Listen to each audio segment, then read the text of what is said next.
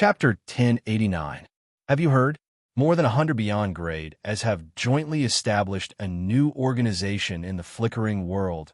In the bar of a certain military base of the Imperium, the atmosphere of the past was not as lively as before.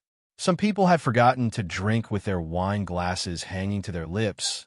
Some were rubbing the cup subconsciously with their hands, covering the rim of the cup, and some were narrowing their eyes with a thick cigarette in their mouth, letting it burn freely. Everyone had different postures, but the only thing they had in common was that their heads were all turned in the same direction, and their eyes were focused on the virtual screen on the wall of the bar. At this moment, a political talk show was playing on it. The image was of a broadcasting studio. A host was guiding a few guests to talk. The issues they were discussing were related to recent big news. In the quiet bar, only the excited voices of the guests could be heard. I know. The flickering world beyond Grade A Development Union was just established not long ago. They invited a large number of galactic media outlets and released a statement. Now, it has spread throughout the entire universe. Almost all the beyond grade as in the universe have joined. These big shots really don't want to be left out. According to the data, the purpose of this organization is to mediate the increasingly frequent beyond grade A conflicts. And on the day of its establishment, they held a plenary meeting. Under the observation of the galactic media, they publicly conducted more than 10 mediation sessions, using peaceful negotiations to resolve the conflicts between dozens of beyond grade A supers. Facts have proven to be very effective, and these people have all stopped their conflicts. The recent frequent beyond grade A conflicts have been effectively curbed, and no one is unlucky enough to be involved in the conflicts. It seems like this organization is still very useful. A guest who is an executive of a financial group complained. The destructive power of a beyond grade A is too great, and the conflicts between them often bring about huge public losses. It's not that some planet is destroyed, but the bystanders are killed by the shockwaves. It's rare that there's an organization now, and we can manage these people. That's right. I have a friend who lives in the Shattered Star Ring. He went to watch the battle between Black Star and the Tyrant a few decades ago, but because he was too close, he unfortunately died. There was no compensation after that. Someone complained. I don't know what those people who came to watch are thinking. Do they think that's a concert? How many ordinary people have been accidentally killed by supers? This is a social conflict that has existed for a very long time. According to research, the number of ordinary people who die from supers directly or indirectly every day is about 10 to the 17th power. Think about how terrifying this number is. This is a huge problem that is closely related to our lives. One of the guests was indignant. He was the representative of an organization for equal rights between ordinary people and superhumans. That's why I feel that this organization is extremely meaningful. The Beyond Grade as are worthy of their status as the pinnacle of the supers. They set a very good example for all the supers in the universe. They are very responsible. The host smiled and avoided the sharp topic. He displayed the virtual avatars of Madison and Han Shao on the screen behind him. And the two main initiators are the Mecha Empire and Black Star. They are respectively the president and vice president of the Development Union. Oh, these two are big shots among big shots. A socialite made an exaggerated gesture. There's no need to mention Madison. He's a veteran beyond grade A, and everyone is familiar with him. No one will find it strange that he's the president. Instead, it's Black Star.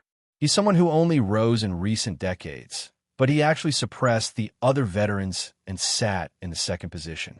Beyond grade as are a group of people who value strength above all else. Not long ago, Black Star fought against 12 of them alone and made a historical record. Seniority is not a factor that limits him. A slime who chased after his idol danced with joy. Speaking of which, Black Star proposed the idea of the Development Union. It seems like the fuse was this battle. Madison is just a partner he pulled in. No. In my opinion, there were already clues about the meeting of the gods. They planned this a long time ago. Black Star was the one who pulled the strings. Because he contributed the most, he got the position of vice president. As for the purpose of these beyond grade, who knows? Maybe they want to take advantage of the development of the flickering world to reshuffle the cards. Anyway, everyone is the same. I've checked the information. Blackstar has been very active recently. Not only did he lead the establishment of the Development Union, but he also became the new shareholder of the Limitless Financial Group. The dynasty's official sale of the evolutionary totems has also been put on the agenda. He even entered the entertainment industry. In the archives of the Galactic Film Industry Association, a movie based on Blackstar's story has been officially set up. The director is the famous producer Benny Travolta. Maybe we'll be able to witness the rise of Blackstar on the screen very soon. The host and guest spoke with fervor. This time, a dynasty officer put down his glass heavily, curled his lips, and said with disdain, "What bullsh asterisk team mediation? It's just a bunch of beyond great as acting." Those who believe their nonsense are a bunch of idiots. Everyone in the bar burst into laughter. Everyone present was smart, and they were all soldiers of the dynasty. Standing on the dynasty's side, they could not help but open their mouths. This could be considered the official association of the Beyond Great as. Looks like they finally want to take back some power from the three universal civilizations. I didn't expect Blackstar to be the main leader. Outsiders really can't be trusted. To think that I used to admire him for a while. There's nothing strange about it. He's not from a dynasty after all. There's no reason to ask for his absolute loyalty. The future of the three universal civilizations is going to be tough. They have another competitor that can't be ignored. Listening to the discussions of his colleagues, God swirled the wine glass filled with amber wine and stared at Han Zhao's virtual avatar in the show with a meaningful look in his eyes. Your status is getting higher and higher. Because the primal chaos mysterious energy had been stolen, God had been paying close attention to Han Zhao. He watched as Han Zhao continued to gain capital, and his status in the universe grew higher and higher. The rescue of Hela, a while ago, also surprised him again by Han Zhao's growth speed. God's wrist stopped, and the wine continued to swirl in the glass due to inertia. He lowered his head and stared at the whirlpool in the glass. A playful smile appeared on his face. Manison had this idea before, and now he finally has the chance. The Development Union is a good excuse. When I become a Beyond Grade A, I'll most likely join it too. I just didn't expect you to support this. Do you agree with Manison's Beyond Grade A United Front? Or did you notice that too? Blackstar Palace, Army Commander's Office. Looks like the first appearance of the Development Union was very successful. Han Zhao leaned back in his chair, put his legs on the table, and quickly checked the news on the quantum network with a satisfied expression. Not long ago, the Development Union officially announced its establishment to the outside world. As the vice president, he also appeared at the ceremony. To the ordinary people, the establishment of the Development Union came without warning. The movement of almost 100 Beyond Grade has attracted a lot of attention. So as soon as the news was released, it attracted a lot of discussion from all walks of life in the universe. The most shocking thing was the flickering world. Most of the organizations in the free competition zone were shocked by this sudden event. There were many organizations exploring the flickering world, but in the eyes of these organizations, the current situation in the free competition zone was actually a tripartite balance. The dynasty was alone on one side, Radiance and Ethereal on the other, and the Supercluster Alliance on the other side. In comparison, the other organizations exploring the free competition were just a bunch of stragglers. These three parties were in a political standoff, just like the difference between an enterprise's competition and a country's competition. Originally, although there were many Beyond Grade A organizations, they all belonged to different factions. However, now that they were united, if they formed a union of interests, there would be an additional behemoth. The situation might change from a tripartite balance to a four-sided struggle. However, this was only the speculation of the outside world. Be it Manison or Han Zhao, neither of them had any intention of carrying out an intense action. During the negotiation of the ultimate knowledge, the three universal civilizations had tried to get them to deal with the Supercluster Alliance.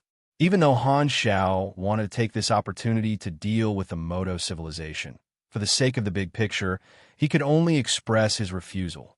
In the plan, The Development Union's biggest purpose was to provide a communication platform. The first mission was to slowly integrate the resources of the various members through the platform and try to form a beyond grade A union of interests. Only by gathering this huge network of interests and solidifying the foundation would there be meaning in forming a united front. Otherwise, the Development Union would just be an empty shell. Doing this will take a very long time, and the three universal civilizations will definitely stop it. Therefore, before it's done, the Development Union won't have the energy to do anything else. Even if those beyond grade have their own ideas, they won't show it in the early stages. They'll only support the integration of resources and achieve a win-win situation. Han Xiao scratched his chin with his thumb and muttered to himself. The Beyond Grade A Association had just been established. Regardless of whether it was Manison or himself, there was still a long way to go. This was a long-term project, and the time unit was at least 10 years. It cannot be rushed, so there was no need to worry about it all the time. It was worth mentioning that Sorokin, as the only exception, had used money and connections to open the way and squeeze into the council seat where the peak Beyond Grade is gathered. After Han Xiao learned about Sorokin's attitude from Traveler, he did not show it on the surface, but secretly paid close attention to this guy. Now that the situation had changed, the enemy was out in the open while he was in the dark. Han Xiao, as a shareholder of the financial group, did not exclude Sorokin, as that would only alert the other party. However, as the saying went, reverse training made Maja rich. Other things aside, Sorokin was still quite good at making money. This way, my goal has been achieved. When the calamity of the supers erupts, I'll be able to intervene with a high position and even guide the main storyline of this version. Han Xiao let out a breath and relaxed. Beyond grade as were the pinnacle of individual strength, they were the idols of countless supers. When beyond grade as gathered together, they could guide the movements of the entire superclass to a certain extent. This was also an important reason why the influence of the calamity of the supers spread across the universe so quickly. Putting this matter aside for the time being, Han Xiao opened the forums and browsed through the players' opinions on this matter. As expected, the focus of the players was not on the significance of the Development Union, but the names of so many beyond grade as. They were very interested in talking about these NPCs. He even saw a post by a Chinese player using the style of Liangshan Lake as a reference to the Beyond Grade A Association, arranging the seats of every Beyond Grade A member. Protector of Righteousness Manison, Jade Chilan Blackstar, Star of Wisdom Kasi, Dragon in the Clouds Milizaus, Flowery Monk Sierran, Little Whirlwind Sorokin, Secret Master 9 Tattoo Dragons. Seeing his acquaintances being listed one by one, Han Zhao's lips curled upward. When he saw Hella's nickname, he finally could not hold it in anymore and laughed wildly. Female Yiksha Hella? Puhahaha. What are you laughing at? This time, Aurora walked in and was shocked to see Han Zhao's overjoyed expression. Ahem, nothing. Han Xiao held back his laughter, wiped the corners of his eyes, and waved at Aurora. Come closer. Aurora heard this and walked in front of Han Xiao. She was suddenly summoned to the office, so she was confused. Han Xiao suddenly grabbed Aurora's arm and squeezed it all the way to her shoulder. Aurora's body stiffened, and she stood where she was, curious and nervous. What are you doing? Han Xiao sized her up, retracted his hand, and said, I see that your bones are amazing. Even if you suffer a backlash, you can still hold on.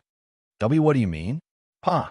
Hearing this, Han Xiao took out the Holy Light Particle Containment device, slapped it on the table, and smiled.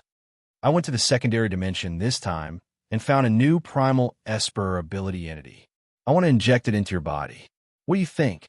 Han Xiao explained. After some consideration, he decided to find a host for the Holy Light Particle.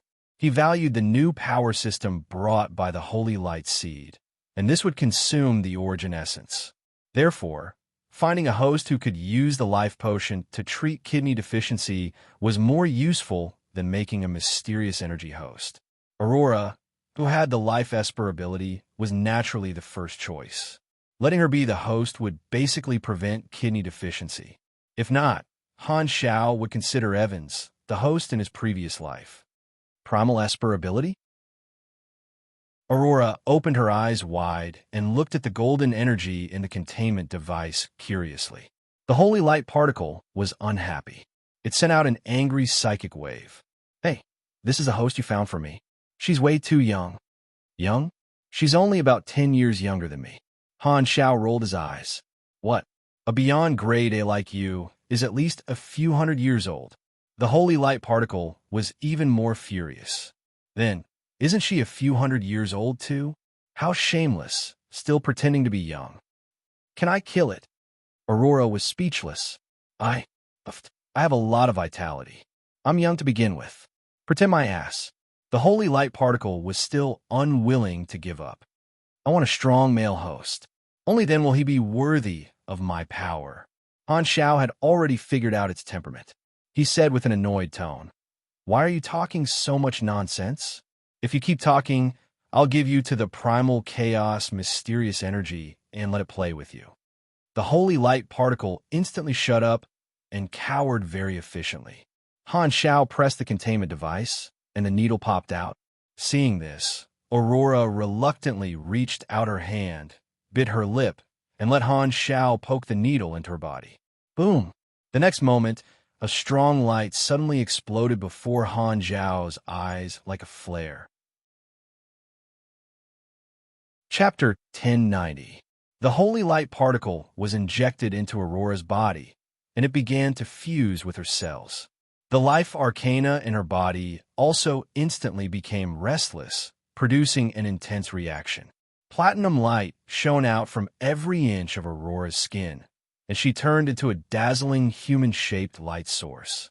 Every strand of her hair seemed to have materialized as she floated in the air, exuding a noble, beautiful, and holy aura. His eyes quickly adapted to the strong light, and Han Xiao stared at the transforming Aurora with his eyes wide open. He held the empty containment device, and once there were signs of backlash, he would give Aurora another injection to suck out the holy light particle. To Han Xiao's relief, the fusion process was very smooth. When the light faded, Aurora slowly landed on the ground, as if she was still immersed in the feeling just now. Snap! Han Xiao snapped his fingers in front of her eyes. How do you feel?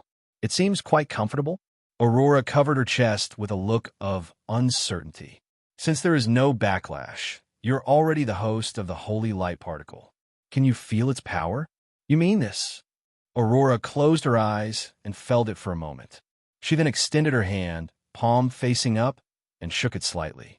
Immediately, a cluster of golden light popped out. The particles were very strong, like a group of fireflies gathered together. She grasped it so quickly. Generally speaking, the host would need a period of adaptation after fusing with the primal arcana. It was said that the shorter the adaptation period, the higher the compatibility of the host. The characteristics of the life arcana and the holy light particle are indeed very compatible, and there might be some kind of chemical reaction. This way, I can maximize the use of the holy light particle, and it will be convenient for me to carry out my plan.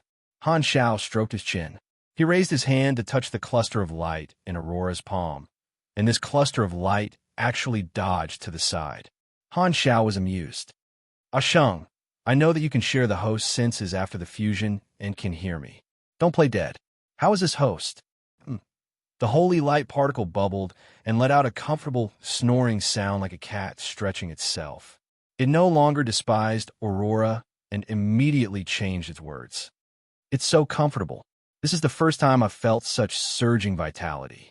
This is the best host I've ever experienced. That's not what you said just now. Aurora wrinkled her nose in dissatisfaction. I was wrong. Other than you, no one else is worthy of me. The holy light particle circled around Aurora like a spoiled puppy that was pestering its owner. Han Xiao curled his lips. TSK, weren't you acting tough just now? In the blink of an eye, you become a bootlicker. Tell me, isn't it nice? Aurora practiced for a while and soon got used to it. In her perception, it was as if she had suddenly gained a new limb that she could control with ease. Practice more when you get back. The primal Esper ability has multiple effects. With the holy light particle, your self-protection ability will also rise to the next level, Han Xiao reminded. Aurora's role was to be a healer, and her life Esper ability lacked combat power. Now that she had become the host of the holy light particle, she had obtained new abilities such as strengthening her physique, super speed, dimension travel, and punishing evil. Especially the dimension travel, which allowed her mobility to jump several levels. If she encountered any danger in the future, it would be much easier for her to escape.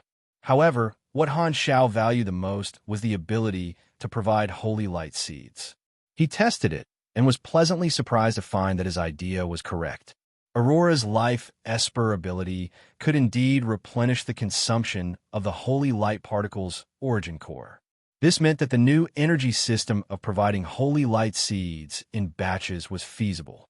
This was very useful to the Black Star Corps. On one hand, it could motivate the players and army soldiers.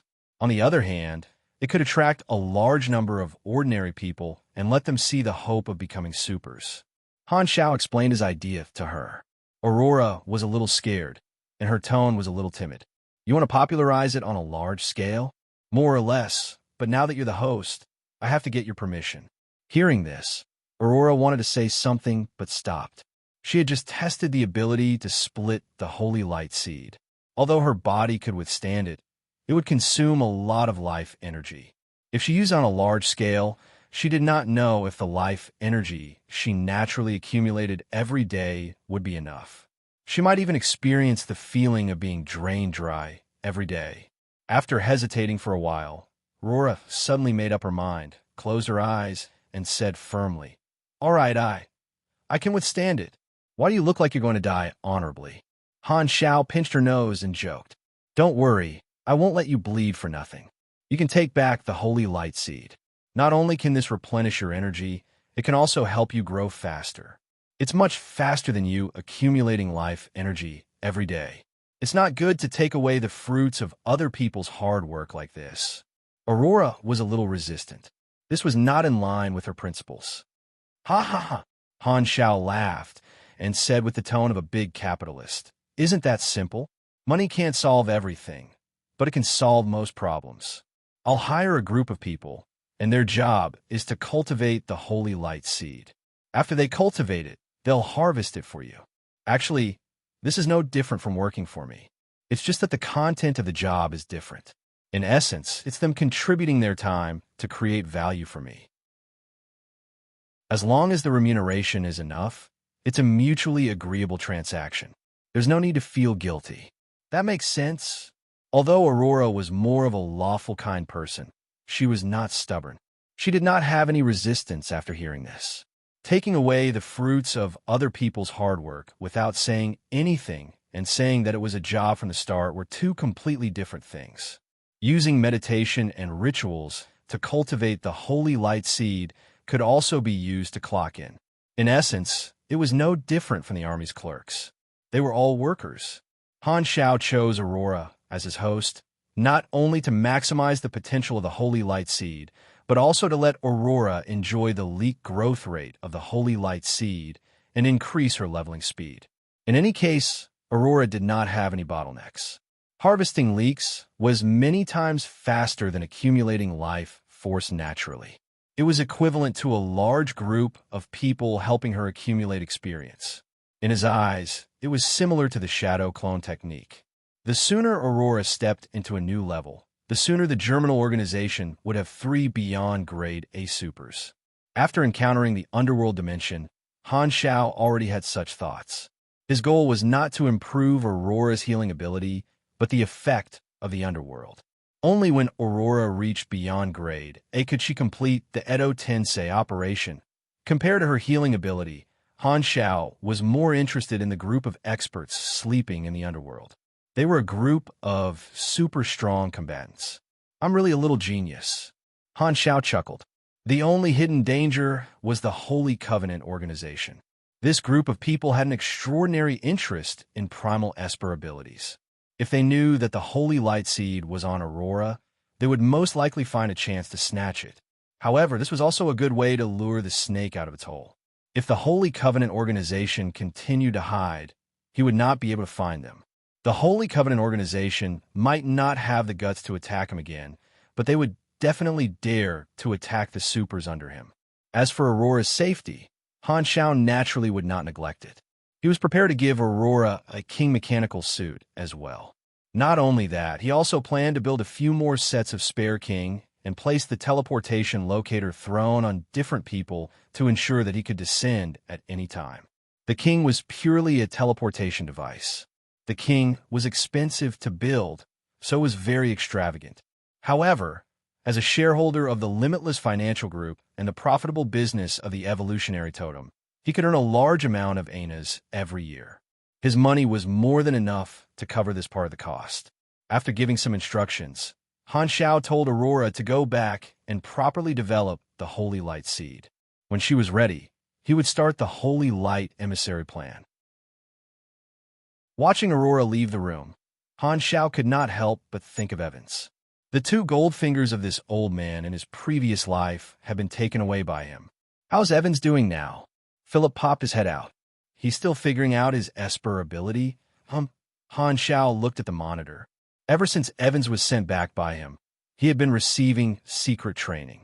Because he did not have any instructions, he had not copied a single Esper ability yet. He had no combat ability and was at the lowest grade. Have you found the target I asked you to find? Han Shao asked. I've locked onto the immortals with matching abilities. The list is as follows. A pocket-sized bookcase appeared next to Philip. He rummaged through it and took out a stack of information. He threw it into the air, and the flying pieces of paper turned into virtual screens, showing the files of different people floating in front of Han Shao. Han Shao could not help but glance at him. Young man, why are you so dramatic? Are you giving me a show? While pressing Philip's face with his fingers and rubbing him back and forth on the table, Han Shao quickly read through the files.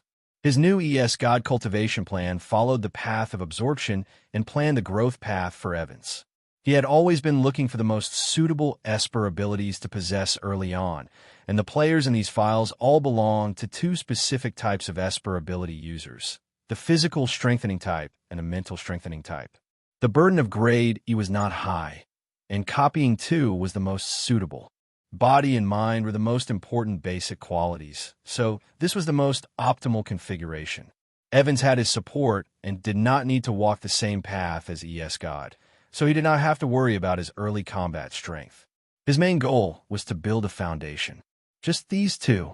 After choosing the two players with the best abilities, Han Shao asked Philip to give them exclusive missions. At this time, the interface suddenly had a notification. Liberating Beast Ancestor Forces completed. Oh, the troops sent out a few months ago succeeded? Han Zhao's eyes sparkled. Before going to the secondary dimensions, a group of Beast Ancestor officers led by Jatina had come to him and made a request to liberate the Beast Ancestors base. At that time, Han Shao had given the mission to the Shattered Star Ring's main forces. Now that a few months had passed, there were finally results. It seemed to be very successful, and there should be a bunch of new people who would recognize him as their father soon. The last planet of Beast Ancestors' base was ablaze, as if the Earth was burning. The planet's defense facilities had all been destroyed, and a large number of spaceship fragments were floating in outer space. Black Star Corps battleships floated above the planet, using tractor beams to absorb a large number of resources and countless captives. Most of them were rescued mothers and ignorant young offspring. In the cabin of one of the transport ships, captives of different species were huddled together in groups of 2 or 3, full of uneasiness. Teams of Black Star warriors pulled everyone apart, separating the warriors, mothers, young offspring, and other captives. Don't move, stand still. The captain of the transport ship commanded loudly. At the side, Mia, who was wearing a black combat suit and dressed in the style of Hela, had her hands crossed, using her forearm to support a mechanical spear. Her upper body leaned forward, placing her center of gravity on her arm. Her fingers were holding a bag of snacks, popping candy into her mouth from time to time. Her eyes scanned the large group of captives in front of her. Teams of beast ancestor captives were sucked into the cabin, and the crowd was a little restless, seemingly having the intention to resist. However, when they saw Mia standing by the wall, these restless captives trembled and quickly gave up on the idea. In the battle just now, they had personally seen a calamity-grade officer guarding the base being brutally chopped into pieces by Mia. No one dared to mess around in front of her. At this time, there was a commotion not far away.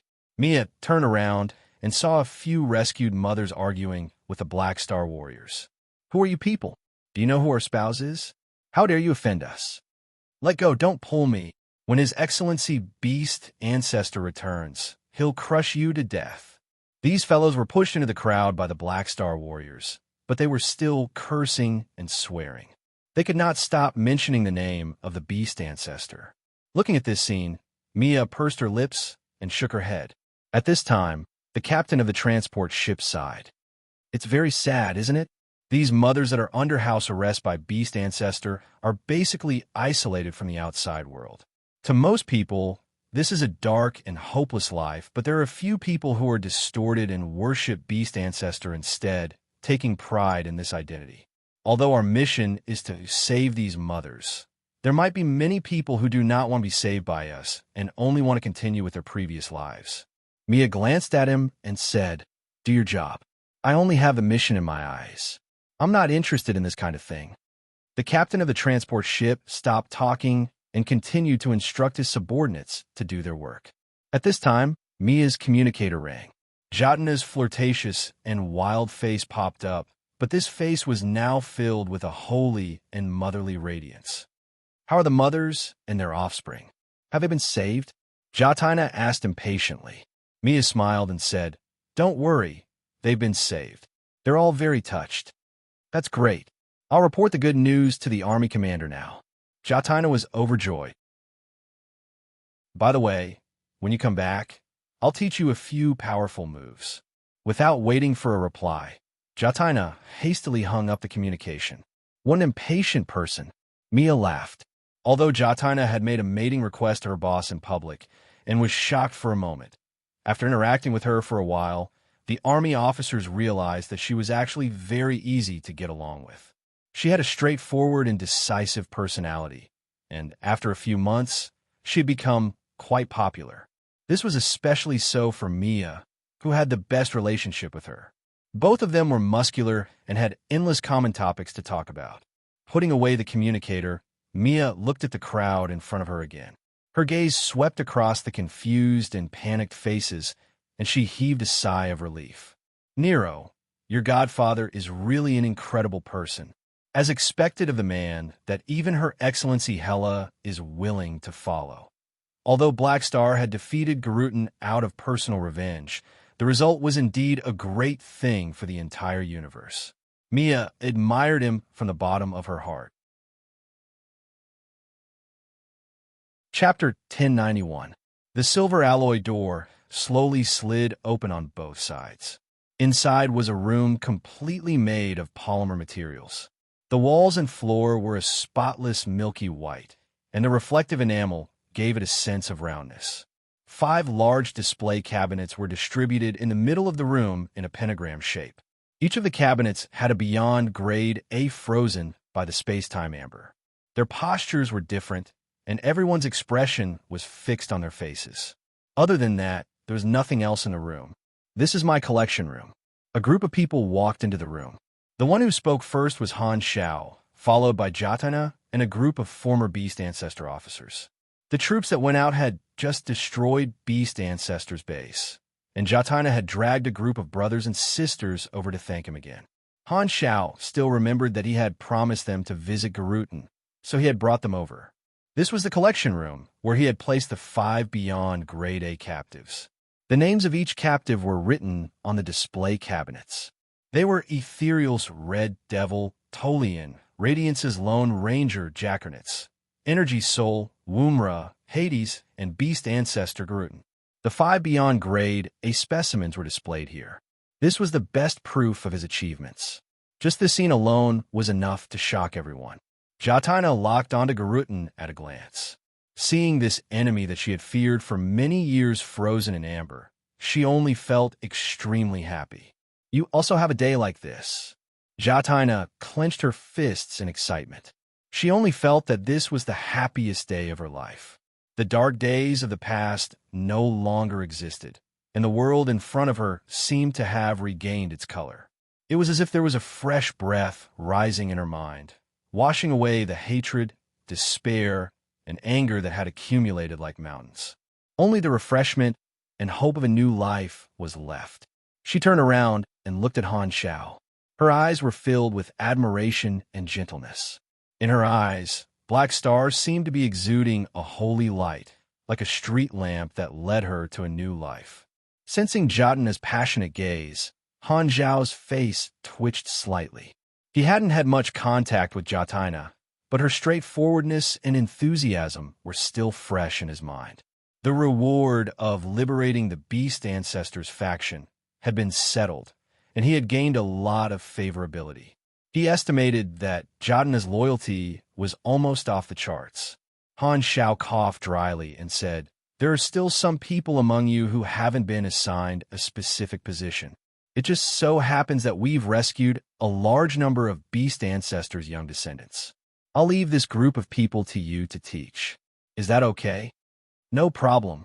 Everyone nodded. They were very happy with this arrangement. "Then you guys take your time here.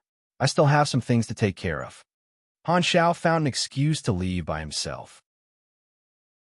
Jatina and the others had been repressed for many years, and he did not intend to disturb this group of people to vent their emotions. Anyway, with Philip watching over them, he did not need to stay here. Returning to his office, Han Xiao thought about the personnel allocation in the army. Currently, the top calamity grade combatants under my command are only Hardaway, Lodehair, Fu Ding, and Jatina. The rest of them have yet to fully mature.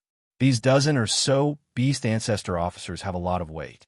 Together with this group of rescued Beast Ancestors' young descendants, a new faction will be formed in the army in the future. There were no factions within the Black Star Army. The Black Star Army was also divided into various factions.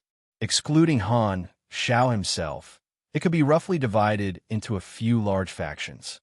The first was the Patriarch faction led by Herluz, which was further divided into smaller factions such as Sunil, Godora, Blue Star, and so on. This faction represented the older members of the army. The second was the academic faction led by Lagi and Nero, which was basically made up of graduates of the Super Academy and was very active. The third was the main faction led by some of the Calamity Grade Supers who joined later. This faction was the largest, and it was mainly made up of official warriors and mercenaries without any backing. The fourth was the administrative faction led by Sylvia and Reynold, which was mainly made up of non-combatant clerks who were in charge of the army's daily affairs, logistics, and so on. After Jatina and the others gained a foothold in the army, there was an 80% chance that they would band together and form the Beast Ancestor faction, or rather, the Light faction.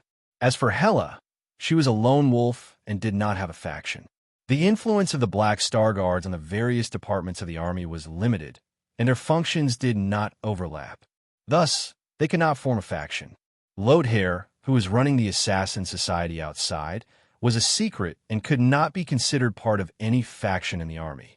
These factions would also fight in private, but with Han Xiao suppressing them, they were very restrained.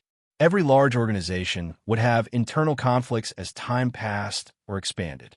However, the Black Star Corps had only been established for a short time and was still very young. Thus, the level of internal conflicts was very low, limited to the internal conflicts of some businesses. It was impossible to completely eliminate them. Everyone had their own thoughts, and it was impossible to ask others to contribute selflessly. Even a loyal backbone like Haluz had his own personal interests, which was to seek more benefits for the Sunil race. Power could constantly change people's thoughts. The longer the senior officers served the army, the more things they wanted. Furthermore, the supers who joined the Black Star Corps later on did so to seek a brighter future. Everyone wanted to climb higher, and no matter how big the cake was, the competition would not disappear. The same goes for the Development Union. It's just a startup now, and the concept of factions is vague. When the resources are integrated to a certain extent, it will definitely split into different factions. Han Xiao thought. He could guess that the three universal civilizations would use this method to infiltrate the Beyond Grade A Association. There would always be a portion of people who did not agree with the Beyond Grade A United Front from the bottom of their hearts, so they would be easily pulled over. There would also be more people who were easily swayed. The Beyond Grade, as were all unruly people, and the root of the division was their different opinions. The structure of the development union was destined to be filled with disputes in the future, and the upper echelons above the director level would definitely understand the importance of being united. The resource integration phase of the association was an important period of accumulation. As the vice president, he was nominally suppressed by Madison, but this could not make him a mere figurehead. The source of his right to speak was his own strength and influence in the association. The resource integration phase is also an opportunity for me. I can use my advantages to make more friends, build my own faction, and slowly shorten the gap between Madison and me.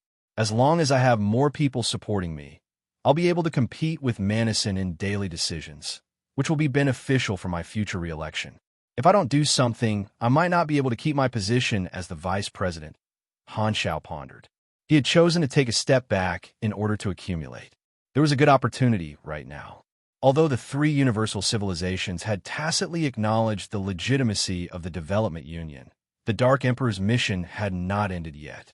In other words, the honorary director Claude in name would still make a move against the other members, which would undoubtedly damage the reputation of the development union. This was the provocation and contempt of the universal civilizations, as well as an aggressive test. In this case, those neutral Beyond Grade as hired by the supercluster civilizations should be panicking. This seems to be an opportunity for me to take advantage of it. If I exert influence on the dynasty and make the upper echelons stop the Dark Emperor's actions, not only will I be able to show the importance of my position as the vice president, but I'll also be able to gain the favor of these neutral Beyond Grade as. With this in mind, Han Xiao asked Philip to send a message to all the neutral Beyond Grade as in the association. He first asked about their well-being, then mentioned the Dark Emperor beating around the bush. Although he had decided to deal with this matter personally, Han Xiao did not want to keep a low profile. Helping others in secret was usually the act of a spare tire.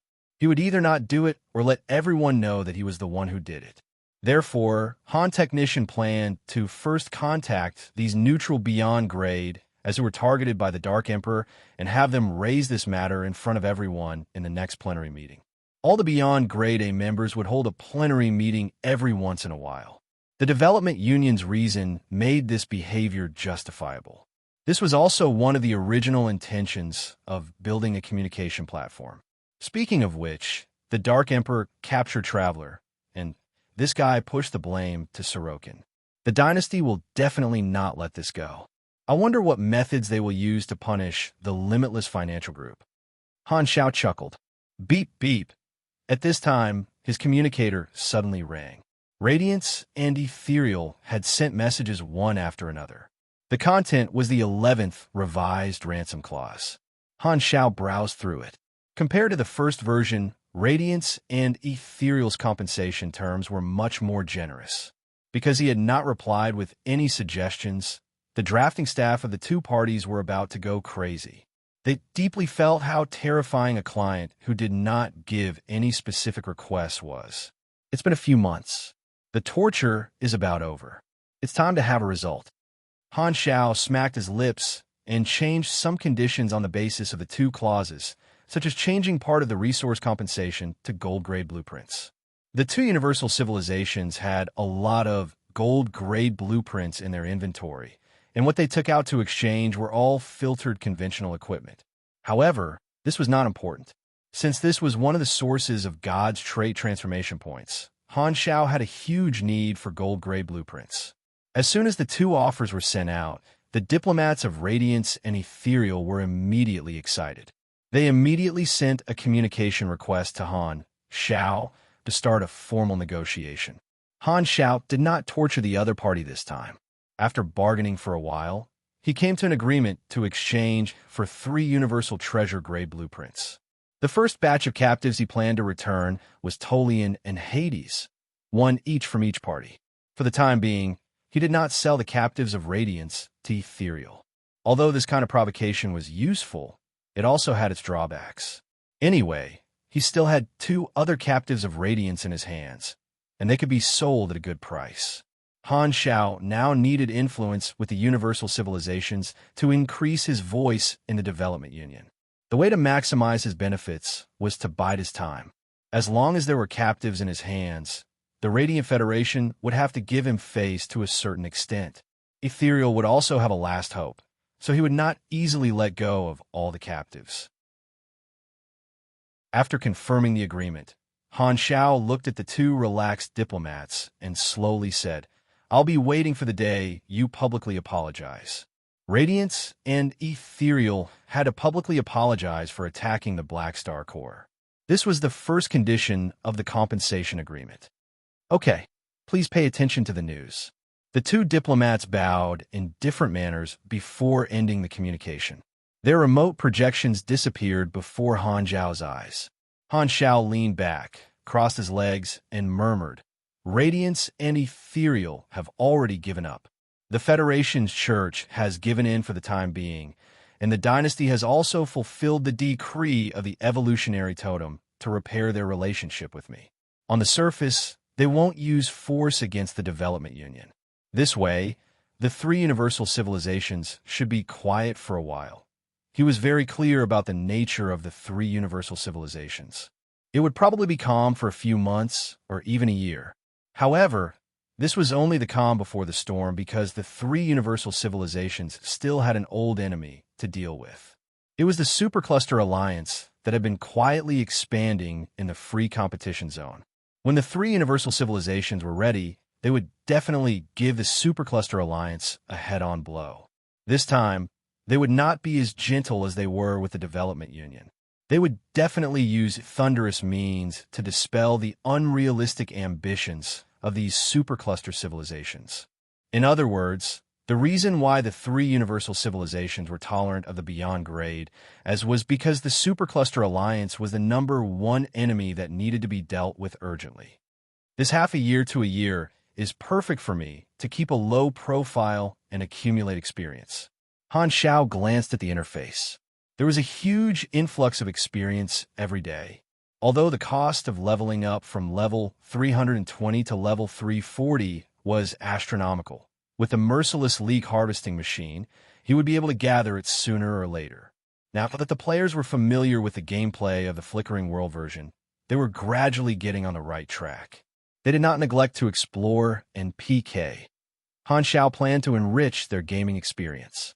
Taking advantage of his free time, he planned to hold the army tournament that he had previously planned and turn it into a large-scale festival for the faction. As the saying went, a horse would not get fat without eating at night. Only when the players were happy would they have more motivation to work. At the same time, in a secret location in Black Star Palace, a player named Paradise Disco was led by 2 mechanical soldiers into a dark tunnel. He passed through layers of security and walked into a dark tunnel. This corridor did not have any decorations, only a pale, white ceiling light extending all the way into the distance. At the end of his line of sight was a metal wall at the corner. The tunnel was silent, and only the monotonous sound of footsteps could be heard. Paradise Disco only felt that the atmosphere was horrifying. He could not help but ask, "Bro, where are we going?" The 2 mechanical soldiers did not intend to answer. They did not even turn around, and their footsteps were still in sync. Why so mysterious? Paradise Disco lowered his head, opened the interface, and mumbled softly, "What kind of mission is this?" In the mission list, a mission called Special Experiment was shining brightly. Paradise Disco remembered that he had not done anything, and this mission suddenly triggered on its own. He was required to follow the mechanical soldiers to a designated location to carry out a special experiment. Other than that, there was no other description. However, the reward was very generous, comparable to 7 or 8 grade B missions.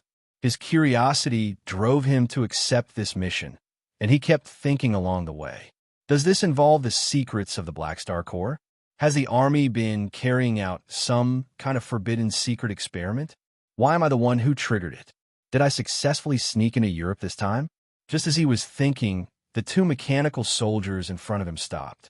They had reached the end of the tunnel, and there was a plain alloy door. After swiping the access card, the door opened. Paradise Disco looked in curiously, and a white laboratory appeared in front of his eyes.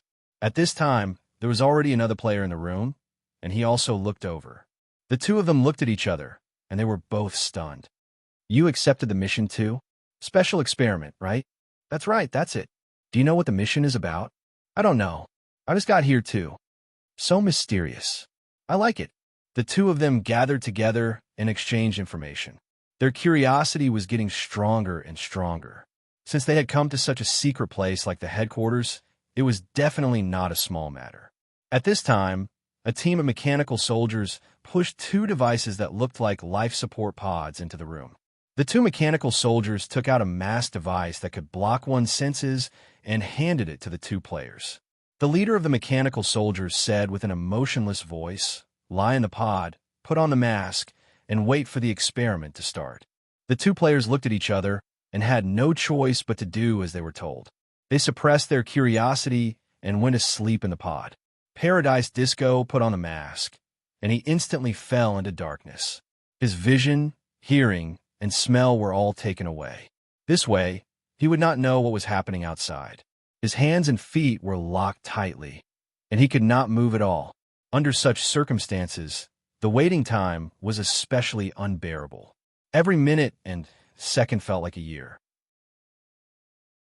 Paradise Disco was getting more and more curious. He even had the urge to break free and take off the mask to see what was going on. However, the high failure penalty of this mission made him want to give up. Your B+ potential Esper ability, super strengthened muscle and bone inflation, has been taken away. You have entered ability frozen state. You are unable to use any skills related to your Esper ability. Duration, unlimited. What? Paradise Disco was stunned for a moment before his face turned pale. Chapter 1092. Where's my Esper ability? On the interface, a large number of skills turned gray and were frozen. Even the passive attribute bonus from his Esper ability was gone. Paradise Disco panicked and struggled to get out of the fixed cabin. This time, a cold metal hand pressed on his chest and pinned him down. Clearly, the mechanical soldier was stopping him from moving. Paradise Disco was wearing a mask that blocked his senses, so he could only see darkness in front of him. He could not see what was happening outside, so he gave up on struggling and waited for the experiment to end. After who knew how long, Paradise Disco felt the device that locked his hands and feet suddenly loosened. He stood up immediately, took off his mask, and looked around nervously. He realized that the scene around him was still the same as before. The mechanical soldier seemed to have not moved at all. My Esper ability is gone. Are you the same? The other player who participated in the experiment was also released. He was surprised. Yeah, mine is gone too. The 2 of them quickly discussed the situation and realized that they were both in the ability freeze state that lasted for an unlimited amount of time. Paradise Disco hurriedly asked the mechanical soldier beside him, "What did you do to us just now?" The mechanical soldier answered according to Han Zhao's preset answer. Just an experiment. The Army is developing a special device to suppress Esper ability genes. It might be widely used in the future. They are indeed developing a secret weapon. The 2 of them looked at each other and saw the realization in each other's eyes. Paradise Disco could not wait to ask the question that concerned them the most. Can our abilities still be recovered? Of course. In the research and development plan, the Immortals are the best experimental targets. According to the logistics department's deduction, the Immortals only need to revive once to refresh their body state and recover their abilities. In the future, the Immortals might be equipped with this kind of weapon, the mechanical soldier said expressionlessly. Hearing that their abilities could still be recovered, the 2 of them immediately relaxed and heaved a sigh of relief. The two of them did not doubt this explanation at all. After all, with the example of the Black Star Corps badge, evolution, developing a secret weapon sounded like something the Army would do. In the eyes of the players, this evil organization was exactly the same as the Black Star Corps. This is the Army's secret plan. You've all signed a confidentiality agreement. Remember not to reveal what happened here to anyone. As the mechanical soldier spoke, it returned the communication devices that it had confiscated before the experiment to the two of them. Its expression was rather serious. Paradise Disco took back his communication device and exchanged glances with the players beside him. Both of them could see the joy in each other's eyes. Confidentiality agreement? Hee, that won't be able to stop us. Do you think that by taking away our communication devices, you can prevent us from leaking out? How is that possible? The Army can't possibly control the forums, right? Do you think the Army will be able to find out about our post? The two of them were secretly excited and were already thinking about sharing this secret on the forum. It was not to destroy the interests of the Army, but the urge to reveal spoilers could not be stopped. Didn't you hear what the mechanical soldiers said? The Army might be able to popularize this weapon on a large scale in the future. Wouldn't that be another suicide weapon after the nuclear bomb backpack and the evolutionary badge? We found out earlier than anyone else, so we can boast to others. Of course, the two of them did not know that this was just an excuse made by Han Xiao. He did not want to expose Evan's existence, so he thought of a reason to hide it so that the outside world would not be suspicious. He purposely told the mechanical soldiers to tell the two of them so that they could spread misleading information and make the players think that this was some secret weapon research project. This way, when he recruited other players in the future, he would not have to think of other excuses and could push all the blame to this project. The mission completion notification popped up on the interface. The two of them collected everything and were too lazy to go back the way they came, so they asked the mechanical soldiers to send them to heaven. A white light flashed, and the two of them appeared in the crowded base hall. The first thing they did was check their status. My abilities have really recovered. Paradise Disco was finally relieved. He immediately opened the forums and recorded what had just happened. He wrote the title, "Shocking. The Army's secret weapon is actually," and posted it. Reality proved that there was a reason why this post was so popular. This post quickly attracted the attention of some players, and people started to comment below. Is it real? Why haven't I seen this mission before? Suppress Esper genes? I remember that Black Star used to have a happy hut that specialized in extracting the genes of galactic pirates. Could have been improved? If we have this kind of weapon, won't we be able to kill Esper players from other factions like killing chickens? Can you have some imagination? This kind of treasure might be able to knock out NPCs and make those powerful characters lose their ability to resist and be at the mercy of others. Stop talking. I already have 10 gigabytes worth of images in my head. Speaking of which, the Army's secret weapons are getting more and more evil. The aberrations are already too much, and now they're even developing the 10 fragrance tendon weakening powder for Espers. Are we really a proper organization? It seems like the Deputy Army Commander is an Esper. Could it be that the Army Commander failed to sleep with her, so he secretly developed this kind of weapon and wants to use force? The husband gang is furious. You won hashtag Black Star is a heartless bastard. Hela and I will live and die together. You're reading on novel full / just as the players on the forum were imagining things. A secret door in a secret training room deep in the base opened, and a man in a black hood walked out. He took off his clothes and revealed his face. It was Evans. There was a secret passage in this training room that led directly to the laboratory just now. According to Han Zhao's instructions, he quietly went over and absorbed the Esper abilities of the two immobilized players. Before this, he had confirmed with Han Xiao again and again that the Immortal's incapacitation was only temporary. This is the feeling of extraordinary power. Evans raised his right arm and clenched it into a fist. A small amount of energy flowed out of his cells and into the muscles and bones of his arm. Boom! The next moment, his arm clearly swelled up as if he was pumped up. His muscles and bones became tougher, and his strength soared by a large margin. In his hands, his Esper ability could only be used at grade E for the time being. With his meager energy, he could not even support the consumption of the air all over his body. He waved his arm a few times and made a rumbling sound. Just by inflating his arm, it was almost twice as strong as his original strength. All Esper abilities had a potential rating.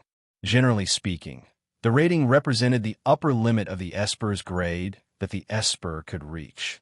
Although this rule did not apply to players, the rating also represented the growth and rarity of the Esper ability. The rarer the Esper ability, the stronger it was.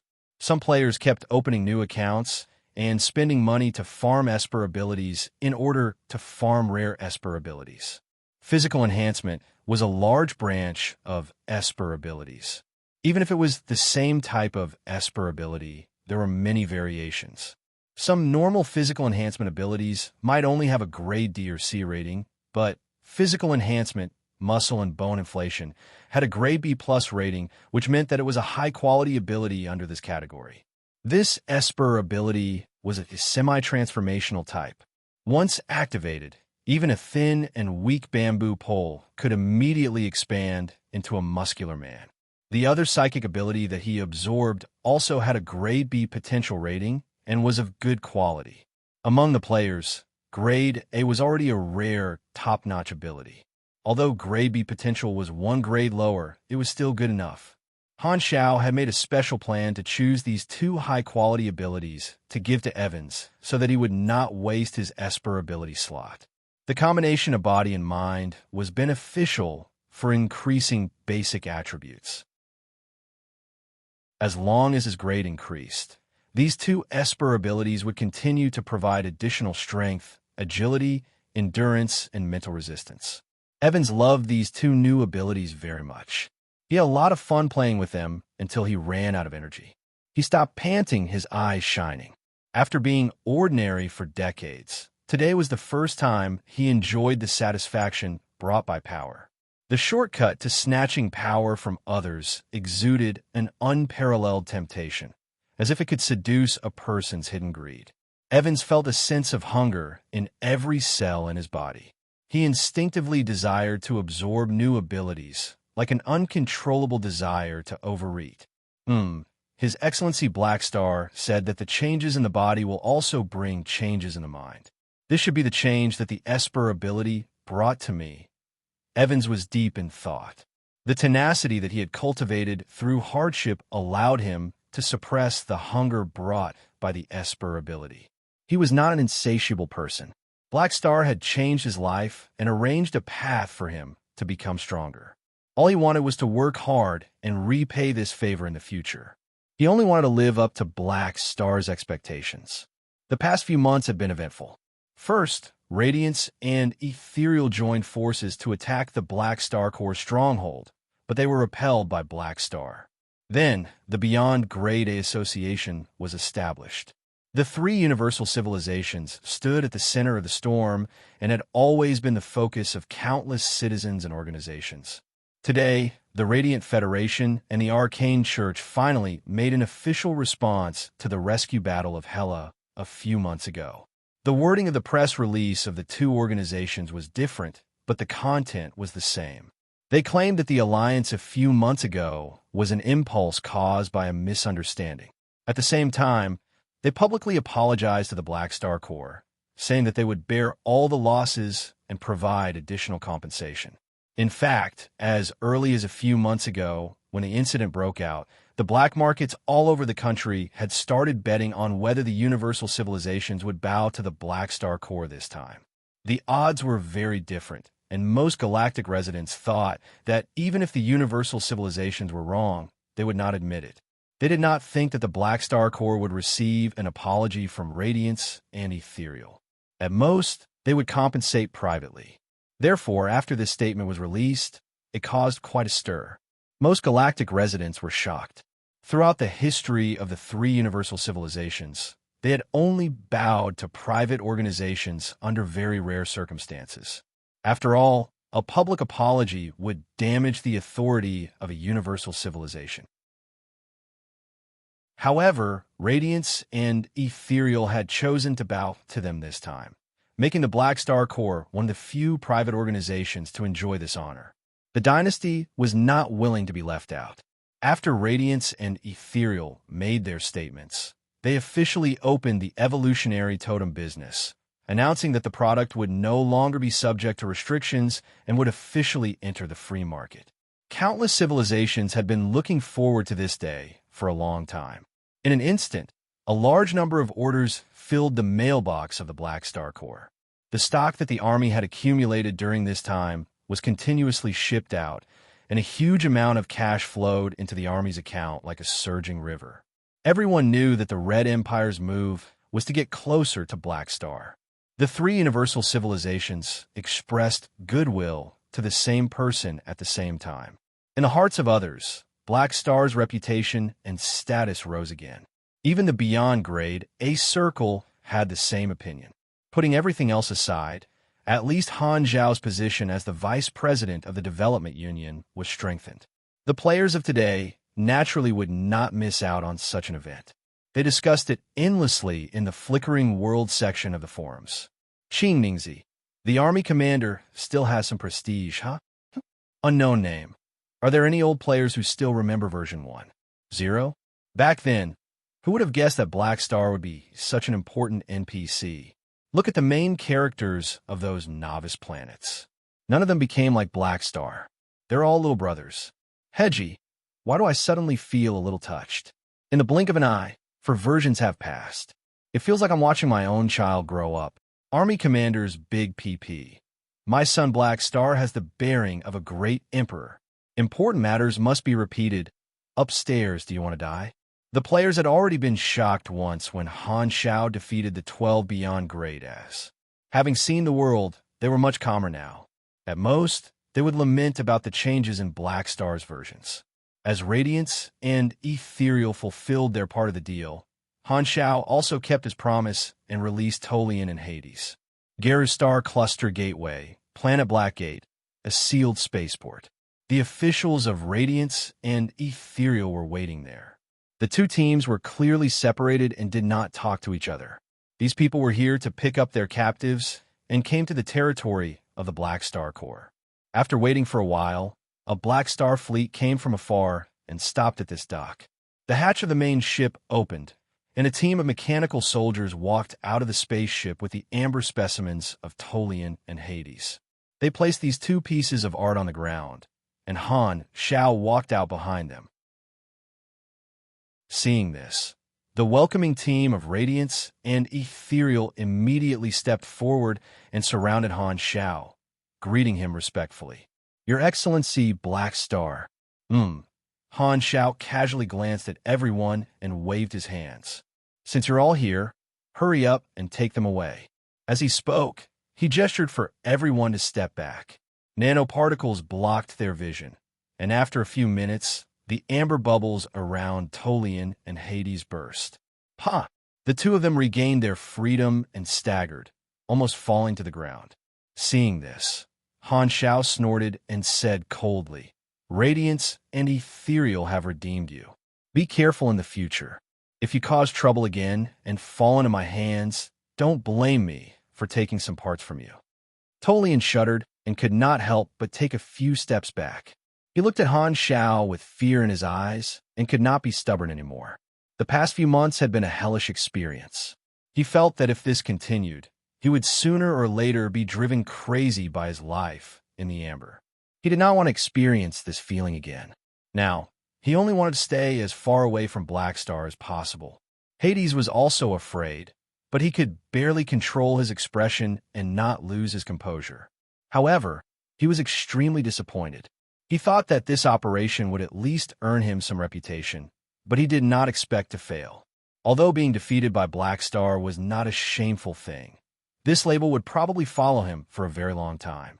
He did not even have a nickname, nor did he have any deeds worth mentioning. If someone asked about his famous deeds in the future, how was he supposed to answer? Was he supposed to proudly say that he had been locked up by Black Star before? Seeing that the two of them were frozen in place, Han Xiao raised his eyebrows and said playfully, Why? Can't bear to leave? Do you want to stay with me for a few more months? Hearing this, the two of them shuddered and did not even dare to say anything. They returned to their own welcoming team and hurriedly boarded the spaceship. The officials quickly took off and left with their allies. In the ethereal spaceship, Tolian looked dejected. 6 from ethereal came, and only 1 was caught. Why am I so unlucky? Just as he was feeling sorry for himself, the spaceship connected to several communications. They were from Serene, Taylor, and Mercer, who had participated in the rescue of Hela. Their remote projections appeared in front of him. Hee, are you okay? Serene smiled. I'm not okay. Tolian was depressed. Don't be so pessimistic. We were also locked up by Black Star before, but we've all gotten over it. Taylor smiled and comforted him. You guys are really magnanimous. When we come back, let's find a place to gather, Mercer said in a muffled voice. Tolian looked at the 3 smiling faces in front of him and suddenly understood. That's right, we've all been in prison before, so we have common topics to talk about. Could this be the tacit understanding between cellmates? He had not been in ethereal for long. His previous life was a wanted criminal, so he could not squeeze into the beyond grade a circle of ethereal. He was like a fringe person. Who would have thought that being locked up by Black Star would be a blessing in disguise, and he would be accepted by a group of former cellmates? Tolian's mood suddenly improved. I've finally found an organization. P.S. Brothers, let's give Han Technician a like and see if there's a chance for him to become a first-class star. Chapter 1093. After releasing the 2 captives, Han Shao did not leave Planet Black Gate immediately. Instead, he called the person in charge of the planet over and asked him to accompany him to inspect the orbital structure of Planet Black Gate. He also provided some guidance. On the way back, Han Shao inspected the operation of the Stargate toll booths. The Stargate transportation network in the Black Star Corps territory was connected from the Geru Star cluster to the free competition zone.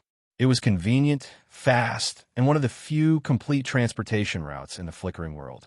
Of course, outsiders would have to pay a fee if they wanted to use this Stargate route. Han Shao fully utilized the talent of the Chinese to build roads if they wanted to get rich. He had set up a toll booth at every section of the Stargate. This was a true example of this road is opened by me, but you have to pay the toll. With such a natural treasure trove, the army had already earned back the cost of building the Stargate in less than a year after the opening of the flickering world. Such a terrifying profit margin fully proved one truth. How could the profits of doing business compare to the profits of occupying land? After returning to the Black Star Palace, the first payment for the ransom of Radiance and Ethereal was sent over. Radiance had paid the most.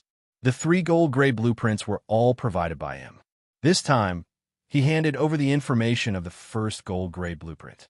Mechanical deity exclusive weapon, universal treasure level mechanical creation, celestial punishment edge. In his office, Han Shao chewed on a lava-flavored concentrated nutrition bar while looking at the blueprints sent over by the Radiant Federation. The blueprints that Radiance had taken out for exchange were mostly for super weapons used in combat. This was one of the blueprints that Han Shao had chosen. According to the notes of the Radiant Federation, this was an idea proposed by the fanatical worshippers of the mechanical deity in the Saint Tyrakel's race. Radiance had inherited their knowledge and modified it, incorporating some unique technology, and finally turned this incomplete idea into a blueprint. The complete design of this weapon was drawn on the blueprint, and it had some similarities to the technology of the Emperor's Cape. Its appearance was a long mechanical blade with a complicated structure. It had powerful close combat technology, and, at the same time, it could transform into a giant cannon form and launch a variety of long-range attacks. Its power was just like its name, and the foundation was the Star Destroyer. The Celestial Punishment Edge was similar to the Emperor's Cape, and the armed class was more proficient in it. Although Han Shao was in the virtual class, he could also build it with the knowledge of all classes. But why is this style so strange? Wearing a battle robe and holding a large sword. Next time, give me a mechanical red hair, and I can play the role of the mechanical version of Guan Yu. Han Xiao complained inwardly.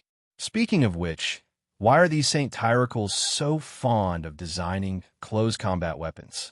As expected, every qualified mechanic has a pugilist's soul hidden in their hearts. Although he cursed in his heart, he still had to make the item. Han Xiao told Philip to add the raw materials for the Celestial Punishment Edge to the next purchase list. After settling this matter, Han Xiao checked Philip's message box. Not long ago, the neutral Beyond Grade A members who were hired by the supercluster had replied. Most of them were worried that they would become the target of the Dark Emperor's order to kill them. Only a few did not care. It's easy as long as there's a need.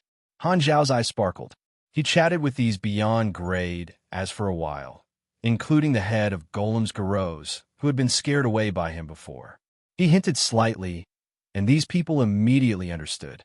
They clearly expressed their willingness to support Black Star as much as possible in the development union in the future. Most of these Beyond Grade as did not want to join the three universal civilizations because they did not want to be restricted. However, this would not work in the development union.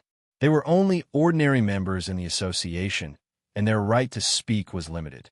Therefore, they needed an upper echelon with power to represent their interests and get better treatment for them. This was a two-way deal, and both sides would benefit from each other. A few Beyond Grade, including Garros, agreed to publicly raise this proposal in the next plenary meeting. Han Xiao promised to work on this matter and eliminate the threat they faced.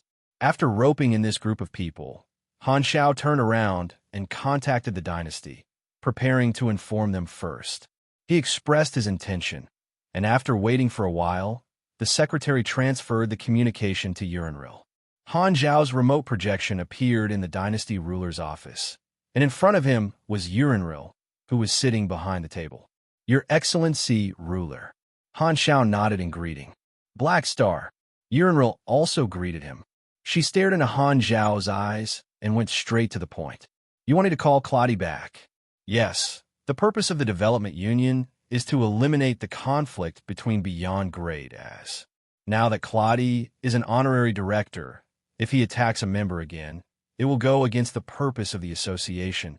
Unravel was expressionless. "In what capacity are you making this suggestion to me today, as an ally of the dynasty or as the vice president of the development union?" Han Xiao did not bat an eyelid.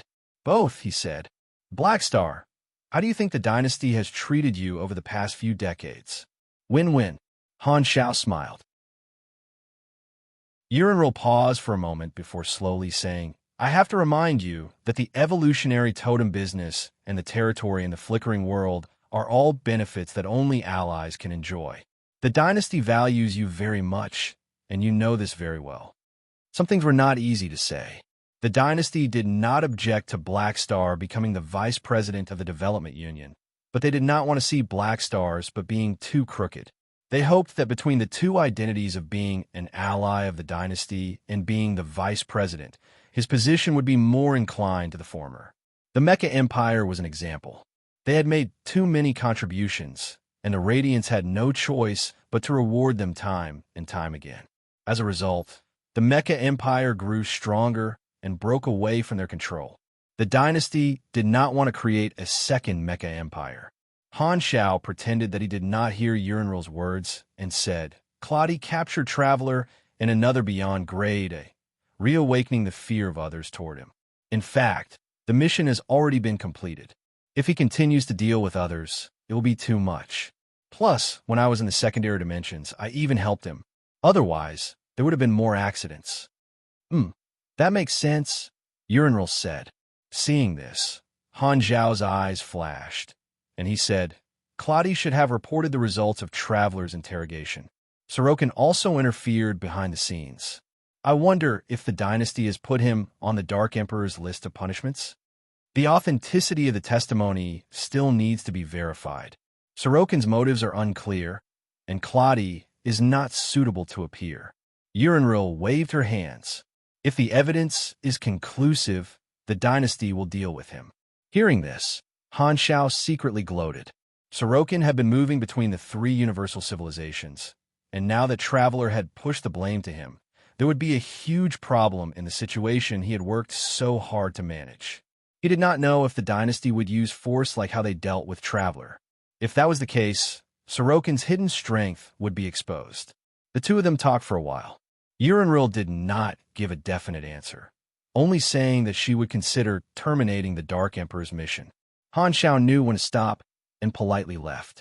A few days later, on planet Finn, the headquarters of the Beyond Grade A Association, in a round-table conference room, the remote projections of nearly 100 Beyond Grade A members gathered for a routine plenary meeting.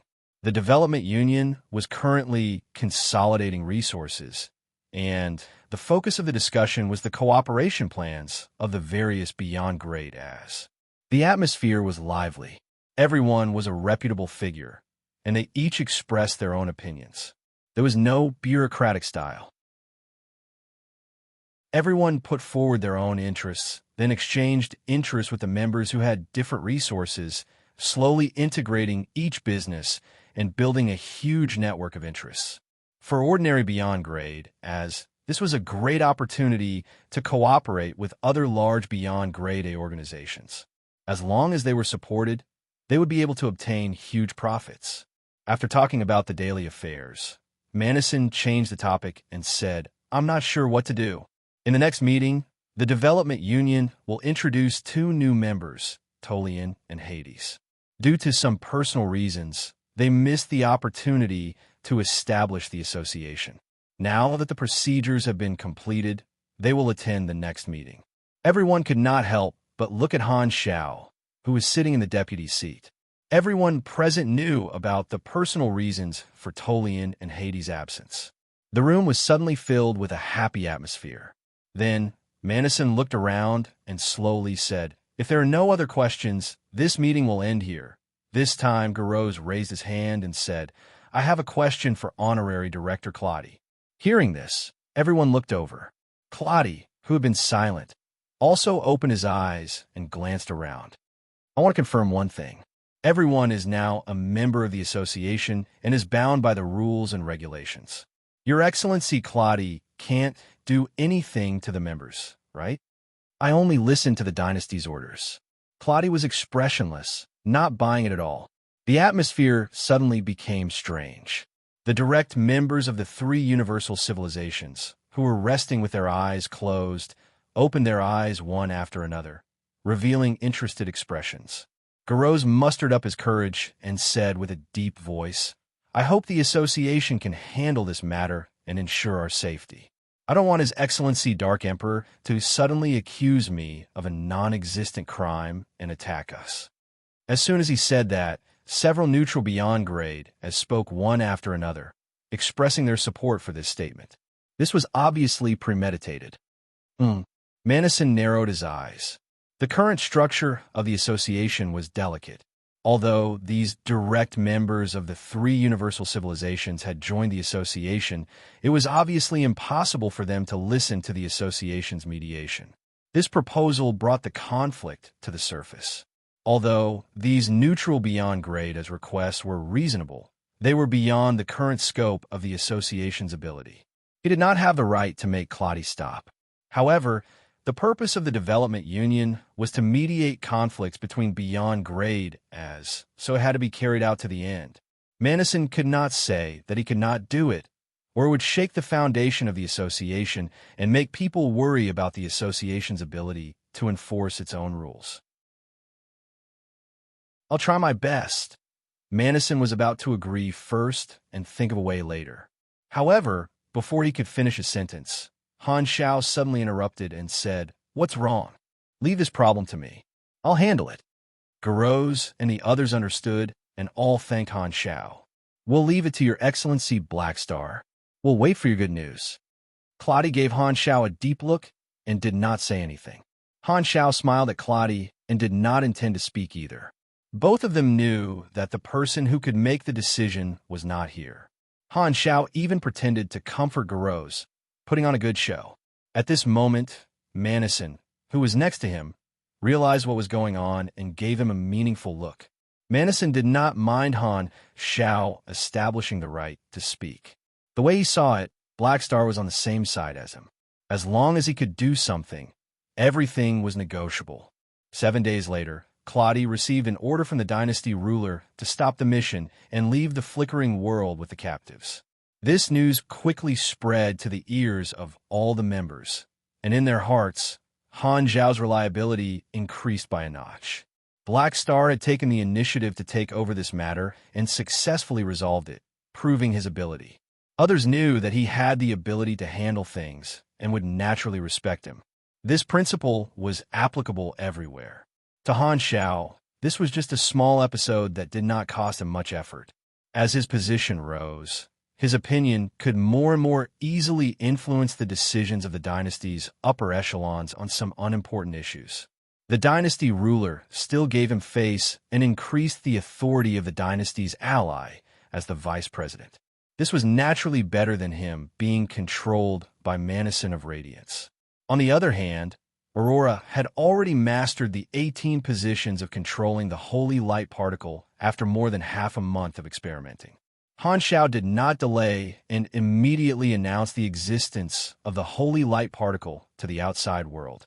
He emphasized the new system of the holy light seed and announced that as long as one was an army member, they would be able to exchange for the holy light seed. The new source of power attracted the interest of the players and supers, but it was only interest. The ones who had the biggest reaction were the ordinary people. Almost everyone hoped to have power that surpassed ordinary people. This was the shortest path to breaking through the ranks. As long as they awakened it, they would immediately become a super with special privileges. However, everyone was born different, limited by their talent. Most people were destined to be ordinary for the rest of their lives. Now, an opportunity to change their fate was right in front of them, and the hope was not slim. As long as they worked for the Black Star Corps and accumulated enough contribution, they would have a 100% chance of obtaining extraordinary power. As soon as the announcement was released, countless ordinary people went crazy. The sensation it created was even more terrifying than all the previous deeds of the army. The previous deeds were just deeds, but this announcement was closely related to everyone's interests. Ordinary people had their own way of living. Even if they knew how powerful the Black Star Corps was, there were still very few people who were willing to apply for a job in a warlord organization. However, everything was different now. The attraction of the Black Star Corps to ordinary people instantly surpassed that of 99% of the industries. In just 5 days, the number of ordinary people who applied to join the army surpassed the total number of people in the Black Star Corps. The number of ordinary people in the entire universe far exceeded the number of supers. In a secret research base of the Holy Covenant organization, a researcher placed a cooler in front of Law and Fei, opened the lid, reached into the white cold air, and took out a device that looked like a small radar. Your Excellencies, this is a detection device that I developed using the characteristics of the primal chaos mysterious energy. It's specifically used to detect the holy light particle. Law clapped his hands encouragingly. Good job.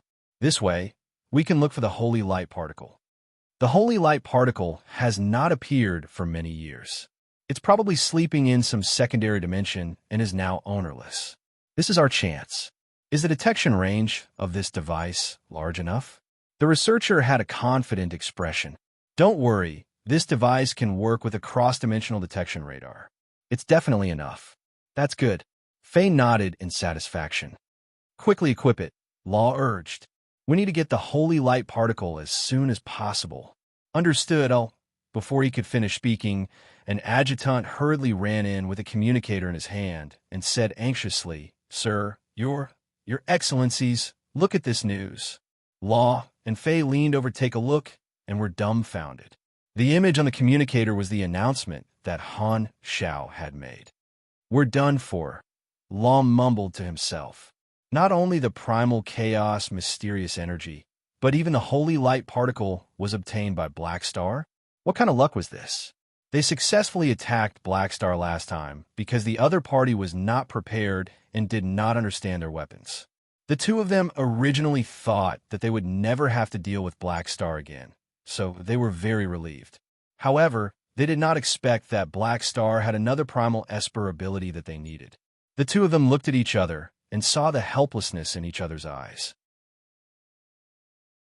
It would have been better if it was another beyond grade A, but why did it have to be Black Star? Now that Black Star was prepared, the risk of taking action again was at least 10 times higher. They were probably dreaming if they wanted to ambush him again. Are we still going to rob him? Don't drag me down if you want to die. Faye's tone was filled with disdain. Then what do we do? The holy light particle is in his hands. We have to find a way to get it back. How would I know? The two of them were about to explode. What should we do? The researcher looked around and could not help but ask. Do we still need to install this detection device that I developed? What do you think? Author's note. Thank you for the 2,470,000 reward from the Silver Alliance. Han Technician was promoted to grade 1 star. Awesome. Chapter 1094. It's not fair.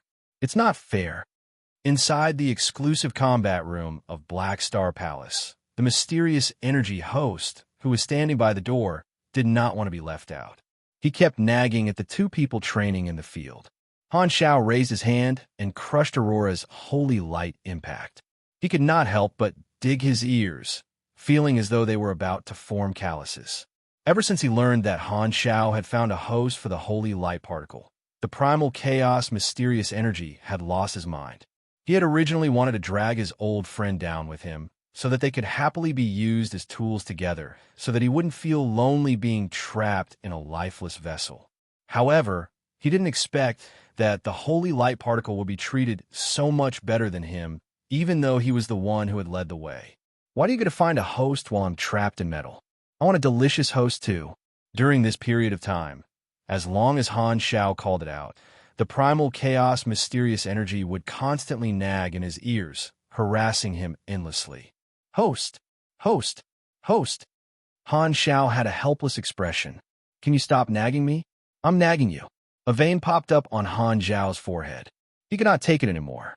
Are you forcing me to turn on the silent mode of the mysterious energy host? You won't even be able to speak. Hearing that, the primal chaos mysterious energy stopped.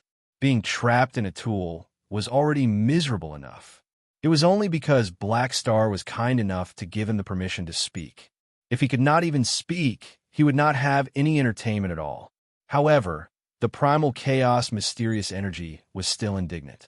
After more than 10 seconds, he could not help but speak again with a weak tone like a wronged wife.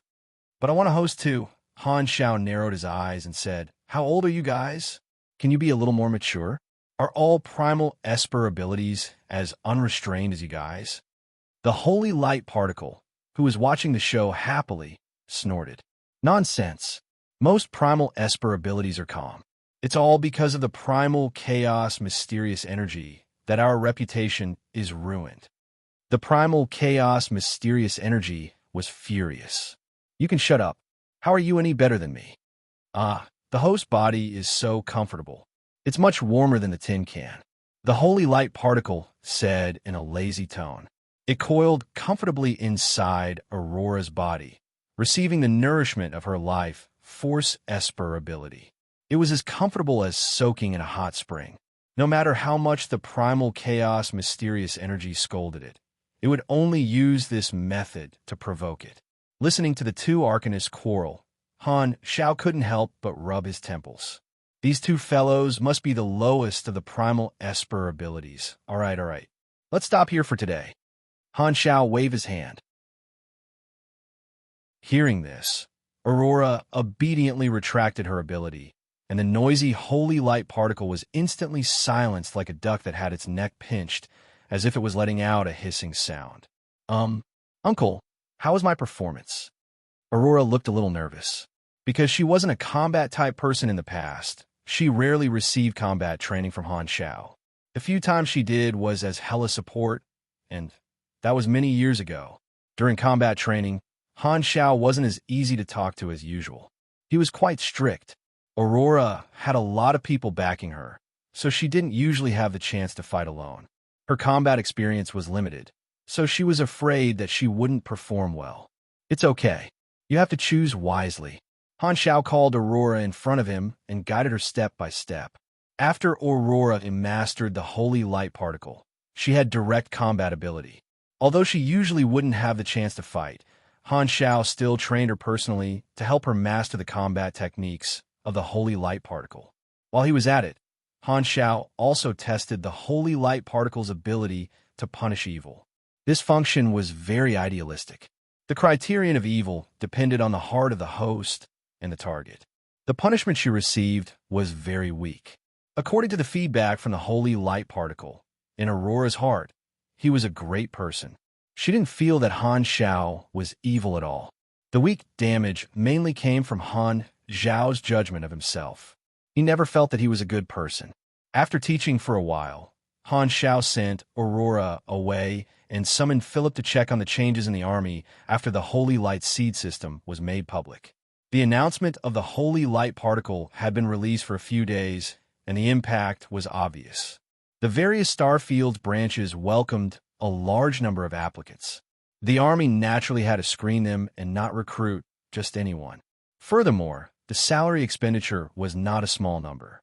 The good news was that a large number of ordinary people came for the chance to obtain superpowers. Their goal was clear, which meant that they had strong resistance to pressure. Therefore, Han Xiaoxin had no reason to ask Sylvia to reduce the basic salary of this batch of newcomers to save money. This way, they could recruit more people at the same cost. In any case, these people didn't come for the money, so the army could obtain a large number of cheap labor. Furthermore, in order to earn merits, these people would definitely work hard and not slack off. What? This is exploitation. No. This is called fighting for one's dream. The ability to draw up high is a required course for a qualified leader. After seeing the soaring performance of the various businesses in the army, Han Xiao nodded with satisfaction and asked about another matter. How's the plan for the army tournament that I asked Sylvia to come up with? Let me take a look. As soon as he said that, the virtual screen in front of him changed to a planning document. It was the plan that Sylvia had come up with. Han Xiao browsed through it carefully. Sylvia had basically designed it according to the framework that he had given her. Sparring was only one of the events. There were also all kinds of technical, sports, and entertainment competitions. There were all kinds of events, of which sports and entertainment were the most common. Furthermore, the members of the army could also apply for events themselves. As long as it was reliable, there was a chance that it would be accepted. Han Xiao had no doubt that the players would apply for football and turn the style into Shaolin football. According to the strength of the members of the army, they would be divided into groups according to their grade to ensure that they would all meet competitors of the same level. At the same time, he decided to give the players the choice of being in an individual group or participating in the grade group where the NPCs were. Of course, this kind of event could not be lacking in incentives. As long as they obtained a good ranking in different groups and events, the army would give them generous rewards. This would ensure that most of the army soldiers would be interested in participating. In order to let the members who did not participate or were eliminated early participate, Sylvia suggested that the officials open a betting pool for each event. This way, they would be able to gain the attention of the entire army. As a warlord organization, there were quite a lot of gamblers. Even those who were not good at gambling would be motivated by the majority. At the same time, they could also be the banker and earn back the cost of the event. Sylvia even planned to sell tickets and collect broadcasting fees to broadcast to the universe. Han Xiao felt that this was a good idea. He might be able to make use of this opportunity to run a competition alliance, just like the various sports leagues in his previous life. He would create a platform for supers to show off their abilities. It would probably have a huge audience in the universe. In the future, he might even be able to get other beyond Grade A organizations to join. Since the Development Alliance prevented armed conflicts, he might be able to use this competition as a way to display his strength and let his officers make a name for his organization. According to this plan, this will be a grand event for the entire army, which will affect the efficiency of normal work. However, this kind of large-scale faction event will bring about a significant increase in cohesion. Not only the players, but the normal army members also need to adjust themselves outside of work. It's like a school sports day or team building. Han Xiaoxin mumbled. To the players, The focus of the Flickering World version was to make use of the tide of the times to compete with each other. This was the first national war in 4 versions, and the ultimate goal of the clubs was to achieve good results in the International League. Therefore, if you were to hold a larger competition as an NPC in the early to middle stages of the version, it would definitely be popular among the players and become the prelude for the Pro League. This way, the attractiveness of the faction would increase, and it would go from a powerful organization with many benefits to a tournament organizer in the eyes of the players. If he wanted to participate in the army tournament, he would have to join the army. If he belonged to another faction, he would not be able to participate in this competition. Once the players recognized the importance of the army tournament, the army would be like the guiding faction in version 2.0, becoming an organization that many players had to join. This kind of large-scale faction event is not suitable to be held too frequently. It's best to hold it once every 5 to 10 years. Plus, it has to be given a good name. The army tournament is too boring. Thinking about his poor naming talent, Han Xiao was not very confident, so he brought up Philip. "Give me a name." Philip tilted his head and said, "How about the Army Gala?" Han Xiao's face twitched. "Why don't you call it the Spring Festival Gala? That's too old-fashioned. Let's change it to something cooler." Then, the Cosmic Hyperstimulation. The Black Star Corps will dominate the Universe #1 martial arts tournament. Damn it. What kind of messy information did those Japanese players upload to Philip? It's better to be a little more simple. Philip changed a few names, and Han Xiao decided to officially call it the Black Star Cup Army Tournament, or the Black Star Cup for short. It was simple and clear, and it also highlighted his name. After improving the plan, Han Xiao sent it to Sylvia and decided to release the announcement of the first Black Star Cup. Such a large-scale event would take a lot of time to prepare, so he decided to use the Pro League as a reference and release the announcement first. The scale of the Black Star Cup was much larger than the Pro League. The Pro League was only for the players, but this was for the entire army. Although there were more than 8 million players in the army, compared to the total number of people in the army, this was only a small number. However, now that most of the players had reached Grade B, their importance could not be compared to the past. They were already considered the pillars of the army. In the universe, Grade B supers were considered the backbone of the army. They could be considered experts in any organization that was not beyond Grade A, and many beyond Grade A organizations did not even have as many Grade B supers as the army players. In the past few months, he had been in the limelight quite a bit, and he needed to digest the impact. It was the best time to turn his attention to the army. This was the best time to hold the Black Star Cup. Furthermore, Han Xiao had another goal that was even more important. The period when the player's impulse to spend was the period before the Pro League of every version. Every time there was a large-scale event, the players would be generous and turn money into combat power. Now that the Flickering World was gradually moving from the early stages to the middle stages, although the players had not reached the max level yet, after almost a year of accumulation, the pockets of many players were filled again. "Some leaks are ripe." Han Xiao sighed softly. It was as if a light flashed across the scythe.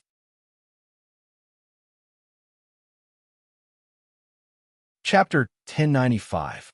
In the free competition zone, on a certain planet in the Emerald Star Cluster, on a yellow wasteland filled with strange rocks, hundreds of shuttle-shaped low-altitude combat vehicles were fighting fiercely. They shuttled between the cliffs and peaks that were like obstacles, using them as cover. Scorching laser beams passed by one after another, hitting the cliffs along the way. The protruding rock mountains collapsed one after another. There were 4 kinds of organization symbols on the outer armor of these low-altitude vehicles. One of them was the guild symbol of Rivervale, and the other 3 were the emblems of different foreign clubs. At this time, Rivervale was in a bad situation, being surrounded by these 3 foreign clubs. They had no choice but to fight while escaping to prevent being surrounded. In one of the carriers, Maple Moon stood in the pilot's seat. Her hand were on the spherical control devices that were specially used by mechanics on both sides. Flashing mechanical force connected the devices, turning the spaceship into an extended limb that could move according to her will. While dodging the focus fire, she fired a shot from the main cannon and destroyed one of the pursuers. However, a few black shadows visible to the naked eye flew out from the flames of the explosion. They were the players in the enemy ship. One of the mechanic players threw out a compressed orb and turned it into a new vehicle, carrying a few people and chasing after them again. Seeing this, Maple Moon could not help but open the team channel and said helplessly, "There are too many enemies. If this continues, we will run out of stock. Why don't we just die and go back? We don't want this batch of resources. Hang in there a little longer. Our allies are on their way." Mad Blade focused on dealing with the enemy spaceship and was a little annoyed. This planet was originally controlled by a small mining organization. Rivervale, Long Sky, and the other guilds cooperated with them, providing military guarantees in exchange for a share of the mining profits. This was the common way for the guilds in the free competition zone. However, a few of the middle management members of this mining organization had been instigated by a few foreign clubs from Southeast Asia, and they had secretly helped them hide on the planet. When Frenzied Sword brought his men over to receive this batch of resources, the 3 clubs that had been lying in wait immediately jumped out and caught Frenzied Sword and his men off guard. Nowadays, the battle between players was getting more and more complicated, and they were getting more and more familiar with using small organizations. They had self-taught themselves how to bribe, threaten, and interact with NPCs.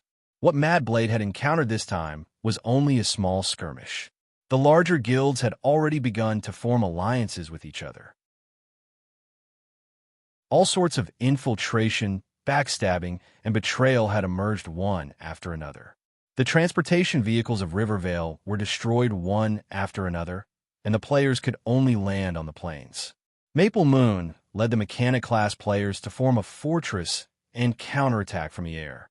The other party also landed a group of players, and the 2 sides started fighting on the plains. As they didn't have the numbers advantage, the situation in Jiang City was worrying. After fighting for a while, a few battleships suddenly appeared in the depths of space and rapidly approached. They were Long Sky and the other allied guilds. When the 3 foreign clubs saw this, they immediately took off and returned to the spaceship that was on standby in outer space. Before the reinforcements arrived, they escaped with a leap. Their movements were very practiced, and it was obvious that they had been prepared for this. "Are you guys all right?" How Tion and the Long Sky battle team landed beside Mad Blade and the others. They glanced at the mess on the ground. "Sai, we've been tricked. It's a bit of a loss this time. Some people died several times and lost some experience." Mad Blade was helpless. There was a limit to the number of times a player could die every day, and the penalty would gradually increase with the number of deaths. The players were not afraid of death, but they had to die for a reason. Dying without any benefits was naturally a loss. Now, these foreign clubs have their eyes on our Chinese guilds and have teamed up to target us every few days, Maple Moon complained. "There's nothing we can do about it. We earn the most and have the strongest faction." Sleepy Winter shrugged. Now that the Chinese clubs were riding on the halo of the Black Star Corps, they were doing very well in the free competition zone. What followed was the targeting of the foreign clubs. The previous plan of these clubs to sow discord between countries had failed, and they could not make use of the players in their own faction. They could only do it themselves. In the past few months, they had been harassing the Chinese clubs with the goal of delaying the development of their opponents. Mad Blade was a little worried. "It's fine normally, but if we also get attacked in the Pro League, it will be difficult for us to achieve anything this season. If we also win this season, our China will be the 3-time champion dynasty and enjoy the fame for 3 seasons. The clubs from the other countries will definitely not want to see this," Rainy Kim said calmly. Participating in the competition was to gain fame. Fame was traffic, and traffic was profit. The ultimate goal of the professional clubs was to make profits. The International League was the only large-scale open tournament for the professional teams to increase their fame. Other than that, where else could there be so many people paying attention to the professional teams? Therefore, if China took the lead, it would be equivalent to blocking their path to wealth. The clubs from the other countries would not be willing to just drink the soup and some of them would not even be able to drink the soup. Therefore, some people would use any means to attack the strong enemy. Everyone was a competitor. If one side was too strong, the others would definitely band together to snipe. It was understandable. Beep, beep. At this moment, the communicators of everyone present rang at the same time. Everyone looked at each other in surprise and looked at their communicators. When they saw the message clearly, they were all slightly stunned. Black Star Cup. On the communicator was a fresh Army announcement. Army announcement. Black Star Cup Army League gathering order to the entire Army. The Black Star Corps has always been on the path of rapid development. With the expansion of our business, the scale of our personnel is getting larger and larger. In order to increase the understanding between the members of the various departments, increase cohesion, and, at the same time, to select talents from various fields, the Army has decided to hold a military parade. From today onwards, we will be preparing for the first Black Star Cup Army League. For details, please see Appendix, Competition Rules, Collapse/Expand. As long as you're a member of the Army, you can participate. As long as you achieve good results, the Army will not be stingy with your rewards. We welcome everyone to participate. Army Commander Black Star, just looking at the content of the announcement, everyone did not feel anything. However, when they opened the appendix, the dense content spread out before their eyes. Everyone's eyes became brighter and brighter. They were all shocked by the scale of the Black Star Cup. Oh my God, the scale of this faction event is too big. Maple Moon covered her mouth with a face full of shock. And we can even apply for the event on our own? Twinkle Fried Rice's eyes widened. Just looking at the introduction, the players present were extremely excited. Compared to the scale of the Black Star Cup, the International League was just a small matter. Mad Blade and Hao Tian looked at each other. Both of them thought of more things. This is a good opportunity to increase our popularity. Mad Blade said excitedly. An event of this scale definitely won't lack attention. There are also close to 10 million Army players as the natural audience. That's right. Although it's an event organized by NPCs, as long as it attracts attention, it can also bring in traffic and replace the International League, or even better. Hao Tian agreed. Hearing this, everyone's eyes changed. They looked at this announcement as if they were looking at a huge windfall.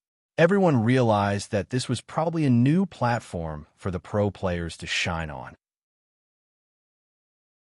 Furthermore, the events would far exceed the International League, which could bring them extremely high exposure. Although the clubs of the other factions could not participate, which meant that the Chinese clubs had no opponents and the competition was not as intense as the International League. On the other hand, was this not an opportunity for the Army players to monopolize? Especially in the early and middle stages of the version, the Pro League was still far away. Many players needed entertainment to pass the time, and the Black Star Cup filled this gap. If the attention was high enough, they would even be willing to prepare for the Black Star Cup with the same passion they had for the International League, turning their accumulated experience and wealth into combat strength in advance. What was the point of saving money? It was so that they could spend it at the right time. Such a good opportunity had fallen into the hands of the Chinese clubs. Thinking of this, everyone felt a surge of hot blood flowing in their hearts, and a strange feeling of gratitude welled up in them. Black Star was probably a party member. Black Star Cup? Seeing the Army's announcement, many of the foreign clubs were jealous. Every club could see that this was an excellent opportunity for exposure. It was the stage they needed. However, only the members of the Black Star Corps could participate in the Black Star Cup. The clubs that belonged to the other factions could only watch as such a good opportunity was missed. It was like watching the neighboring village make a fortune and build villas, while they could only stay in their mud house and land, envious of other people's wealth. If it was just mission benefits, these foreign clubs could still tolerate it. However, now that they had encountered such an opportunity for exposure, many clubs' belief in not jumping ship was shaken. Why is the Black Star Corps so familiar with poking our G-spot? Should we just submit? What is Black Star doing? On the other side, some beyond grade as were puzzled by Han Zhao's actions. In the eyes of these people, such a large-scale event was not only a waste of money, but also took up the work time of their subordinates. However, After thinking about it, many beyond grade as felt that they understood Black Star's good intentions. With the development union, there would be fewer and fewer opportunities for them to personally take action in the future, which would not be good for maintaining their individual deterrence.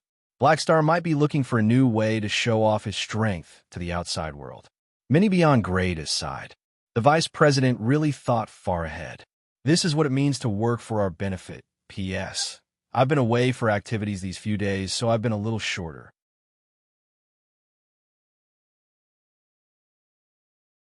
Chapter 1096.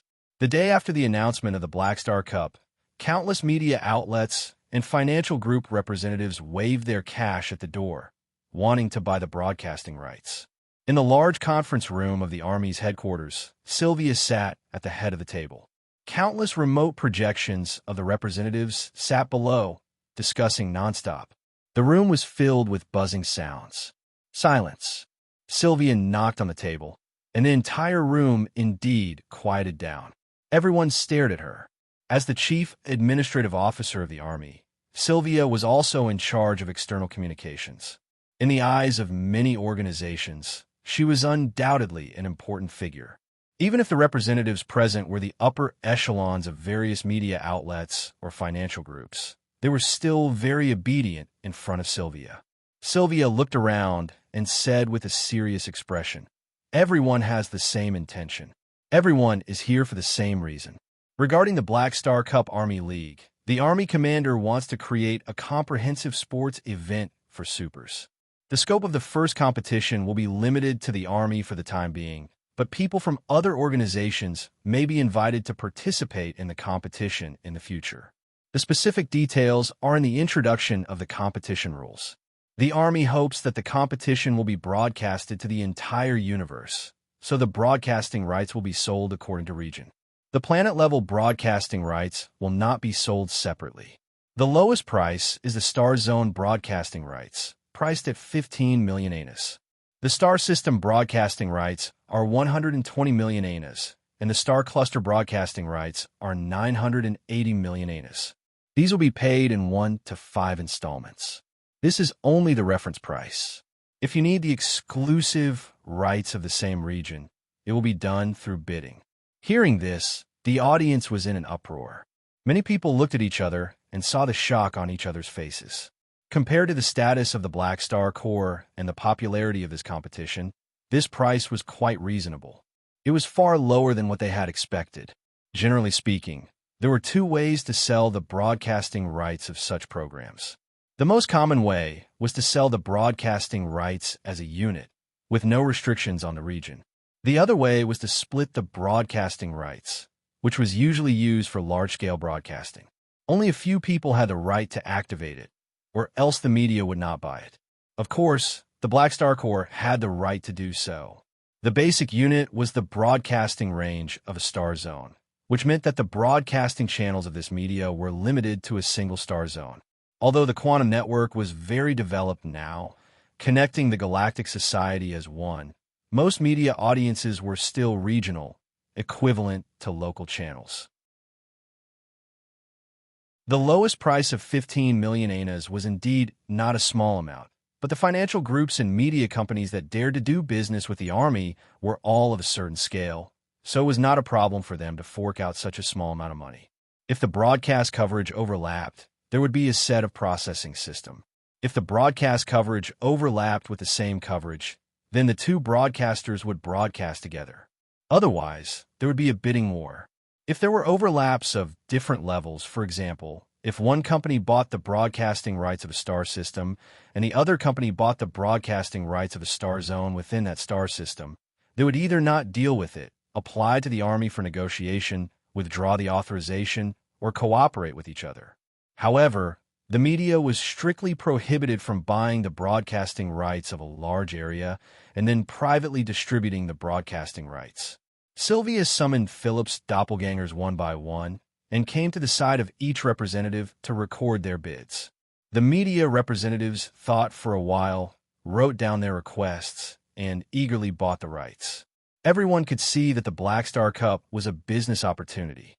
Recently, the Black Star Corps had done a few big things, and their popularity was extremely high. This was especially so for Black Star's godlike battle and the holy light particle, which attracted a large amount of traffic to the army.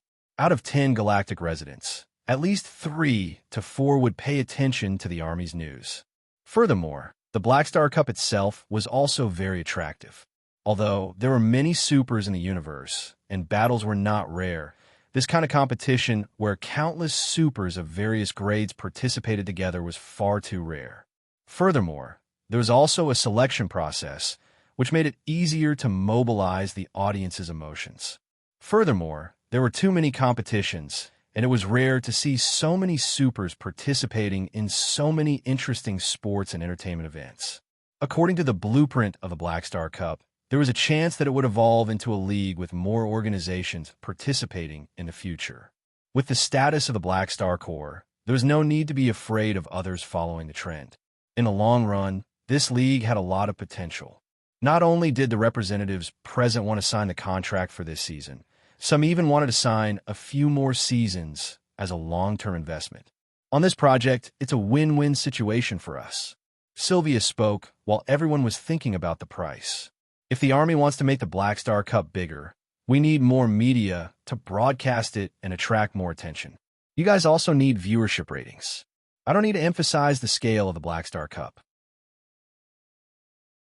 This is a rare event. At this time, a financial group representative raised his hand and asked, "I heard that the Army is opening bets internally. Do you guys accept outside investments?" You can open your own bets, but the Army's bets do not accept outside bets. Sylvia waved her hand. Why is that? If you guys open bets, the amount of profit will definitely increase by a few levels. Someone was puzzled. This is the Army commander's highest order. Sylvia did not explain to everyone. In fact, when she learned of Han Zhao's decision, she also felt that it was a little strange. This was an opportunity to make a lot of money. With her understanding of Han Zhao, there was no way he would let go of this opportunity to make money. However, she did not expect her teacher to change his mind. Later, Han Zhao explained to her that although the Army was rich, the bets placed by the outside world were still too huge. There was a risk in opening bets to the outside world, and there might be some Soros behind the scenes. Closing bets internally meant that the funds would circulate within the Army. No matter who won or lost, the money would still be in the hands of the Army members. On the other hand, if the Army opened bets to the outside world, it might cause some dissatisfaction among the Army members, which was not conducive to ideological development. If the bets were only limited to the Army, the impact would be much better at the grassroots level. It would feel like they were playing behind closed doors. To put it simply, they were not interested in this rotten money. After receiving every offer, Interpius brought the business team in to negotiate. Sylvia left the conference room and rushed to the next meeting. Other than selling the broadcasting rights, the Army was also preparing to find a large number of sponsors for the Black Star Cup. He believed that the Army's partners would more or less invest some money, regardless of whether it was from the perspective of benefits or face. On the other side, Sorokin also found Han Zhao. "You want to sponsor the Black Star Cup too?" Han Zhao sized up Sorokin's remote projection in front of him. "That's right. You're a shareholder of the Limitless Financial Group. Of course, I have to show my support for your project." Sorokin put on his signature fake smile. "How much are you prepared to invest?" Sorokin gave a number and smiled. "This number represents my full sincerity." Han Zhao's heart skipped a beat. This sponsorship amount was a little exaggerated. "Your sincerity is overflowing. Are you sure you're willing to give so much?" "Yes, the Black Star Cup has a lot of potential. I'm very optimistic about this investment." Sorokin smiled and slowly said, "Furthermore, we're partners now. Due to certain reasons in the past, there was some animosity between us, so I hope to make up for it with you." Han Zhao immediately understood. "Fine, he's here to pay the protection fee. He wants to make up for the losses he caused me in the past." He had used similar threats to take away the position of a shareholder. What was done could not be undone. Sorokin had accepted reality and took the initiative to make up for it. He had to admit that he was indeed flexible. After all, there was a saying that went, "Just make do." Han Zhao suddenly thought of something and turned his gaze. This guy was probably not only here to make up for their relationship, but also for Traveler's matter. The Dark Emperor had captured Traveler and released news that the dynasty was going to hold a public trial. Since he had gone to the secondary dimension some time ago, Sorokin might have thought that he knew something and came to sound him out.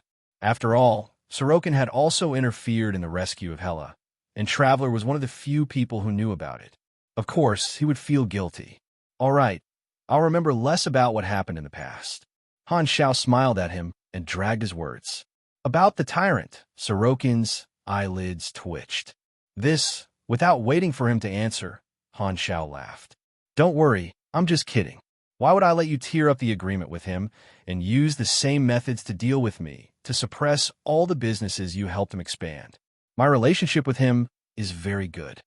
Like hell I'll believe you. You black-hearted bastard. You're very bad. Sorokin calmed down and probed. I heard that you recently went to the secondary dimensions. How was your trip? Not bad. I went to a lot of places. Han Shao talked about everything but the main topic. After patiently listening for a while, Sorokin saw that Han Shao was not going to get to the main topic. He coughed and took the initiative to ask. It said that the Dark Emperor captured Traveler in the secondary dimensions. Did you meet him? Yes. Han Shao nodded. Sorokin was delighted and wanted to hear what Han Shao had to say. However, he realized that Han Shao had suddenly shut up and had no intention of continuing the topic. The two of them stared at each other for more than 10 seconds.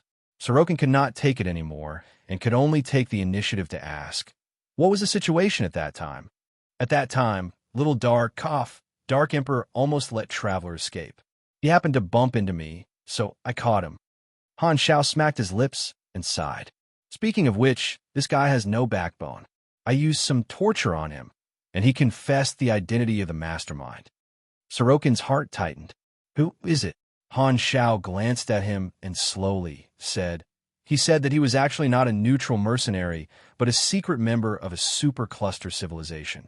He was ordered by the higher-ups, so when Hela was attacked, he came to interfere.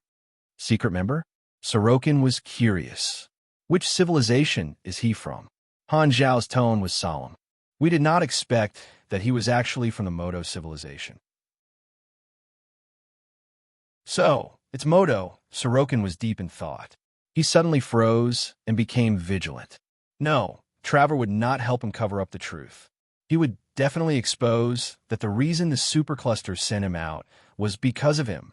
If that was the case, the dynasty would definitely know that he was involved. Then you... Sorokin stared at Han Shao and stopped. What do you want to say? Han Shao raised his eyebrows. Did Traveler reveal anything else? You want to ask if Traveler exposed you, right? Han Shao chuckled. Sorokin's expression tightened. If Blackstar said that, he would definitely be exposed.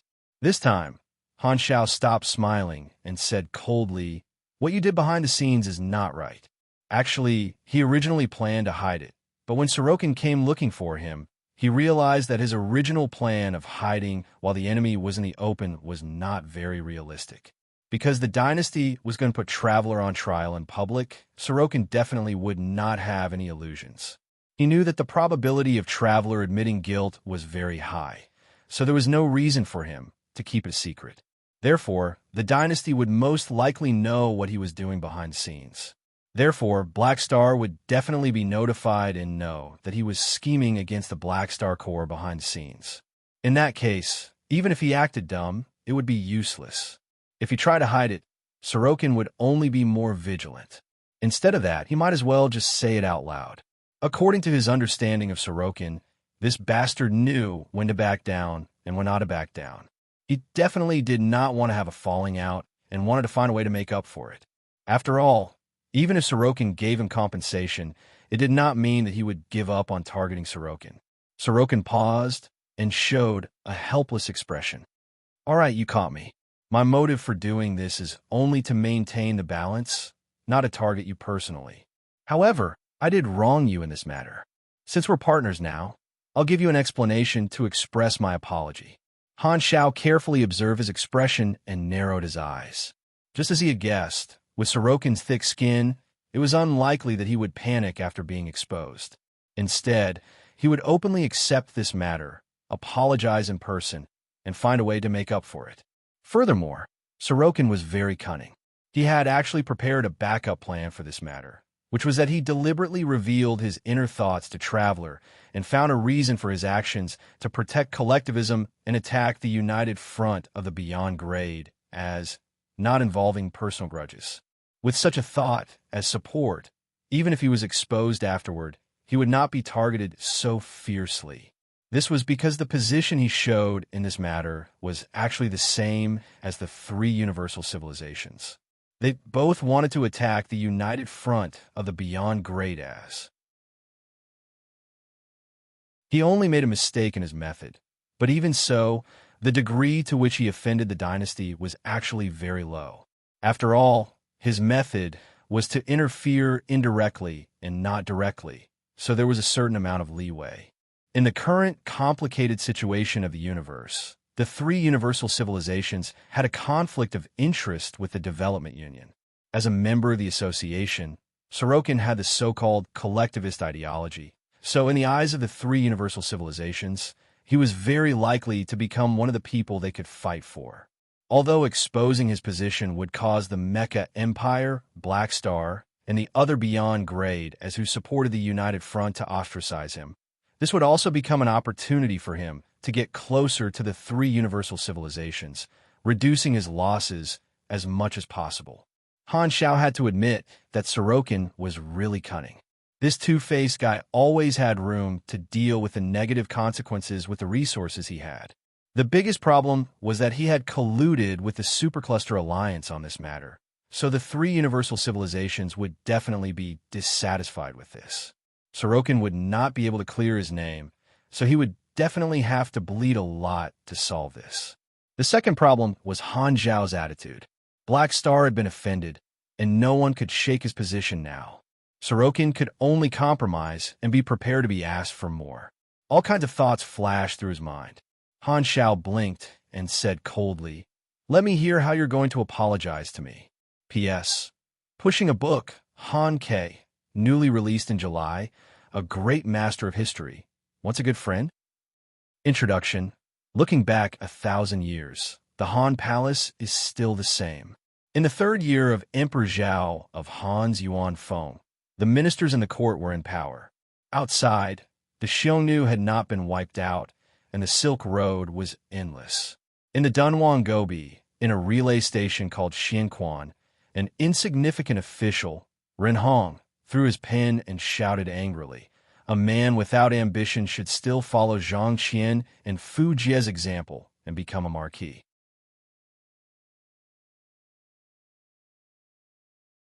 Chapter 1097. I will provide greater support to the Black Star Corps. The services and resources you purchase from the Limitless Financial Group will only be charged at cost price. At the same time, I will bring a large number of preferential business projects to cooperate with the Germinal Financial Group under your banner. On the other hand, I am willing to invest in the construction of factories in the Black Star Corps' territory regardless of the cost. Through burning money, I will support the perfect industrial chain in various fields in your territory. Sorokin said a lot. In summary, other than losing money, he would also use the Limitless Financial Group's business and funds to help the Black Star Corps develop and provide many preferential terms. Han Xiao calculated in his mind. If all these conditions were fulfilled, even with the Limitless Financial Group's huge business, they would still have to pay a huge price. For the army's territory, the construction speed would also increase. In order to mend their relationship, this guy was not stingy at all. Sorokin had once used a similar method to help the Bloodshed Land develop. Now, the Bloodshed Land had basically completed its transformation and become a strong competitor of the army in the Shattered Star Ring. At this time, Sorokin was willing to give the same treatment as the Black Star Corps, or even more generous terms. As for the support from the tyrant, even if Black Star did not say anything, Sorokin would have temporarily stopped it. Business was business. Han Xiao did not deny it and proposed a new condition. Although the construction of the Flickering World territory is important, the Army's goal is even greater. I want to develop in other star fields. Your Limitless Financial Group has huge businesses in various star fields. You can share this with me. Okay. Sorokin smiled on the surface, but was actually gritting his teeth. He knew that Black Star was not satisfied with the compensation, but had his eyes on the Limitless Financial Group's business channels. He wanted to take a share of the profits, suck the Limitless Financial Group's blood, and snatch the Limitless Financial Group's business to nourish the Army's business network in other star fields. Although Sorokin was mentally prepared, he still felt the pinch. He was willing to give so much compensation because, on the one hand, he wanted to mend his relationship with Black Star. Even if the chances of Black Star giving up on dealing with him were only 50-50, it was still worth the investment. On the other hand, he wanted to indirectly express his attitude to the dynasty. Although this way, the Black Star Corps might become the leeches of the Limitless Financial Group, feasting on the flesh and blood of the Limitless Financial Group. The most important issue at hand was dealing with the dynasty. Bleeding was inevitable. Otherwise, Sorokin would not have compromised like this. Although the Black Star Corps was strong, he wasn't afraid of Han Shao when it came to business. He was only afraid of the empire behind him. After this storm, these lost benefits could be slowly reclaimed in the future. The current agreement could also be reneged on. Therefore, Sorokin didn't care about anything else and agreed to it first. Also, I like Universal Treasures very much. Whether it's the real thing or the blueprints, I like to collect them. The Limitless Financial Group should have some connections, right? Share some, Han Shao said slowly. I'll try my best to collect some when I get back. Sorokin agreed without hesitation. After all, there was no harm in having too many debts. That's all for now. Fulfill these conditions as soon as possible.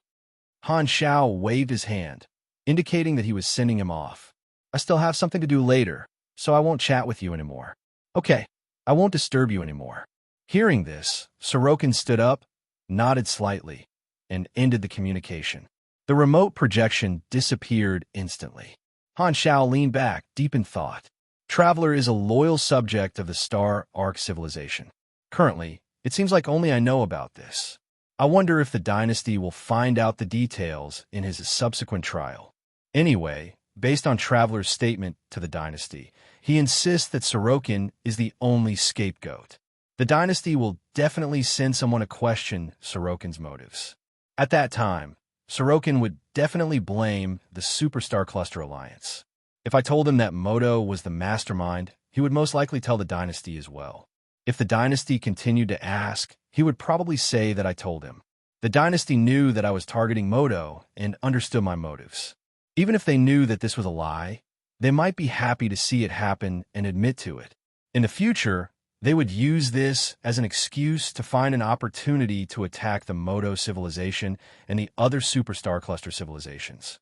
As for Sorokin, he might not believe my words, but even if he doesn't believe that Traveler is the owner of the Moto civilization, he will definitely investigate and test it out. Han Shao shook his head and chuckled. This way, the Moto civilization would be the one to suffer the most in this chain of events. In the future operations of the three universal civilizations to attack the Supercluster Alliance, the Moto civilization would probably receive a warm welcome from the dynasty. In that case, the second requirement of the S-grade mission, Kundi race leader's last wish, should be more or less completed. Han Zhao's eyes sparkled, and he rubbed his hands. He had been eyeing the rewards of this mission for a long time. Proof of leadership, the enemy, and Kundi rage, a total of 3 excellent abilities. Currently, the Moto civilization was under the protection of the Supercluster Alliance, so it was not good for him to fight them head-on. He could only wait for the inevitable conflict to break out in the future. The news of the Black Star Cup spread like wildfire. The entire army erupted with extremely high enthusiasm, and countless army members signed up. Most people signed up for entertainment, but a few ambitious army warriors saw that this was an internal selection opportunity and wanted to show their strength. Among the army players, the Black Star Cup also caused a huge reaction. The forums welcomed a new round of spam. Heaven is below. What's going on? Not long ago, Black Star was going to enter the entertainment industry, and now the army is going to enter the sports industry? My scalp itches when the wind blows. Big factions are so generous. Like, even dead will get shot. I feel that this is more interesting than the Pro League. Powerless short. The scale of this event should be the largest so far. There are many events, and there are many participants. Each person is allowed to participate in 5 events. How many competitions will there be? They can even play cards and gamble. I am your blessing. Brother F.A. is passing by with a loudspeaker, laughing, 2 little white rabbits. Not only cards, but there are also singing and dancing events. I even saw someone apply for a crosstalk competition, which was approved by the higher-ups. Laughing and crying, Dragon Emperor Bootlicker. To be honest, I want to see Black Star dance, soaring professional substitute training studio. The rewards for these competitions are quite generous, and the quota is very loose. The most rewards are still the combat-oriented events. The top 300,000 will all be rewarded, and there are no restrictions on the weapons we can use.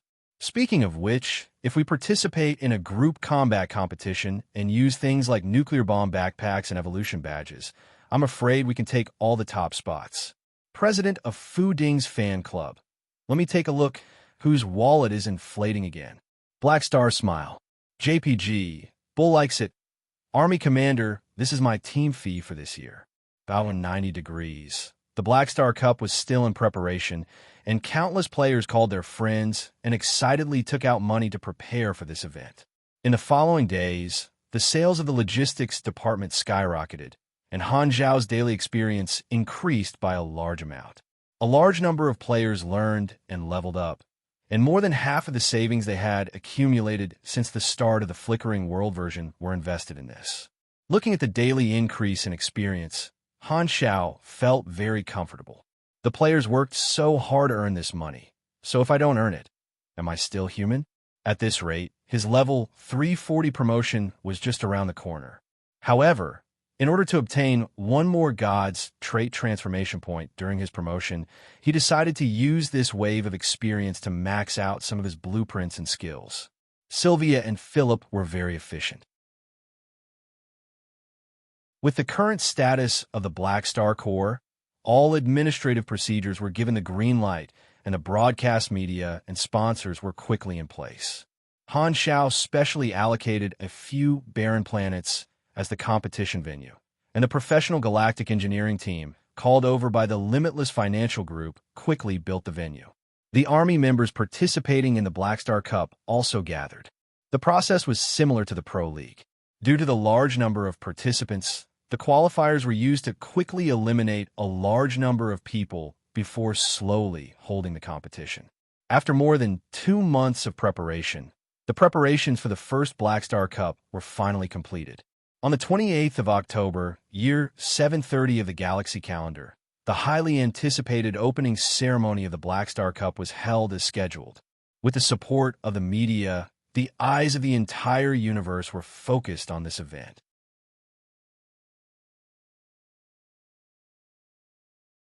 Chapter 1098. Densely packed fleets surrounded a pale green planet.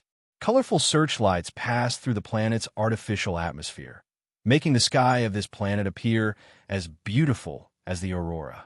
This was a desolate planet in the Army's territory. It had been transformed into one of the Black Star Cup venues.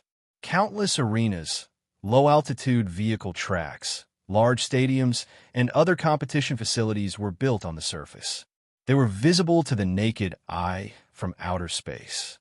Other than the buildings on the surface, there were also floating platforms in midair. Some were VIP seats for Army members of Grade C and above, and some were also arenas.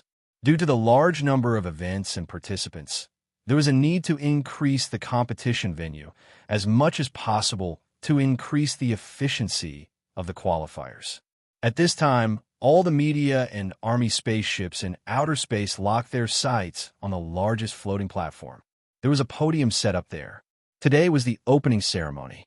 As the Army's leader and the initiator of the Black Star Cup, Han Zhao would be speaking to the entire universe here. Countless galactic residents of the various star fields in the explored universe waited in front of their communicators, watching the time pass by. Finally, it was time for the opening ceremony to officially begin. Under everyone's gazes, a black figure gradually slowed down like a meteor falling from outer space, accurately stepping on the edge of the platform. With a light spin, the black gilded coat was like a black gust of wind, shaking off the sparks that covered his body when he broke through the atmosphere. Han Xiao slowly walked to the podium and looked up at the sky. The searchlights of countless spaceships in the sky were like stars in the distance. Who knew how many pairs of eyes were watching him through the media? With his hands on both sides of the podium, Han Xiao looked around at the stars in the sky and slowly spoke. His voice echoed on the planet through the special loudspeaker. October 2nd, year 688 of the galaxy calendar. This is the day the Black Star Mercenary, the predecessor of the army, was established. At that time, I was just a native of a surface civilization that had just walked out of the Blue Star. In order to save my mother planet, I was like an ignorant cub, charging into the vast universe.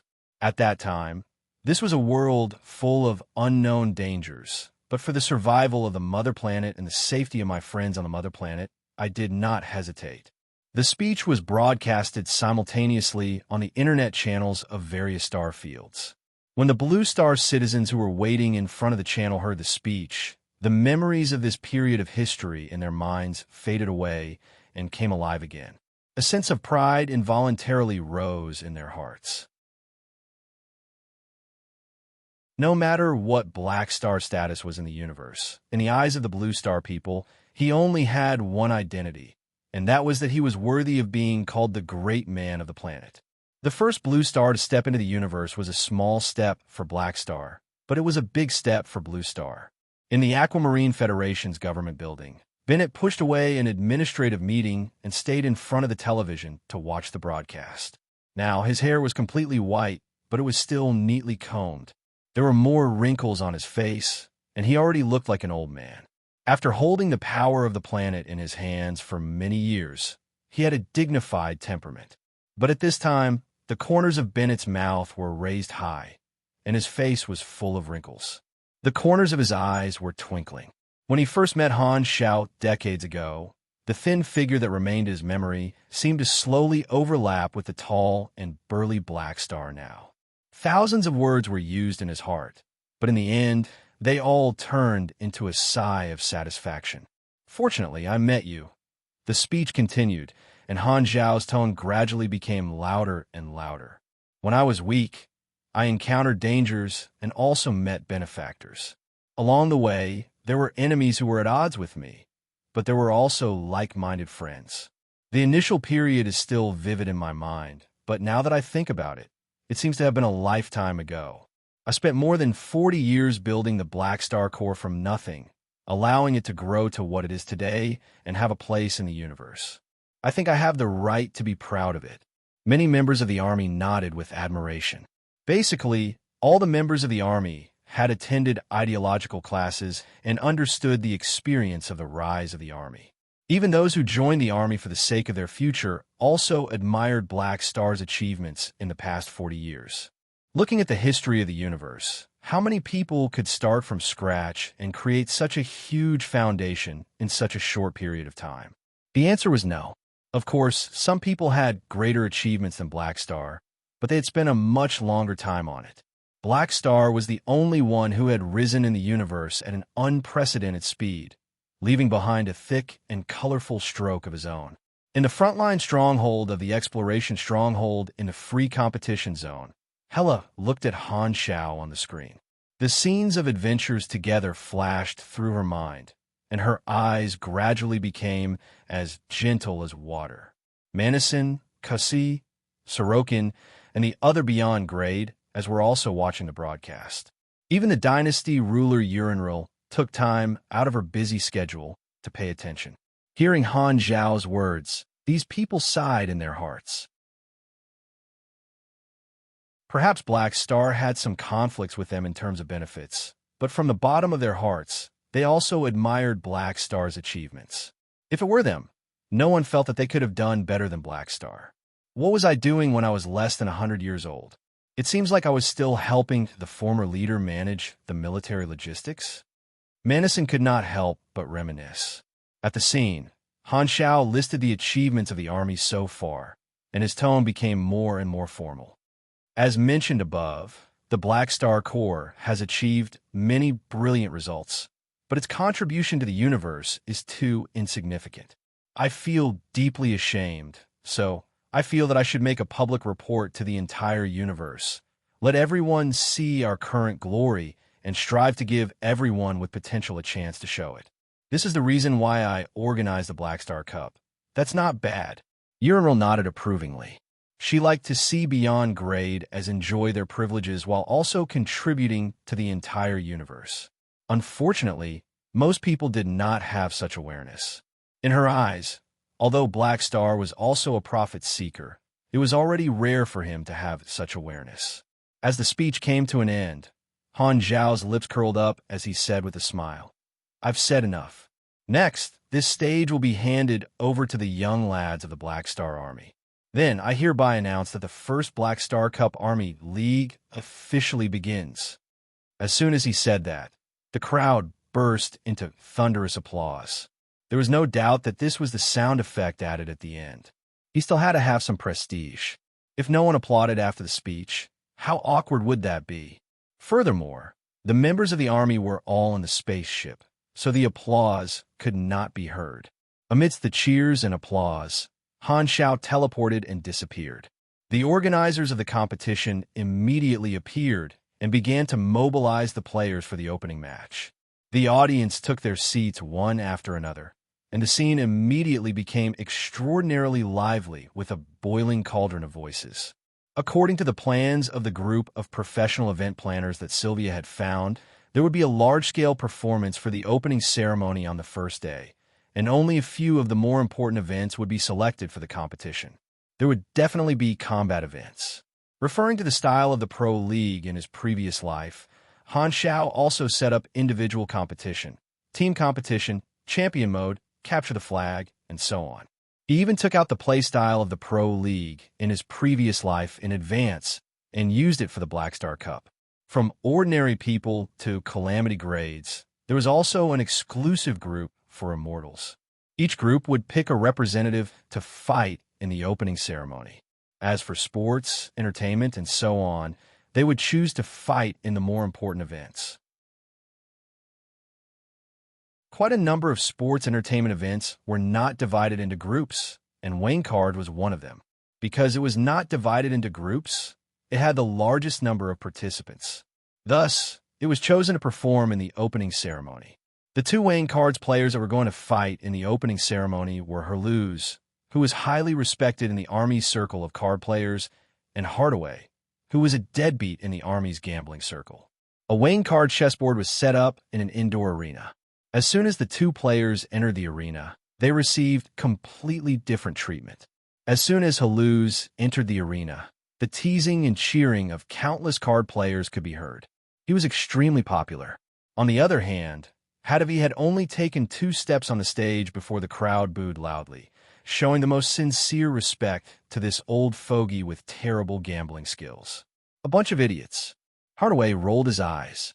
This time, Herluz looked over. The two of them, who had sparred many times, looked at each other across the air.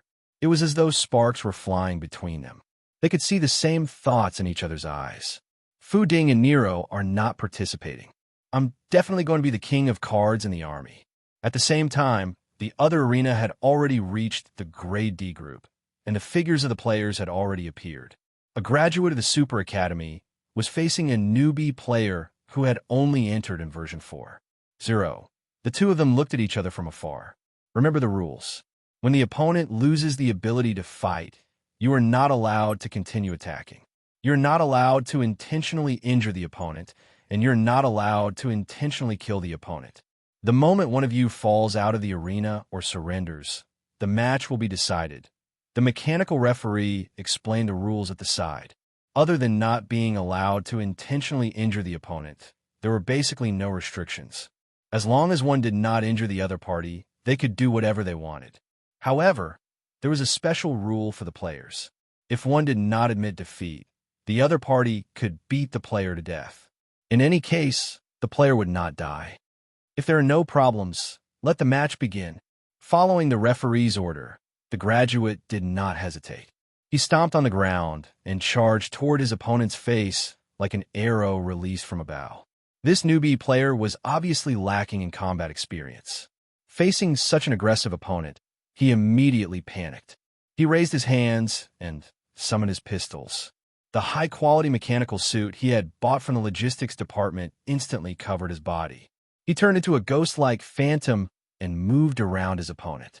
His pistols kept firing, creating streaks of blue flames.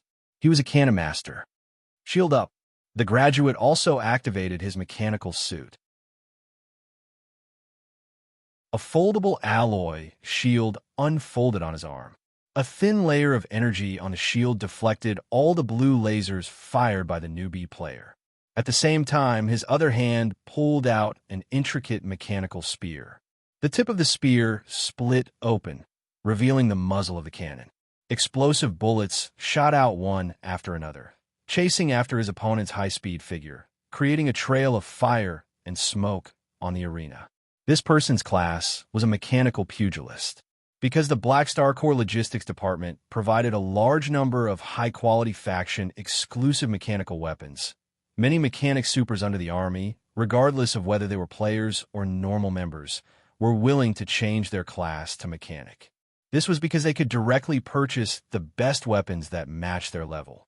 As long as they had money in their pockets, they could even directly skip the gunpowder weapons stage and equip themselves with energy weapons.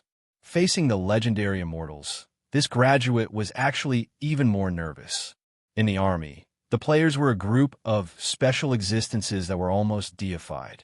They were extremely mysterious in the eyes of most of the basic Army members. There are different versions of rumors that said that they all had unique skills and were insane. It would be fine if they were just immortals. However, in the rumors, the immortals were a group of lunatics who did not care about their own lives. This was very scary. The two of them fought for a while, creating sparks along the way. The graduate was cautious, but he was surprised to find that his opponent was obviously lacking in combat experience. This gave him a boost of confidence, and he attacked with all his might. Gradually, he gained the upper hand. "Looks like I'm going to lose." The newbie player looked at his steadily decreasing health, pouted, and took out the Black Star Corps badge to evolve. Roar. The next moment, a mutant whose brain was filled with muscles instantly appeared on the stage. This crooked, muscular bully pounced and pressed the stupefied graduate under its body in a split second, making him unable to move. A mutant with Grade B combat strength could be said to be invincible in Grade D.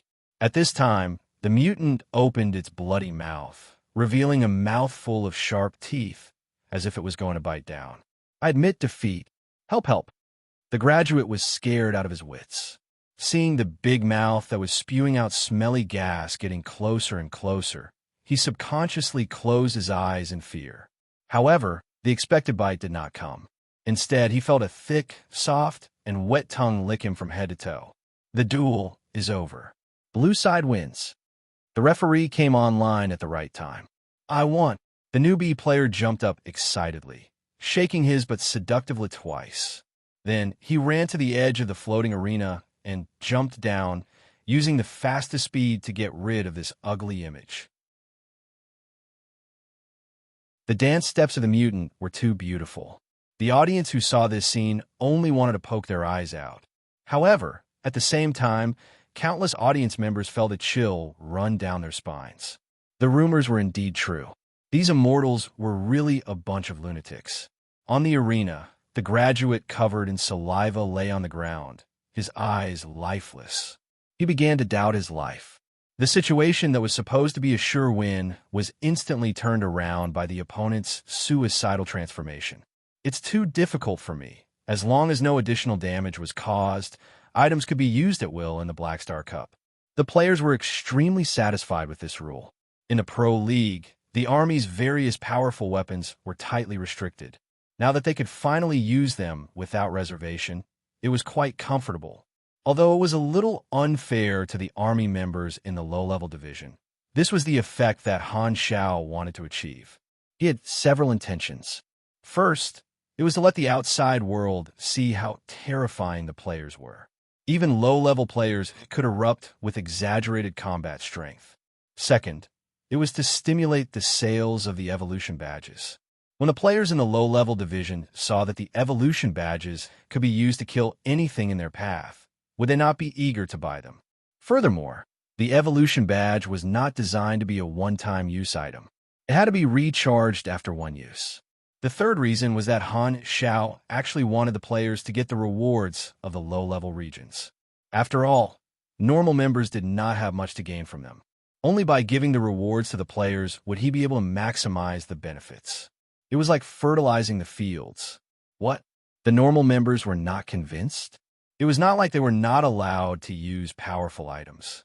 If they had the ability to joke with their lives, then they could learn from the players and carry a nuclear backpack. Even if someone really wanted to do that, the referee would not agree.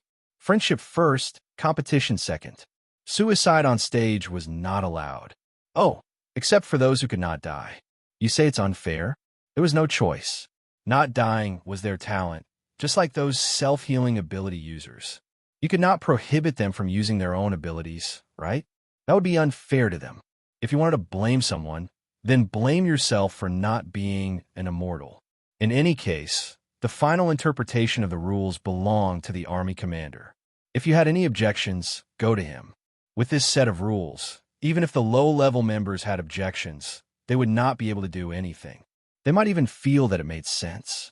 There was no need for underhanded manipulation. With this rule, the great mechanic Han would be able to achieve the desired result. Just as the opening ceremony of the Black Star Cup was in full swing, at the same time, in the ancient Star Desert starfield, a civilian archaeological exploration team landed on a desolate planet that no one had cared about for many years. Although they were called an archaeological exploration team, they were actually a group of scavengers. The ancient Star Desert was very old. Many places were ancient battlefields, and there were many mysterious ruins and ruins. Thus, this star field was filled with scavengers trying their luck. They wanted to dig out something good and sell on the black market to earn a large sum of money. An acidic and corrosive sandstorm swept across the land. In the midst of the hazy sand, a group of scavengers wearing bulky protective suits were setting up various mechanical instruments to explore the underground situation of the planet. A short and skinny monkey-like member operated on the screen for a while. Suddenly, he shouted in surprise, "Boss! Haha, we're in luck. There are ancient rock formations on this planet, and we can't find anything when we trace the age. This proves that the age has exceeded the limit of my instrument's long-range detection range. We need more precise tests to find out. I'll use seismic detection to get the underground structure." Got it. The screen showed a complicated underground cavity that extended in all directions. It seemed to have dug many puzzling paths. At a glance, the scale was not small. There are no traces of outsiders. The short and skinny member was extremely excited. Maybe we found an unopened ancient civilization ruin. Or maybe there's only a pile of rust left. Another member shrugged. No matter what, let's dig first. A member who looked like the captain said calmly, "Let the spaceship launch the drill. We'll dive." Just as everyone was preparing to move, one of the team members pulled on the captain's arm. He used his other hand to wipe off the dust on his mask, revealing a young and delicate face.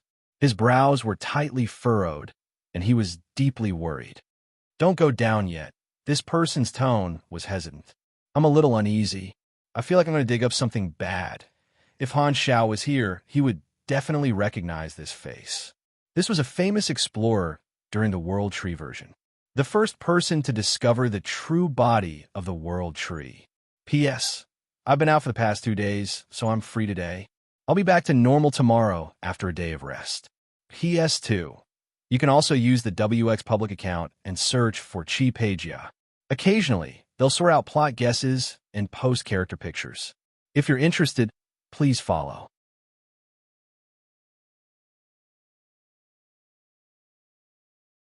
Chapter 1099.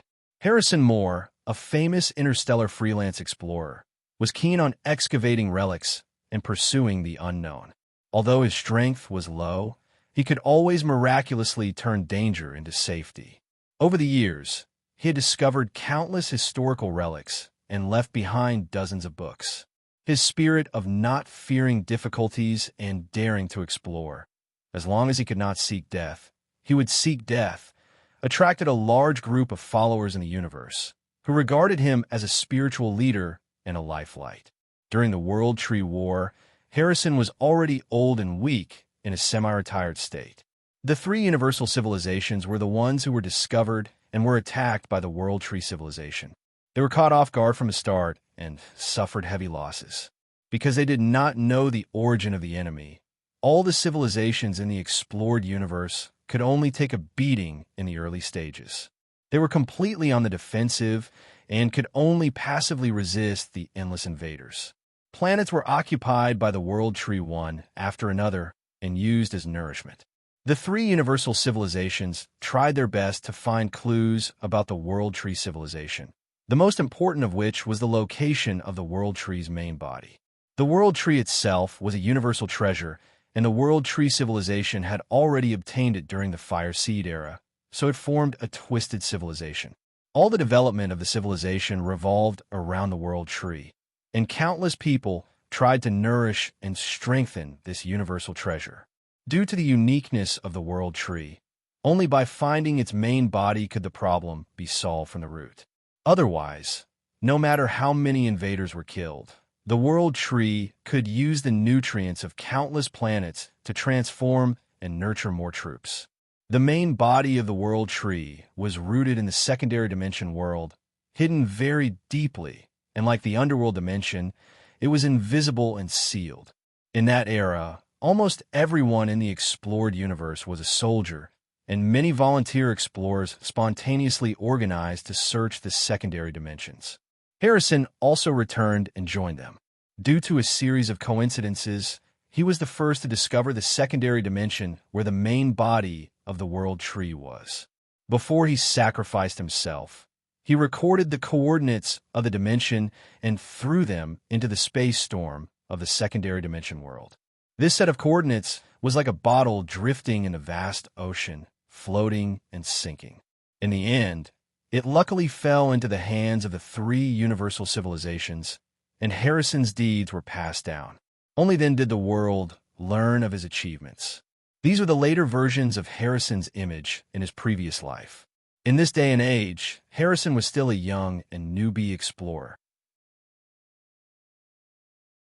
His exuberant curiosity and desire for adventure made him give up the opportunity to inherit a financial group's billion-dollar fortune and resolutely step into this industry with no bright future. As a newcomer in this archaeological exploration team, Harrison's intuition was obviously not very convincing. His teammates all had the spirit of not leaving empty-handed. Ahem, they all ignored Harrison's warning. Harrison had no choice. Furthermore, his curiosity had overtaken his vigilance. He could only suppress his vague worry and continue to follow the team. A scavenger spaceship passed through the high-altitude sandstorm and hovered 100 meters above, dropping down a multi-purpose drilling vehicle. Its outer armor was full of wild and colorful graffiti. Clearly, it had received artistic embellishments from this group of scavengers with limited cultural standards. Everyone boarded the drilling vehicle and followed the guidance of the radar.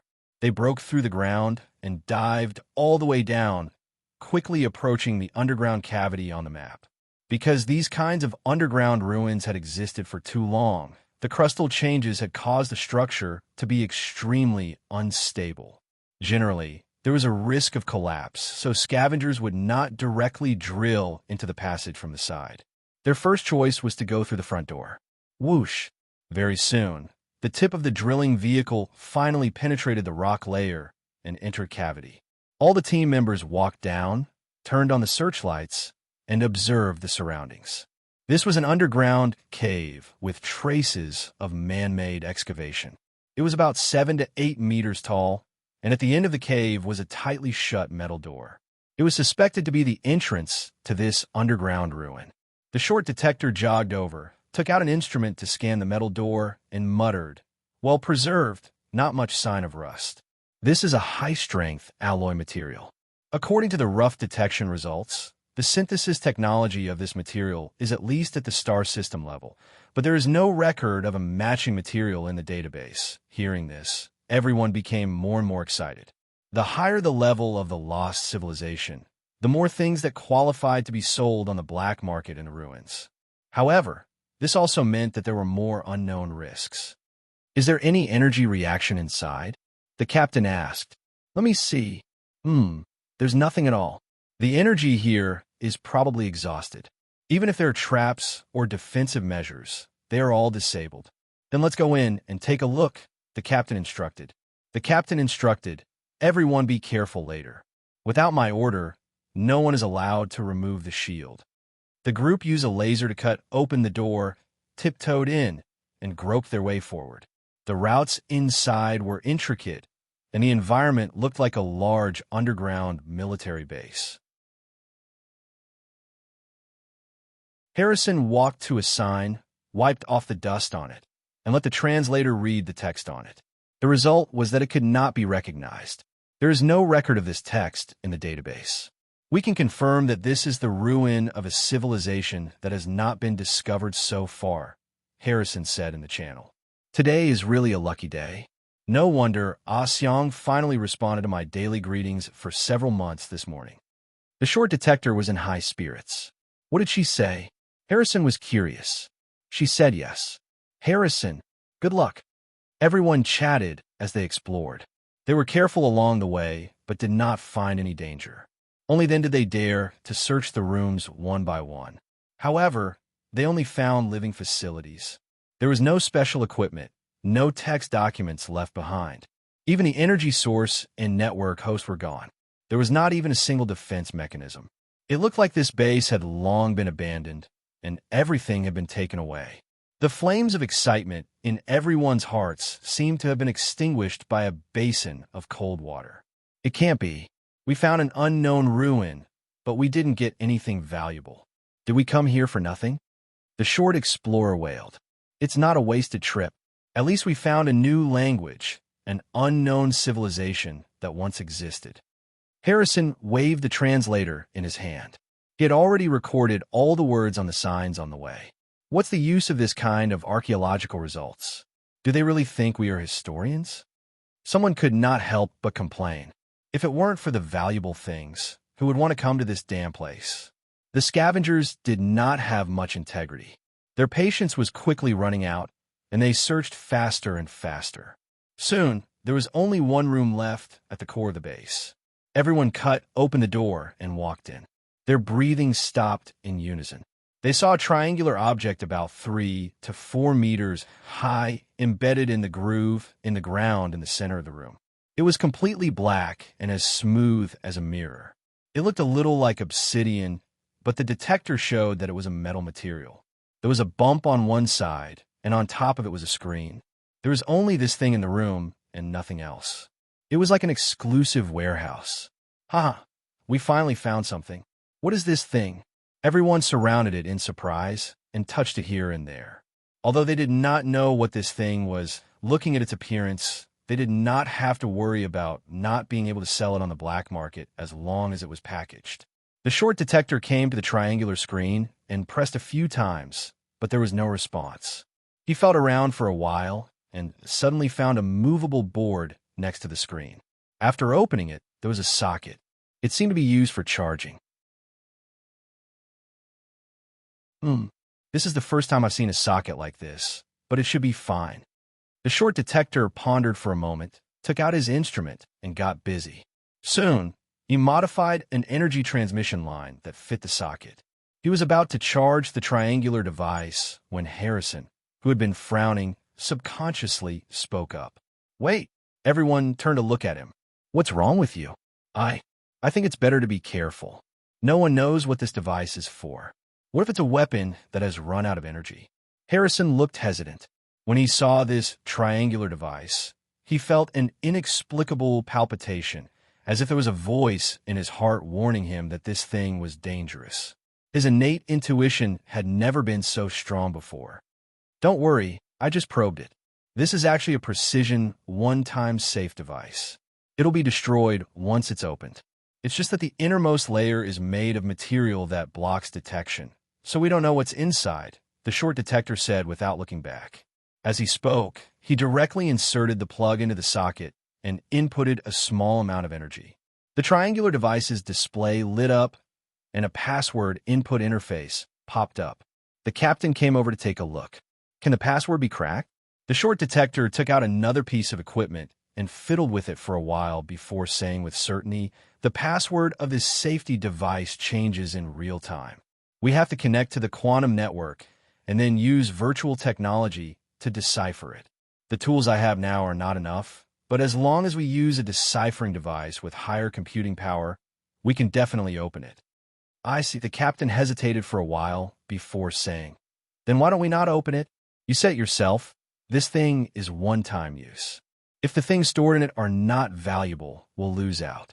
Why don't we just put this safe in a black market auction and let someone else open the prize?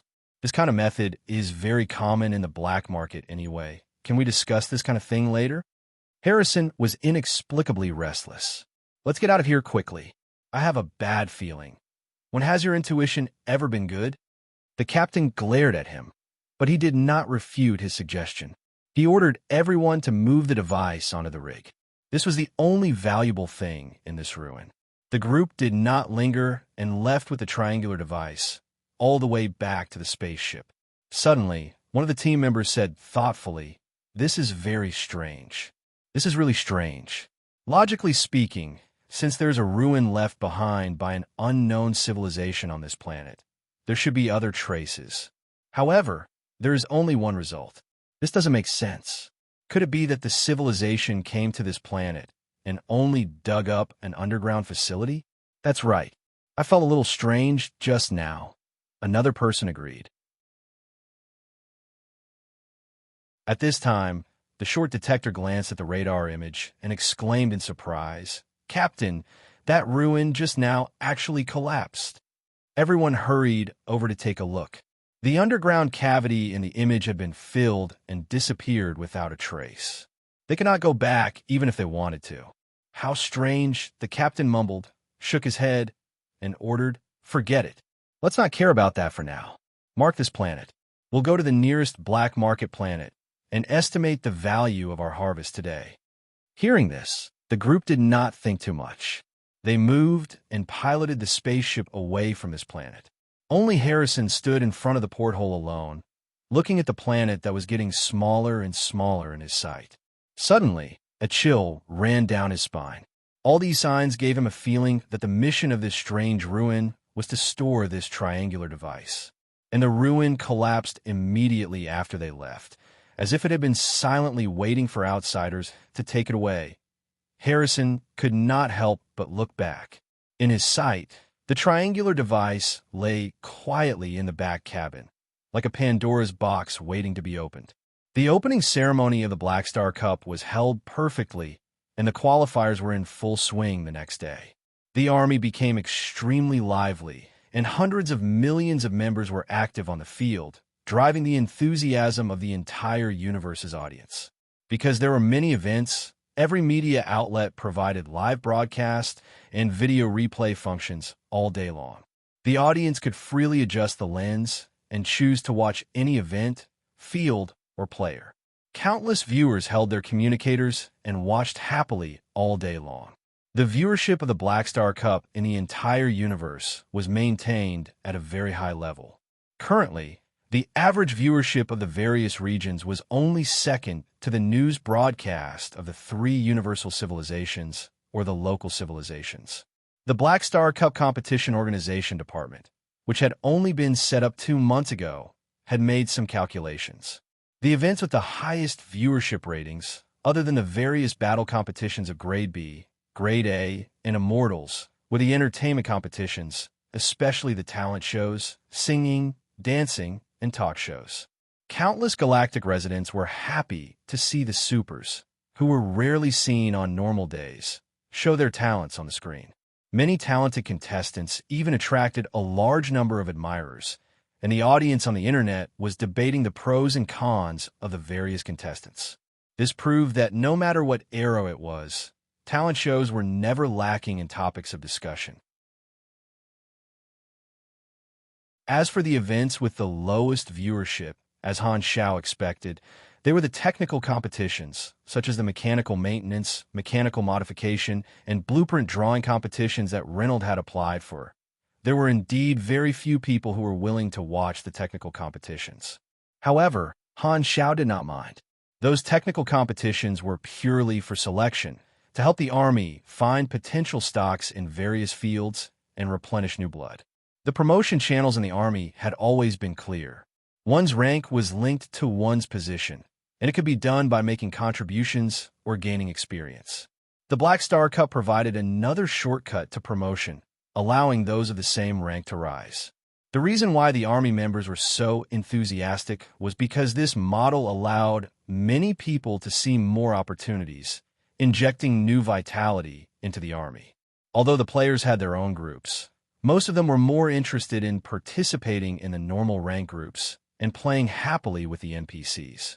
As the evolution badge shone brightly in the low-level team competitions, more and more players began to purchase this item, and the sales skyrocketed in a short period of time. Using the evolution badge in competitions below grade B gave the players a huge advantage, but did not mean that they would definitely win. The aberrations were strong in close combat, but their weaknesses were also very obvious. Their magic and psychic resistance plummeted, and their arms were short, making them extremely easy to kite. At the same time, they would continuously lose health. Against some psychics and mages, there would occasionally be aberrated players who would be pressed to the ground repeatedly. However, in Grey B teams, the evolution badge was not that useful. Grey B supers had the strength to fight against the aberrations head-on. Compared to the liveliness of the army, the factions of the other players in the flickering world were much quieter. The players of the various countries were all biting their handkerchiefs, looking at the tens of millions of army players having fun with envy and jealousy. Not to mention participating, we don't even have the right to place a bet. Following the crowd meant 5 people. Most people had this mentality, and this effect was even more obvious among the players who pursued excitement and fun. Everyone is having so much fun. How can I not be included? Compared to the faction war incident more than half a year ago, there were even more ordinary players from the various countries who were shaken by the Black Star Cup. With this, there was a new hole in the corner of many factions. Even the Limitless Financial Group had a large number of people dug out. However, Sorokin was very low-key and said that he was fine. The ones who suffered the most were the foreign clubs of the other factions. They clearly did not do anything this time, but they had to watch the ordinary players leave again, and they could not even find a reason to retain them. They only felt like crying, but had no tears. What should we do? You can't do this. Do you have to force us to join the party?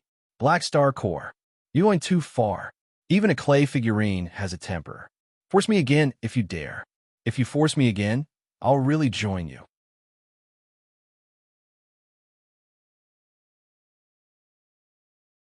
Chapter 1100. More than 10 days later, in the central area of the Black Star Palace, a long blade traversed the starry sky. It looked like a mechanical crescent blade that had been enlarged countless times. It was black with golden patterns, and its structure was complicated. It looked rather luxurious and exquisite. If one were to look at it roughly, they might mistake it for some kind of exquisite figurine. Mechanical rings were attached to different parts of this mechanical long blade. Countless flexible mechanical arms extended out from the inner rings, turning into various tools that moved around the long blade, creating arcs of electricity. These rings were special construction support tools for the construction of giant structures. They were called giant structure assembly rings, and they were currently connected by mechanical force and operated under the control of mechanical force. The other end of the lightning chain connected by mechanical force was gathered above this huge construction site. A black figure floated there. It was Han Xiao. This giant mechanical long blade was the universal treasure exclusive to the mechanical deity, the celestial punishment edge. Han Xiao maintained the view of his perfect mechanical sense and closely monitored every minute energy flow during the construction of the celestial punishment edge. He was like a chef watching the temperature of the fire, adjusting it at any time. You have created a gold-grade equipment, universal treasure. You have received feedback from the God weapon. You have received one God's trait transformation point. Same blueprint cannot be obtained twice. Your random attribute has been decreased by 425 points. Randomizing complete. Your CHA has been decreased by 425 points. You have received 425 free attribute points. You have received Spirit Instrument, level 3 bonuses, +2. 5% basic success rate for gold blueprints, +1. 2% basic success rate for gold blueprints, +0. 4% space wonder mutation rate. It's finally done. Seeing that the judgment was successful, Han Zhao's tensed nerves finally relaxed. This was the third universal treasure that he had personally created. The difficulty of creating it was even higher than the Emperor's Cape. He had failed many times and burned a huge amount of money before finally creating it today. However, compared to the terrifying profits that the evolutionary totems and the Black Star Cup would bring him, this expenditure was nothing. Han Zhao kept all the giant structure assembly rings and stored the celestial punishment edge in the Dimension Factory. Only then did he open up his attribute list and put this God's trait transformation point into the path of his main class transformation, allowing his God's trait transformation machinery to successfully unlock the 5th stage.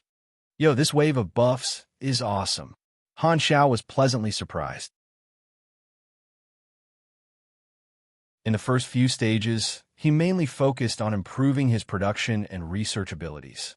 However, after reaching the 5th stage, he finally welcomed a wave of combat power enhancement.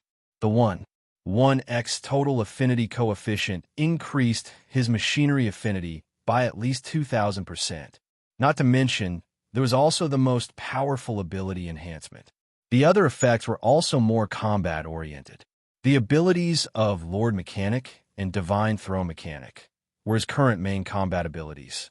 Breaking through the upper limit and increasing it by 3 levels would be of great help to his combat power. At the very least, he would have 3 more slots for apostle weapons. If that's the case, the focus of the 5th stage is to increase the efficiency of my machinery. God's trait transformation machinery has reached the 5th stage. Your life rating has undergone an unknown change. You have gained a new understanding of machinery, plus 15% chance of forming a unique talent. Universal simulation has been upgraded. You have perceived a portion of the power of the transformation path, unknown talent. You have received the first Sanctum Ability Fragment X1. Seeing this, Han Xiaoxin guessed. From the looks of it, the 5th stage of the God's trait transformation should be a threshold, just like how there are bottlenecks in the Beyond Grade A. If that's the case, could every 5th stage be a threshold? What's the upper limit of the God's trait transformation? 10? 15? Han Xiao was deep in thought. He had the interface and could directly add points to it. However, it was impossible for a normal Beyond Grade A to increase their God's trait transformation level as quickly as his. They would have to spend many years to increase their God's trait transformation level. After reaching the 5th stage of the God's trait transformation, he had received the first Sanctum Ability Fragment. He already had 3 in his hands, but there were no signs of synthesis. He did not know how many pieces he would need. So far, Han Xiao still did not know how to create a unique talent. If the prerequisite was to be immersed in a certain domain, then he had spent quite a bit of time in the machinery domain, but there were no notifications. As for universal simulation, Han Xiao was not unfamiliar with it. He had often used this ability to try and develop universal treasure blueprints, but the progress was very slow. Seeing the notification on the interface, he activated this ability again and entered a familiar world. After carefully experiencing it, he felt that there were some subtle changes. However, this feeling was indescribable. The more direct manifestation was that his thoughts were more active than before. No matter what he looked at, his brain maintained a way of thinking that was similar to epiphany. There's a feeling that I'm pointing directly at the essence of things. It feels like I'm trying to understand things. Han Xiao experienced it for a while and did not discover much. He then retracted his ability, tidied up the venue, and flew back to the palace. Back in his room, Han Xiao went online to check the situation of the Black Star Cup. Under Philip's management and the massive investment of resources, the qualifiers were completed very quickly. Close to one-third of the players had already been eliminated. Before this, the galactic residents in many areas only knew of the existence of the players and did not pay special attention to them. However, this time, because the Black Star Cup was broadcasted to the entire universe, the performance of the players was seen by more ordinary people and aroused the interest of the masses. Most ordinary people were both curious and afraid of the players, who were immortal and insane. It was as if they had met an exhibitionist. They subconsciously covered their eyes, but could not help but peek through the gaps between their fingers. Coupled with the actions of the players in the flickering world, the name Cancer of the Universe gradually spread and was approved by more and more people. On the other hand, the excitement of the Black Star Cup attracted a large number of foreign players. The size of the army players had been steadily increasing and finally broke through the 10 million mark a few days ago. Han Xiao estimated that the final number of army players at the end of the version would be even higher than the 5 million he had previously estimated. The Cancer of the Universe represented chaos, so it was basically impossible to recruit all the players. However, the current Black Star Corps could already slightly guide the behavior of the players. If he could do something good in this regard and make the damage caused by the players not as serious as in his previous life, it would be enough of a merit. Speaking of which, my biopic is about to be released. Han Xiao suddenly realized that he had not touched Fu Ding for a long time and thought of this. He searched online and found that the movie had already been filmed and was set to be released next month. Because of the developed productivity of the Galactic Society, ordinary people could afford the cost of filming, which led to the proliferation of movies. Coupled with the advanced portable communication devices and the popularity of quantum networks, the low-profit cinema business model was almost eliminated. The mainstream model had long become online video platforms. New movies were released on the platforms of various star fields at the same time and could be watched online.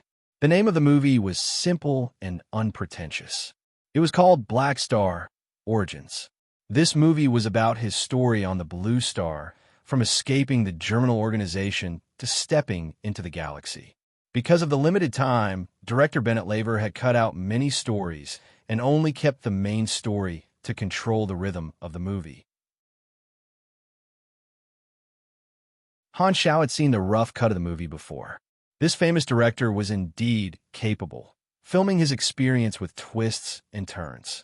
When he finally stepped into the galaxy, he even left a chance for a sequel. In the trailer, Fu Ding, after makeup, wore the outfit of Han Technician Black Phantom and moved around in the image with a face that was attractive to both men and women. Looking at this scene, he could only think of descriptions such as graceful and graceful, like a swimming dragon. So handsome. Han Xiao was very satisfied. They restored my character's image very well. He glanced at the forums. The players were also very interested in this movie.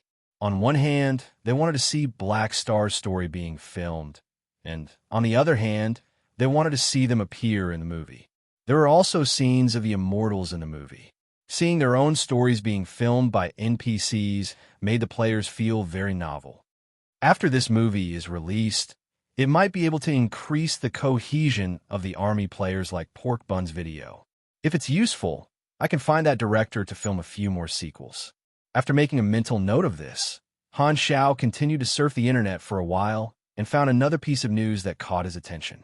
The Red Empire announced that in 10 days, the Dark Emperor would publicly execute 2 beyond grade as.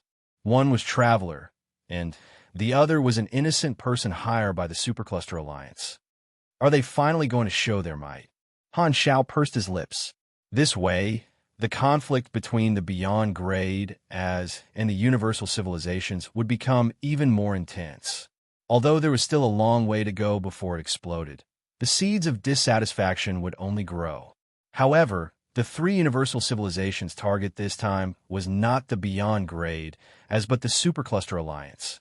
They wanted to scare away those Beyond Grade as who were hired by the Supercluster Alliance and cut off their wings. The three universal civilizations had already started to prepare for their future suppression. On the other side, in the flickering world free competition zone, the Star Arc civilization's territory, in a remote conference room, a group of high-ranking officials with real power had solemn expressions. The dynasty captured Traveler and plans to publicly execute him. What should we do? There's no choice. We can only give up on him. We can't start a conflict with the three universal civilizations yet. Although this will happen sooner or later, we're not ready yet. It's a pity. Traveler is loyal to the civilization. This is a huge loss. The problem now is whether Traveler revealed his true identity. If the dynasty knows about his background, they'll have an excuse to start a conflict and will be the main target. Traveler probably won't betray the civilization, but we can't be sure about this. We have to be prepared and not admit his identity. Everyone was talking at once, and they were all worried. The three universal civilizations wanted to suppress the Supercluster Alliance, but it was not as easy as they thought. They were all advanced civilizations in the universe, and they had to find a reason to cause trouble, even if it was groundless. As the rulers, the three universal civilizations had to occupy the moral high ground. Regardless of whether the reason was true or not, as long as they had a good reason, it would be enough to give the public an explanation. Therefore, the Supercluster Alliance often kept a low profile and did not want to give the three universal civilizations any leverage. Their presence in the universe was not strong. On the other hand, the strength of the Supercluster Alliance was only below that of a universal civilization. It was not something that could be easily suppressed. Although the three universal civilizations wanted to suppress them every day, they still had to be prepared. Be it the three universal civilizations or the Supercluster Alliance, they both held back for the time being. Both sides knew that this was just the calm before the storm. Around the development of the new star field, they had to do something. The Supercluster Alliance wanted to fight for a glimmer of hope, and the result of this conflict would determine the future of the explored universe. 40,000 anus. 45,000 anus. 45,000 anus going once, going twice. Is there no one else? Okay, 45,000 anus going thrice. This antique produced by the Doge civilization belongs to buyer number 068. On a certain planet in the ancient star desert, in a small private space station outside the atmosphere, a black market auction was going on. The auction venue was a circular room. In the middle of the room was a stand with the auction items on display. The auctioneer was introducing the items on the side. The surrounding walls were filled with virtual screens. Each screen represented a black market buyer who was participating in the auction remotely. Everyone's identity was kept secret. Because it was a remote auction, after the auction ended, the items would be sent to the buyer's designated location through the black market's galactic logistics channel. The auctioneer knocked on the table and said loudly, "The next item is a one-time use safe found by an archaeological team on a desolate planet. This item came from the ruins of an unknown civilization, suspected to be a star system civilization. It can be opened with a quantum network decryption device, but it hasn't been opened yet. What you get will depend on your luck. Of course, you can also buy it for your collection. The starting price is 4,000 anus." A few staff members moved a black and smooth, triangular device onto the stage. It was the item that Harrison and the others had dug up. At the same time, Harrison's team was in a VIP room, watching the live broadcast of the auction. After working for so long, the starting price is only 4,000 anus. This auction site is too stingy. The short detector looked depressed. Black market auctions are all like this. The captain was very experienced. Don't worry, the black market doesn't lack rich people who like to try their luck. I estimate that the official transaction volume can reach more than 20,000 anus. 20,000 anus isn't much, the short detector mumbled. This is worse than tomb raiding. Harrison was a little worried. Is this auction site safe? Don't worry, I'm a regular here. This is a property under the name of Beast Ancestor, Garutin. No galactic pirates dare to rob it, so it's safe. Wait a minute. The captain suddenly paused and said with uncertainty, It seems like Garutin fell a while ago. No way, you even forgot such a big piece of news. The short detector opened his eyes wide and hurriedly asked, "There shouldn't be a problem with the transaction, right? I still want to buy a gift for Asyong. It should be fine." The captain also hesitated. Beast Ancestor fell, so this black market auction site should have found a new backer. There shouldn't be a problem, right? Harrison covered his face and could not bear to look at them. This group of people is too unreliable. I should just do it alone in the future. At the same time, more than a dozen battleships were hidden not far away from this planet. This was a group of raiders that roamed the ancient Star Desert. In the main ship, the leader of this group of galactic pirates led a group of subordinates and looked at the planet outside the porthole. "Captain, are we really going to rob them? I heard that this auction site is Beast Ancestor's property and is not to be trifled with. What are you afraid of? Beast Ancestor has already been captured by Black Star. His forces have already fallen apart, and he has already been kicked out by the other managers of the black market. The other people have taken over his forces, and they haven't even finished reorganizing them yet." The galactic pirate leader chuckled, greed flashing in his eyes, and his expression was ferocious. "I've already asked around. The Beast Ancestor soldiers protecting the logistics channel of this auction site have already withdrawn. Without Beast Ancestor's troops, they're very weak now."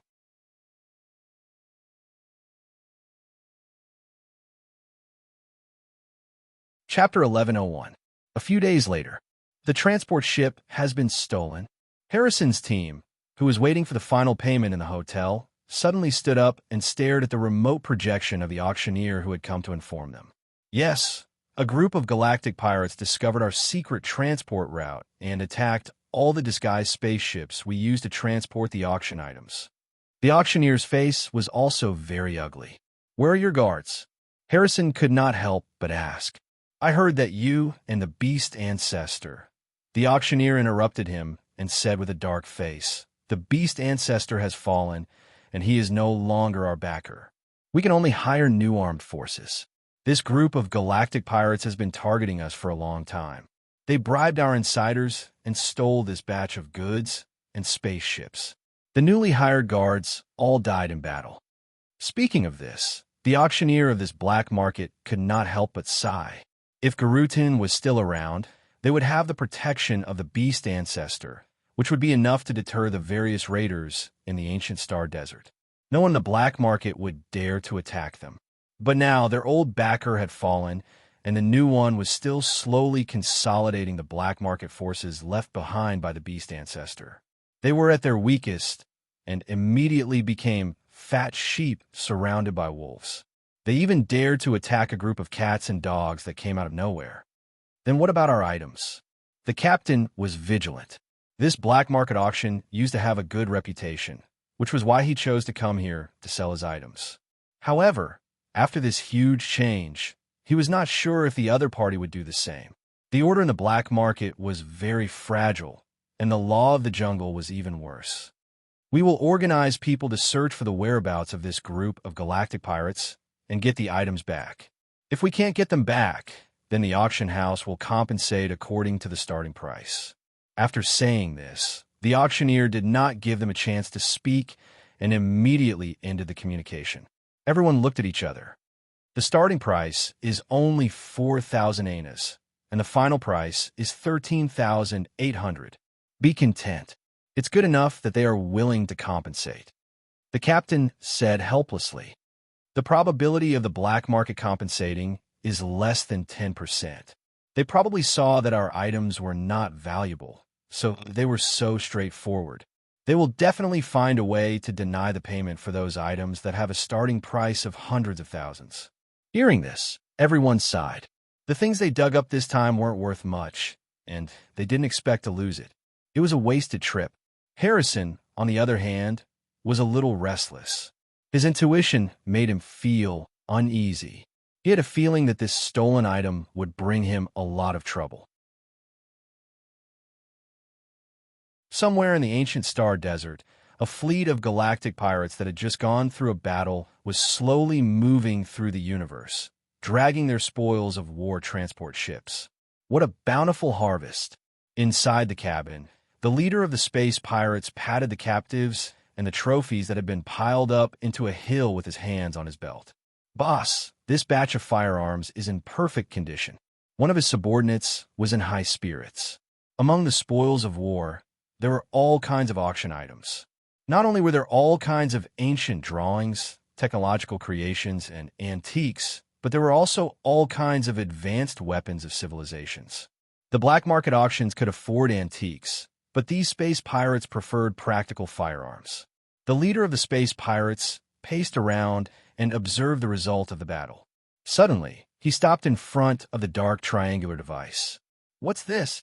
Boss, this is an unknown civilization's creation dug up by an archaeological team. It seems to be a one-time use safe. What's inside? I don't know. It doesn't seem to be worth much. Open it. The leader of the space pirates kicked the base of the device. As it turned out, opening a safe was something that everyone loved to do. The mechanic class expert in the team was fiddling with the device, and the surrounding space pirates could not help but gather around to watch. The triangular device's socket was connected to the energy transmission line, and the password interface was activated. The expert took out a deciphering device and connected the triangular device to the quantum network. All kinds of random codes jumped quickly on the password interface. After a while, the triangular device suddenly made a sound, indicating that it had been opened. Ka ka ka. Then, the display used to enter the password was retracted. The entire device started to spin like a Rubik's Cube, rapidly changing its shape and peeling off layer by layer. Everyone, including the leader of the space pirates, craned their necks, curious about what was inside. About 10 seconds later, the safe was finally opened. The last layer of protection was peeled off, revealing the core. It was about 10 cubic centimeters in size. However, in the next moment, a surging wave of energy erupted with a bang. Boom! Before anyone could see clearly what was inside, they were blown away by the shockwave. Even the leader of the space pirates, who had reached the calamity grade, was not immune. The next second, the area around the triangular device turned into an empty space. The spoils of war were scattered everywhere, and the scene was a mess. Ouch! Everyone rubbed their buttocks and got up.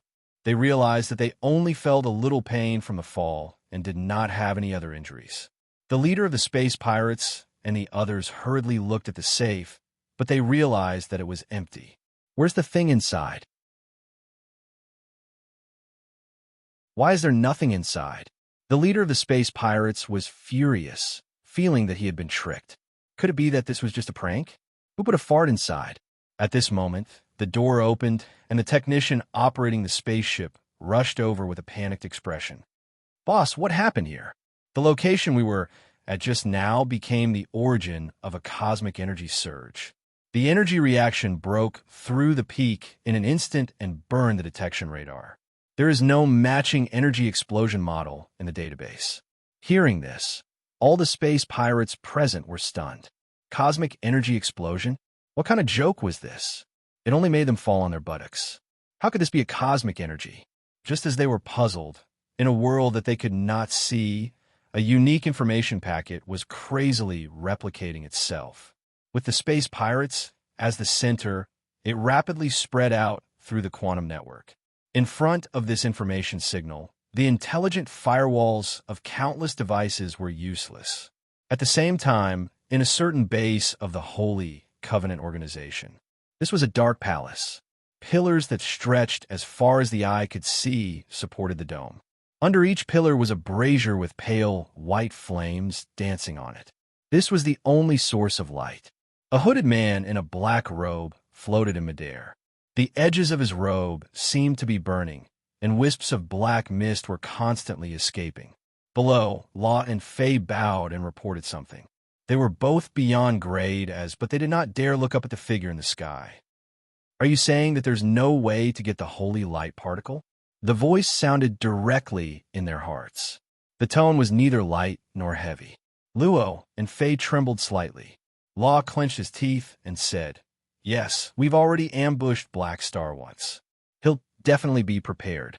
If we act rashly, the organization will run the risk of being exposed." Furthermore, Black Star announced that he has the holy light particle in such a high-profile manner. It's very likely that he's deliberately baiting us. According to the information, Black Star is an extremely vengeful person. He'll definitely want to get back at us. Faye also agreed. Although Black Star found a host for the holy light particle, he'll definitely be prepared. During the rescue battle for Hela, Black Star displayed an unlimited teleportation device. There's no reason for him not to let the host to the holy light particle use it. Therefore, that might be a bait. The black-robed man lowered his head and looked down at the two of them. After a moment of silence, he slowly said, "I understand. Don't make a move on the holy light particle for now. The agreed date hasn't arrived yet. We still have time to observe." Seeing that their boss had no intention of blaming them, Law and Faye secretly heaved a sigh of relief. The two of them respected the black-robed man deeply. This black-robed man was the leader of the Holy Covenant organization. His name was unknown, but his co-name was Oathkeeper. He was the teacher of all the existing beyond grade, as in the organization. When the two of them were children, Oathkeeper was already the leader of the organization. No one knew how long he had lived, and his strength was even more unfathomable. Even if the two of them barely managed to become beyond grade, as they would not be able to resist Oathkeeper. At this time, the remote projection of an officer appeared beside the two of them and hurriedly said, "Your Excellency, Oathkeeper, Destiny's Child suddenly had an abnormal reaction." Whoosh! As soon as he said that, Oathkeeper's figure disappeared instantly.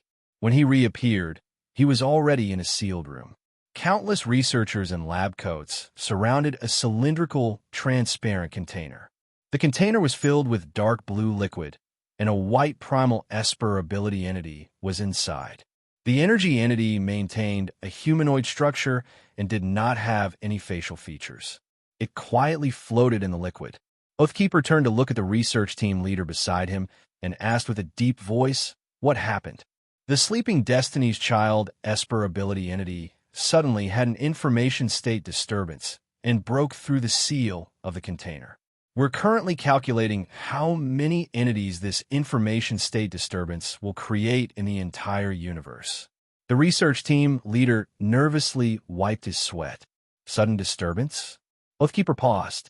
Without you guys actively activating it. Yes. We were just recording the parameters as usual, and all of this suddenly happened.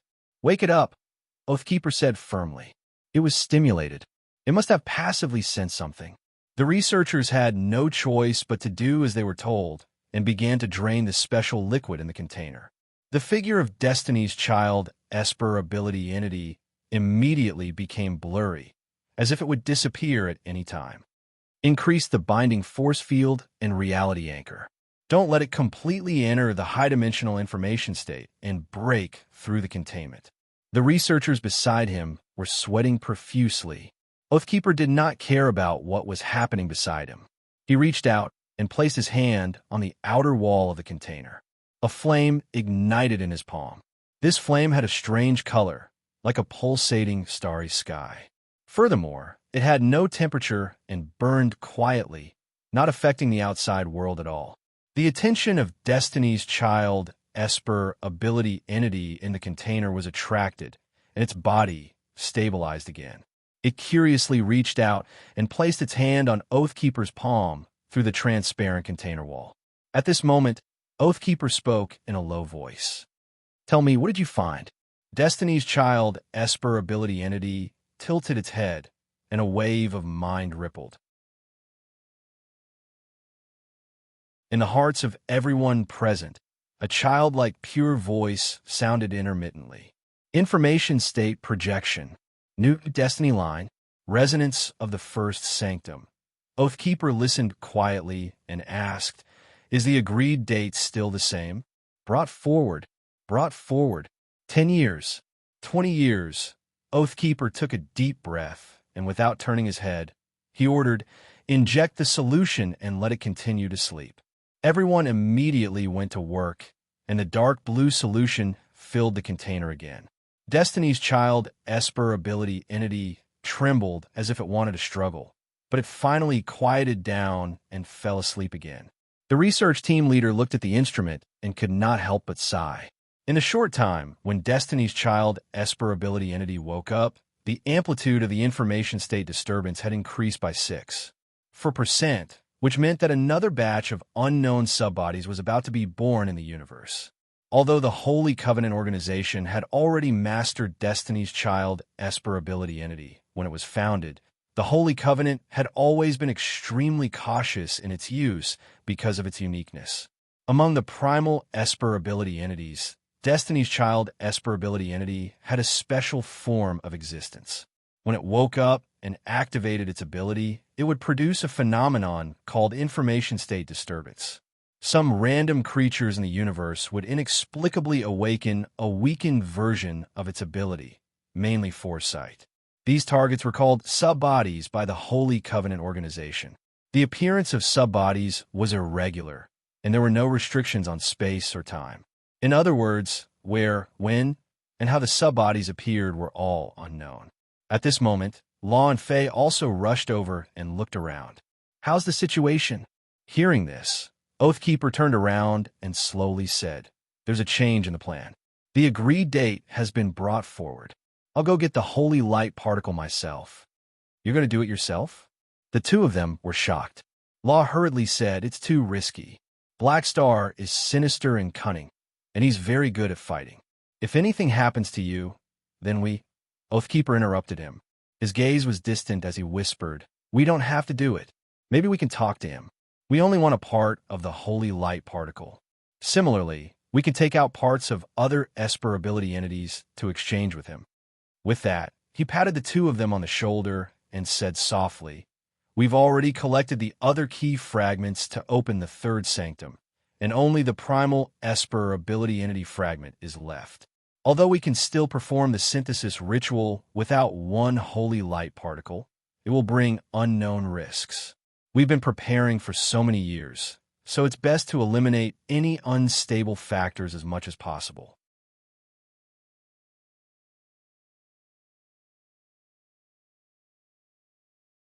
Chapter 1102. On the surface of Black Star Cup Planet number 13, this was a ring-shaped valley that covered a vast area. It was like a naturally formed coliseum, with rugged rocks and complicated landforms. Rows of floating spectator seats were suspended in midair. Countless spectators were looking down at this battlefield, and various media outlets were broadcasting the situation in real time. Whoosh! Bang! Suddenly, two flaming meteors fell from the sky and smashed on both sides of this valley. They were two orbital airdrop pods. The high temperature caused by the friction caused the air to distort slightly. With a click, accompanied by the sound of air flowing out, the doors of the two single airdrop pods opened, and two players walked out. One was Madblade, and the other was Hao Tion. "Go for it." As soon as the two appeared, the spectators in the sky cheered excitedly. Madblade ignored the spectators and took out a silver-white mechanical trident. He stared at Hao Tion and said, "I didn't expect us to meet so soon. Randomly picking opponents, anything can happen." Hao Tion was wearing the Pugilist Galactic Combat suit produced by the Army. After more than a month of intense battles, the chaotic qualifiers of the Black Star Cup had finally come to an end. More than 90% of the participants had been eliminated, and only the elites had entered the main competition. Madblade and Hao Tion met in the single combat event of the Immortals group and became opponents. Hao Tion was the pillar of the old powerhouse Long Sky Club, and Madblade was the spokesperson of the rising rookie Rivervale team. As professional players, they had a large number of fans among the players. Today's battle between the two of them could be said to be the focus of everyone's attention. Not only did the players pay attention to the battle between other players, but the normal spectators also loved to watch. The players' fighting style was very aggressive and wild, and it was very entertaining to watch. It also attracted a large number of NPC fans. Players like Hao Tion and Madblade stood out among the tens of millions of players in the army and gained a large number of NPC supporters. They were even given nicknames by the normal spectators. Hao Tion gained the title of Steady Boxer, and Madblade gained the title of Mechanical Dancer. It had to be said that these two nicknames were quite appropriate for their fighting styles. The two of them were old acquaintances, so they skipped the verbal sparring and directly entered the physical sparring segment. Clang! Clang! One was a pugilist, and the other was a mechanical pugilist. The two figures flashed past each other, creating sparks and electric arcs. As the aftermath of the battle between the two spread out, the shock waves dug out ravines on the ground. Stone powder and dust danced in the air. After playing 4 versions, the two of them had become more and more proficient in their micromanipulation techniques. Coupled with their B-grade combat strength, they were already humanoid monsters with extremely strong destructive power in the eyes of ordinary people. Bang! Mechanical pugilists had many melee skills, and Mad Blade's attacks were relentless. His mechanical trident created illusions that filled the sky, creating dazzling electric arcs that covered all of Hao Tian's vital points. Hao Tian kept retreating and dodging. Suddenly, he saw an opportunity and stopped abruptly. He raised his hands and accurately grasped the 2 side blades of the trident. The halberd shadows that filled the sky dissipated. The tip of the trident was only about 20 centimeters away from his face, but it couldn't move an inch further. Kacha, kacha!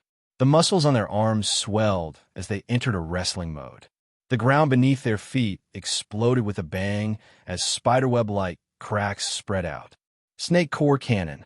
Mad Blade twisted the handle of the trident with both hands. The main blade in the middle of the trident suddenly lit up with a dazzling energy light and shot out a plasma arc. However, Hao Tian turned his head and dodged it. This beam of light shot diagonally upward and disappeared in a flash. It penetrated a stone mountain, leaving behind a scorching red hole. The high temperature burned a layer of sticky magma. Taking advantage of the fact that Mad Blade's sneak attack missed, Hao Tian raised his elbow and hit the handle of the trident horizontally, knocking it to the side. He then used a skill. A light flashed on his leg, and he kicked Mad Blade's chest with lightning speed, stepping on him and landing on the ground. War trample. Bang! Mad Blade's back made contact with the ground. A circular shock wave suddenly spread out, and the ground cracked again. It sank dozens of centimeters, forming a semicircular pit around it. The heavy pressure crushed all the rocks into dust. The remaining shock wave swept out along the ground, and the nearby stone mountain collapsed. Dust was swept up and blown into the air, reaching the edge of the crater around the battlefield. A circle of sand immediately rose around the battlefield. Mad Blade's HP and armor dropped by a lot. He straightened his back, and the mechanical suit on his back turned into a drill and drilled directly into the ground to get rid of Hao Tian's smelly foot. Then, his figure broke out of the ground in the distance. The weapon in his hand had been replaced by a huge axe. With a diagonal chop, the force field generator on the axe produced an arc-shaped shockwave and slashed out. Poof! Pugilist flames covered both arms. Hao Tian raised his hands and blocked the shockwave head-on. The shockwave that was deflected flew into the air and hit the bottom of a floating auditorium, creating a loud bang. Amidst the excited uproar of the audience, a honeycomb-shaped structure of an ion shield appeared and blocked the attack. In this trembling auditorium, 2 special emissaries of the Radiant Federation sat in the front row of the VIP seats. They were recording the battle between Hao Tian and Mad Blade and whispering to each other. The strength of the Immortals has increased again. Compared to the last disappearance period, the increase in strength is very obvious. Excluding the Immortals in their infancy period, the first batch that appeared already has a stable grade B combat strength. The Immortals have gone through 3 disappearing periods, and the time is getting longer and longer. The way they increase their strength is different from regular training, and it has an independent cycle. After estimation, if there is another disappearance period, the Immortals might step into the Calamity grade. What a group of terrifying creatures. Thinking that there might be tens of millions of Calamity grade lunatics in the universe in the future, The two emissaries could not help but shiver. Just thinking about it made them feel that it was a disaster. As their strength increased, the advanced civilizations paid more and more attention to the players. More and more civilizations gradually focused on studying the rules of the players like Sorokin. The three universal civilizations also had the idea of recruiting immortals as suicide squads, but the players in the past were too weak to enter their eyes. Furthermore, the characteristics of disappearing from time to time and the uncertain growth limit made the advanced civilizations hesitate. Now, however, the growth cycle of the players had been proven. The advanced civilizations had no choice but to consider the possibility of the immortals entering the calamity grade. They were all willing to extend an olive branch and give them better treatment. The Black Star Corps had tens of millions of immortals, which naturally increased the fear of the various advanced organizations. In the past, they were mainly afraid of Black Star himself, but now, there was another group of people to be wary of. To them, the army was like holding a large pile of high-quality stocks. If the immortals could really collectively reach their limit and reach the calamity grade, the upper echelons of the Black Star Corps would instantly overwhelm the universal civilizations. On the other hand, the unique attraction of the Black Star Corps to the immortals also surprised the advanced civilizations. If not for the fact that Black Star would not disappear periodically, they would have thought that Han Shao was also an immortal. At the same time, far away in the Black Star Palace, Han Shao did not pay attention to the competition but watched the dynasty's public trial. The trial will be held today. On the screen was the surface of a desolate planet. Traveler and another capture beyond grade A were kneeling on the execution platform, barely breathing and unable to move. The two of them were in an extremely bad state. Claudi's energy existed in their bodies, which was constantly destroying their regenerated cells and maintaining their heavily injured state. The two of them had basically lost their ability to fight and were unable to break free.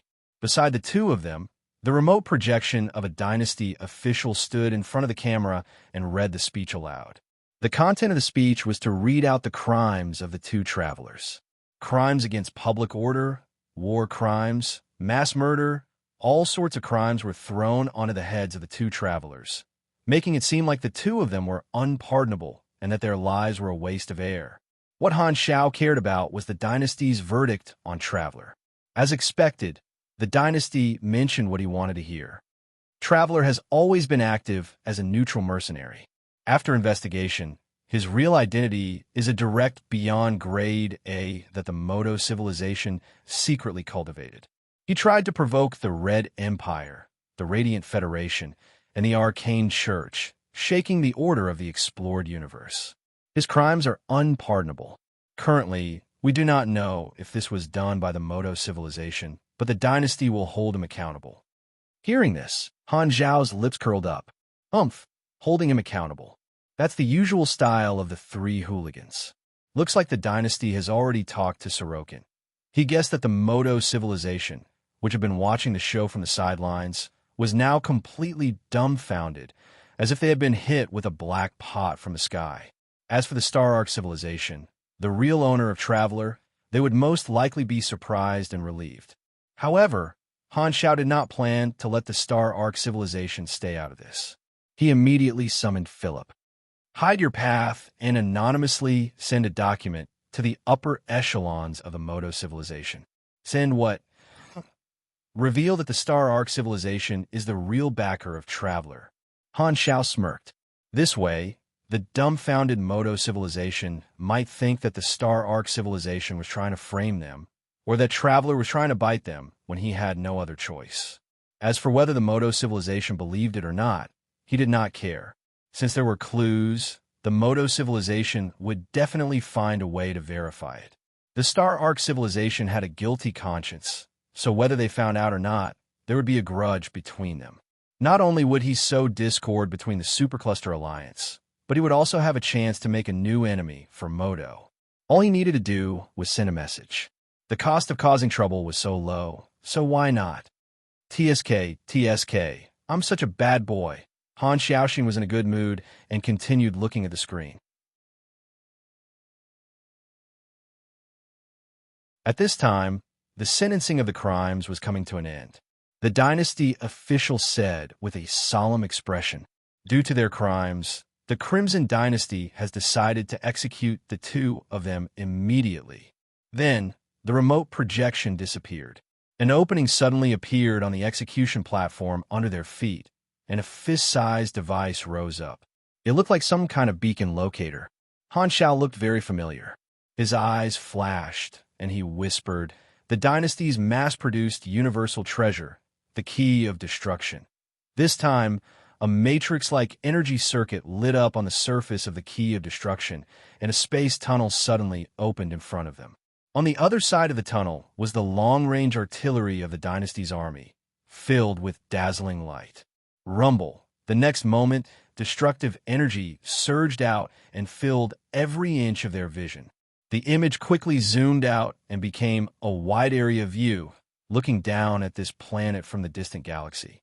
A strong light bloomed on the surface of the planet, then formed a dazzling energy cluster like a star, which expanded rapidly and wrapped the planet in it. When the energy cluster expanded to the limit, the huge light cluster instantly shrunk to a point like the picture in old television when it was turned off. In the image, the area after the explosion was empty, and the planet had disappeared without a trace. Traveler and the other beyond Grade A, who were already on the verge of death, died under the concentrated fire of the dynasty's army brought by the key of destruction. What a waste! Han Zhao's mouth twitched. In order to create a huge commotion, the dynasty had purposely chosen to destroy a planet with the two of them. Unfortunately, their corpses were both extremely rare research materials, as expected of a universal civilization with a huge foundation. After so many years, the dozens of beyond Grade A corpses in the freezer are probably no longer rare. Han Shao thought to himself, although Traveler was the enemy, seeing a beyond Grade A being executed by universal civilization, Han Xiaoxin still felt a little sad. He guessed that the other beyond Grade As felt the same. Sigh, no matter how big the universe is, it can't be bigger than ambition. It's hard to find space for peaceful coexistence. In front of an advanced civilization, the beyond Grade As are in a weak position. There's still too few of them. Thinking about the situation of the beyond Grade As, Han Shao sighed. Just as he was about to turn off the broadcast, he suddenly sensed a strange mental fluctuation. "Who's there?" Han Zhao's eyes suddenly narrowed, and he suddenly turned to look at the center of the room. Lightning shot out his eyes, and he instantly entered battle mode. In his vision, black flames appeared out of thin air and gathered into the appearance of the leader of the Holy Covenant, Oathkeeper. Oathkeeper gently landed on the ground, walked toward Han Shao slowly, and said in a low voice, "Don't be nervous. Black Star, don't be nervous. This is just a mental projection without any combat ability. I'm here specifically to find you. I'm very happy to meet you. I want to do business with you." Hearing this, Han Shao frowned, sized up Oathkeeper's face, and said with uncertainty, "Are you the leader of the Holy Covenant organization?" As soon as he said that, Oathkeeper's feet slipped, and he almost fell. The expression hidden under the hood was dumbfounded. "What the F asterisk CK? How did you know?"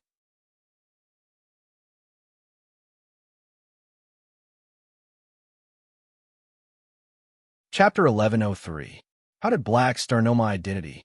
Oathkeeper had originally wanted to show his beyond Grade A strength to attract Black Star's attention and take the initiative in the negotiation. He did not expect that as soon as he appeared, he would be exposed without any preparation. He could no longer pretend to be mysterious. Seeing that Black Star had recognized him at first glance, Oathkeeper's heart skipped a beat. Where did he get this information from? Where has the organization been exposed? He even knows the name? A series of doubts appear in Oathkeeper's mind, and his mood suddenly became heavy. The Holy Covenant organization had always been hiding in the dark, and there were too many secrets. Since Black Star could see through his identity, how much did he know about the Holy Covenant organization? Would he know about their ultimate mission? As this thought flashed through his mind, Oathkeeper's murderous intent rose, and he planned to silence Han Shao. However, the next moment, the murderous intent in his heart was forcefully suppressed by him. There was no other reason. Although he wanted to silence Han Shao, Black Star was just too strong. This kind of peak beyond grade, a meat shield, could not be easily dealt with. Violence was the last resort, and negotiations were the priority. This was the advantage of being strong. It made others more willing to reason with him calmly. Let's test how much Black Star knows first. If he knows everything about the Holy Covenant organization, I'll have to make plans. After so many years of planning, I can't take any risks. Oathkeeper suppressed the shock in his heart and adjusted his emotions.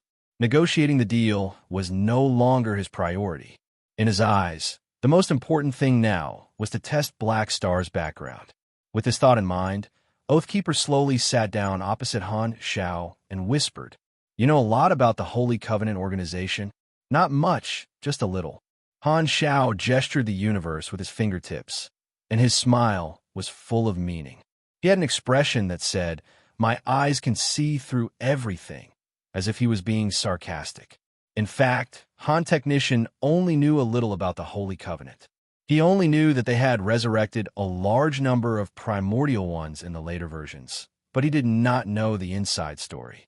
It could be said that he only knew the actions of the Holy Covenant organization, but not their motives. He recognized Oathkeeper because in the later versions, Oathkeeper was still the leader of the Holy Covenant organization and received attention because of his participation in the World Tree War. However, Han Shao only knew that he was the leader of the organization and did not know anything about his background. Han Shao purposely put on this "I know what I'm doing" attitude to fool the other party, so that Oathkeeper could not figure him out. Seeing this, Oathkeeper was bewildered, but he remained expressionless. "I'm curious. How do you recognize me? Have we met before?" "Yes, we've met before." "Is there?" Oathkeeper was shocked. He tried hard to recall when he had interacted with Black Star, but after combing through his memories 3 times, he could not find anything. At this moment, Han Shao said seriously, "We met in a dream." Oathkeeper was speechless. "What the F***ck are you talking about?" Black Star was obviously joking, but in Oathkeeper's eyes, this gesture was more proof that Black Star knew a lot of things. This made him feel more and more solemn, and his imagination ran wild. "Let's not talk about that for now." Han Shao waved his hands, narrowed his eyes, and said, "You said you wanted to do business with me. Let me hear what kind of business it is." Oathkeeper sorted out his emotions and temporarily put down the idea of probing. "I hope to exchange for a portion of the holy light particle." "Oh." Han Shao glanced at him. "Then what can you take out?" "It depends on what you want. We're willing to use parts of other primal Esper abilities to exchange for the holy light particle in your hands." So, Holy Covenant wants to get the holy light particle through negotiation. This should be how they cooperated with ES God in my previous life. My plan to lure the snake out of its hole worked. Han Shao thought to himself. He publicly said that the holy light particle was in his hands to lure the Holy Covenant to contact him. According to his judgment, after the previous sneak attack, the Holy Covenant might attack him or trade for the Holy Light Particle. Either way, he would be able to lure the Holy Covenant out. If the Holy Covenant had been hiding in the dark and could not be seen, it would not have been good for him. Now that he had a chance to talk to them, he had room to maneuver. Han Shao pretended to ponder for a while, tapped the table with his finger, and did not answer the question immediately. Suddenly, he changed the topic. "If I remember correctly, you guys just took the primal chaos mysterious energies chicken cough, part of its body from me not long ago." Sure enough, Black Star knew that the people who attacked him last time were from the Holy Covenant. Oathkeeper's movements suddenly paused as he realized an important problem. Did Black Star only find out about the Holy Covenant after he was attacked? Or did he already know about the existence of the Holy Covenant before he was attacked? This difference was very important. "Are you sure that the people who attacked you last time were from the Holy Covenant?" Oathkeeper probed cautiously. "What, you want to deny it? You think I can't recognize you just because you're hiding?" Han Shao stroked his chin and said with a playful tone, "Dimensional exile bullet, formatting virus, advanced life form energy disruption wave, These are all the signature technologies of the Holy Covenant. Do you think I don't know about them? Oathkeeper's face, under the hood, immediately darkened. It turned out that Black Star knew far more than he imagined. He knew about the existence of the Holy Covenant a long time ago. The Holy Covenant had developed these technologies by researching primal Esper ability entities and treated them all as trump cards. They were never sold and were rarely used. However, Black Star could clearly name these technologies, so there was only one possibility. There was a mole, and it was the upper echelons. Oathkeeper's mind flashed with the figures of his officers, and he was furious. Who was it that broke through the restrictions of Soul Flame and betrayed the organization? Even Black Star knew about it. How much of this information had been leaked? Could it be that the database of those advanced civilizations already had records of the Holy Covenant? If that was the case, then wouldn't the secrets that the Holy Covenant had kept for so many years become a joke in the eyes of others? Oathkeeper's mind instantly exploded. He was actually a steady man, but he had encountered too many shocks today, and his emotions were starting to lose control. Feeling Oathkeeper's unstable mental fluctuations, Han Xiao was a little hesitant. It seems like I've gone overboard with my acting and scared him. Han Xiao sighed. Sigh, these smart people love to fill in the blanks and be suspicious all day long. Even the slightest detail can make them panic. It's not that we're going overboard, but they're too sensitive. In fact, Han Zhao's objective view of the Holy Accord was relatively neutral. He did not have a good impression of them, nor did he have a bad impression of them. In his previous life, the Holy Accord was not a villain organization, and they did not cause any trouble. The only thing they were famous for was using some unknown method to revive a bunch of beyond grade, as in history, and participating in the World Tree War. Although the reason why the Holy Covenant participated in the war was mostly because they were intimately connected, they still contributed to the World Tree War and brought a wave of important reinforcements, so they still contributed. In this regard, Han Zhao's position was the same. The revival of historical beyond grade, as could instantly increase the strength of the beyond grade, as in the explored universe. This way, they would have more chips to fight against the World Tree. He did not necessarily want to stop the Holy Covenant from accomplishing their goal. However, some time ago, when the Holy Covenant organization came to attack him, Han Xiao made a note of it, punched him, and ran away. How could there be such a good thing? If he did not settle this score, he would not let it go. As for whether the primordial ones revived during the calamity of the supers had anything to do with the Holy Covenant organization, Han Xiao was not sure. He very much suspected that the life capsules in his previous life was just an excuse to fool the public. In fact, he could understand why this batch of revived primordial ones was an important fuse for the calamity of the supers. In fact, if he put himself in the shoes of the three universal civilizations and thought about it, he would understand what the F***CK. How could a bunch of dead people come back to life? Could it be that every dead beyond grade A has the right to revive? Then, if more and more people die in the future, and they all return one day to overthrow our rule, what should we do? Shameless. The advanced civilizations tried to control the ratio of individual strength to collective strength, but they suddenly realized that individual strength could be F***king resurrected. They could not control the situation, and their mentality would definitely explode. Therefore, no matter whether the primordial ones revived or woke up from hibernation, they had to say to the outside that they had been lying in the life capsules all along. Otherwise, the problem would be huge, and who knew what the three universal civilizations would do? Both of them were deep in thought, and it took them a while to recover. Oathkeeper calmed down and said with a deep voice, "We can compensate for this. We can compensate you and apologize for our actions. I hope you can forgive my men's mistake. How are you going to compensate me for my mental loss? What do you want? Let me think." Han Xiao held his head and said, "The Holy Covenant organization has a long history, so they should have a lot in stock. Give me a dozen universal treasures or blueprints, and I'll forgive you. Why don't you just rob?" "Oh, you're robbing." Oathkeeper immediately shook his head. "Too many. We don't have them. How could that be? Han Xiao chuckled. Many of your members are beyond grade A survivors.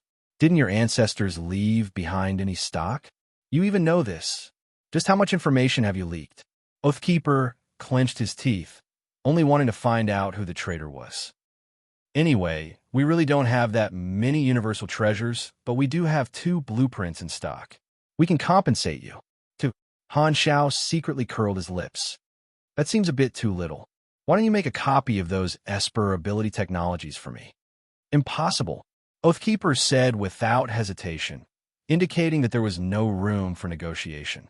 Forget it, too, then. At least I got some meat. Exchanging the primal chaos mysterious energy for 2 gold-grade blueprints. It's simply, no cost, no gain. Han Xiao clicked his tongue, and his expression became serious.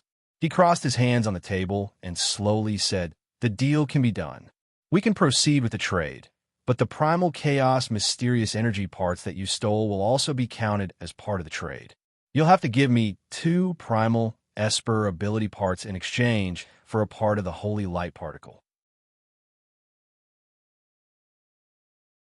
Primal Esper ability collector was only 2 primal Esper ability entities away from meeting the requirements.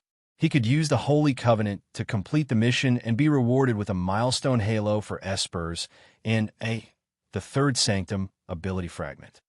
Okay, deal. Oathkeeper nodded decisively. The Holy Covenant had collected a large number of primal Esper ability entities. Cutting a few pieces of them and putting them on the shelves was no problem at all. Although the style is a bit perverted, we're not good people, so there's no need to worry about this. The Black Star Core was now the dominant force in the universe. Oathkeeper understood the essence of survival. Although he was not afraid of Black Star, he would not use force if he could. This time, Oathkeeper's eyes flashed, and he probed, "Black Star, what do you think of our Holy Covenant's mission?" A lot of information had been leaked, but Oathkeeper still had one last hope. Although Black Star seemed to know everything, there was a small possibility that he did not know the ultimate mission of the Holy Covenant. Mission? Aren't you just an organization that researches primal Esper ability technology? What? Do you have other schemes? Han Xiao raised his eyebrows. Oathkeeper stared at Han Xiao's expression closely, but he could not see anything. He did not know if Han Xiao really did not know, or if he was pretending. However, no matter what, he could not help but feel relieved when he heard this. Black Star did not know the goal of the Holy Covenant, and such an unexpected factor was still under control. This meant that although the mole was an officer, he had not reached the core level. There's no conspiracy. The mission of our organization is to believe that Esper abilities have infinite possibilities and can bring technological breakthroughs to the universe again and again. Oathkeeper began to talk nonsense. This was the concept that the Holy Covenant told their people at the bottom level, a layer of disguise. After chatting for a while and setting the time for the transaction, Oathkeeper left with a lot on his mind, rushing back to investigate the mole. It was not hard to imagine how furious he would be in the organization. Han Xiao leaned back in his chair, gently rubbing the back of his hand with a thoughtful expression. He did not expose the other party's intention to revive a group of beyond grade, as in history. Firstly, he did not know what the other party was planning to do. Secondly, he did not know what the goal of the Holy Covenant was. If he exposed it rashly, it might cause variables. He had already scared the other party with his tricks, and if he continued, it might be too much. At the very least, before he obtained the blueprint compensation and the 2 primal Esper ability entities, he did not want to fall out with the Holy Covenant for the time being. He would take the meat first, and whether to fight or negotiate in the future would be another matter. Furthermore, Han Xiao did not mind reviving a group of beyond grade, as in history. Compared to the World Tree Civilization, changing the situation of the universe was a small matter. Attacking the World Tree Civilization, every bit of strength was good. In my previous life, the Holy Covenant organization should have been working with ES God. Now that I've replaced ES God, I've become the Holy Covenant's partner and a mastermind. Under my influence, the changes to the storyline are getting bigger and bigger. Also, the research on the coordinates to the World Tree Civilization has not succeeded yet. I wonder how the dynasty's research is going. Just as Han Shao was thinking, he suddenly paused and thought of something. By the way, the Holy Covenant organization has a long history and was so strong in my previous life. They might know something about the sanctums. I'll have to ask them next time. Somewhere in the ancient Star Desert, the Galactic Pirate Fleet was stopped by 3 small battleships with the Radiant Federation's emblem. After a fierce battle, all the Galactic Pirates were captured. On the deck of the main ship, the charred corpse of the Galactic Pirate leader lay on the ground. All his lackeys were squatting on the ground with their hands covering their heads. They were covered in wounds and trembling, not daring to raise their heads. A group of soldiers wearing the high-tech uniform of the Radiant Federation stood around them. The leader was a member of the Radiant Federation. He wore an even more advanced uniform with a badge on his chest, representing his position as the Universe Inspector. The Universe Inspector was a special department set up by the advanced civilizations. They patrolled different star systems, and their official position was even higher than the security guards. They specialized in detecting all kinds of abnormal situations. For example, it was a bit like the location of federal spies. The Federation of Light Inspector paced in front of this group of galactic pirates, slowly taking off his black gloves that were stained with blood. He slowly said, 5 days ago, there were signs of cosmic energy surging on your ship. The energy waves spread out and alarmed many advanced civilizations, including the 3 universal civilizations. This wave has never been seen before, so I don't know what it is, Pa. The Radiant Federation Inspector suddenly stood in front of a galactic pirate, grabbed his chin, and forced him to raise his head to meet his sharp eyes. He said with a deep voice, "Can you tell me what happened here?" It's a safe." The galactic pirate stuttered and told him what had happened. An ancient safe that was sold at an auction. The Radiant Federation Inspector's eyes flashed. He pulled up the information of the auction item intercepted by the Galactic Pirates, and the information of Harrison's team appeared on the screen. A group of scavengers who were either lucky or unlucky. The inspector from the Federation of Light narrowed his eyes and left the Galactic Pirate behind, leaving behind a sentence. Let's go and find these people. That you're tuning in to the Warrior Lore YouTube channel. Don't forget to subscribe and join us on this journey to catch the most captivating stories.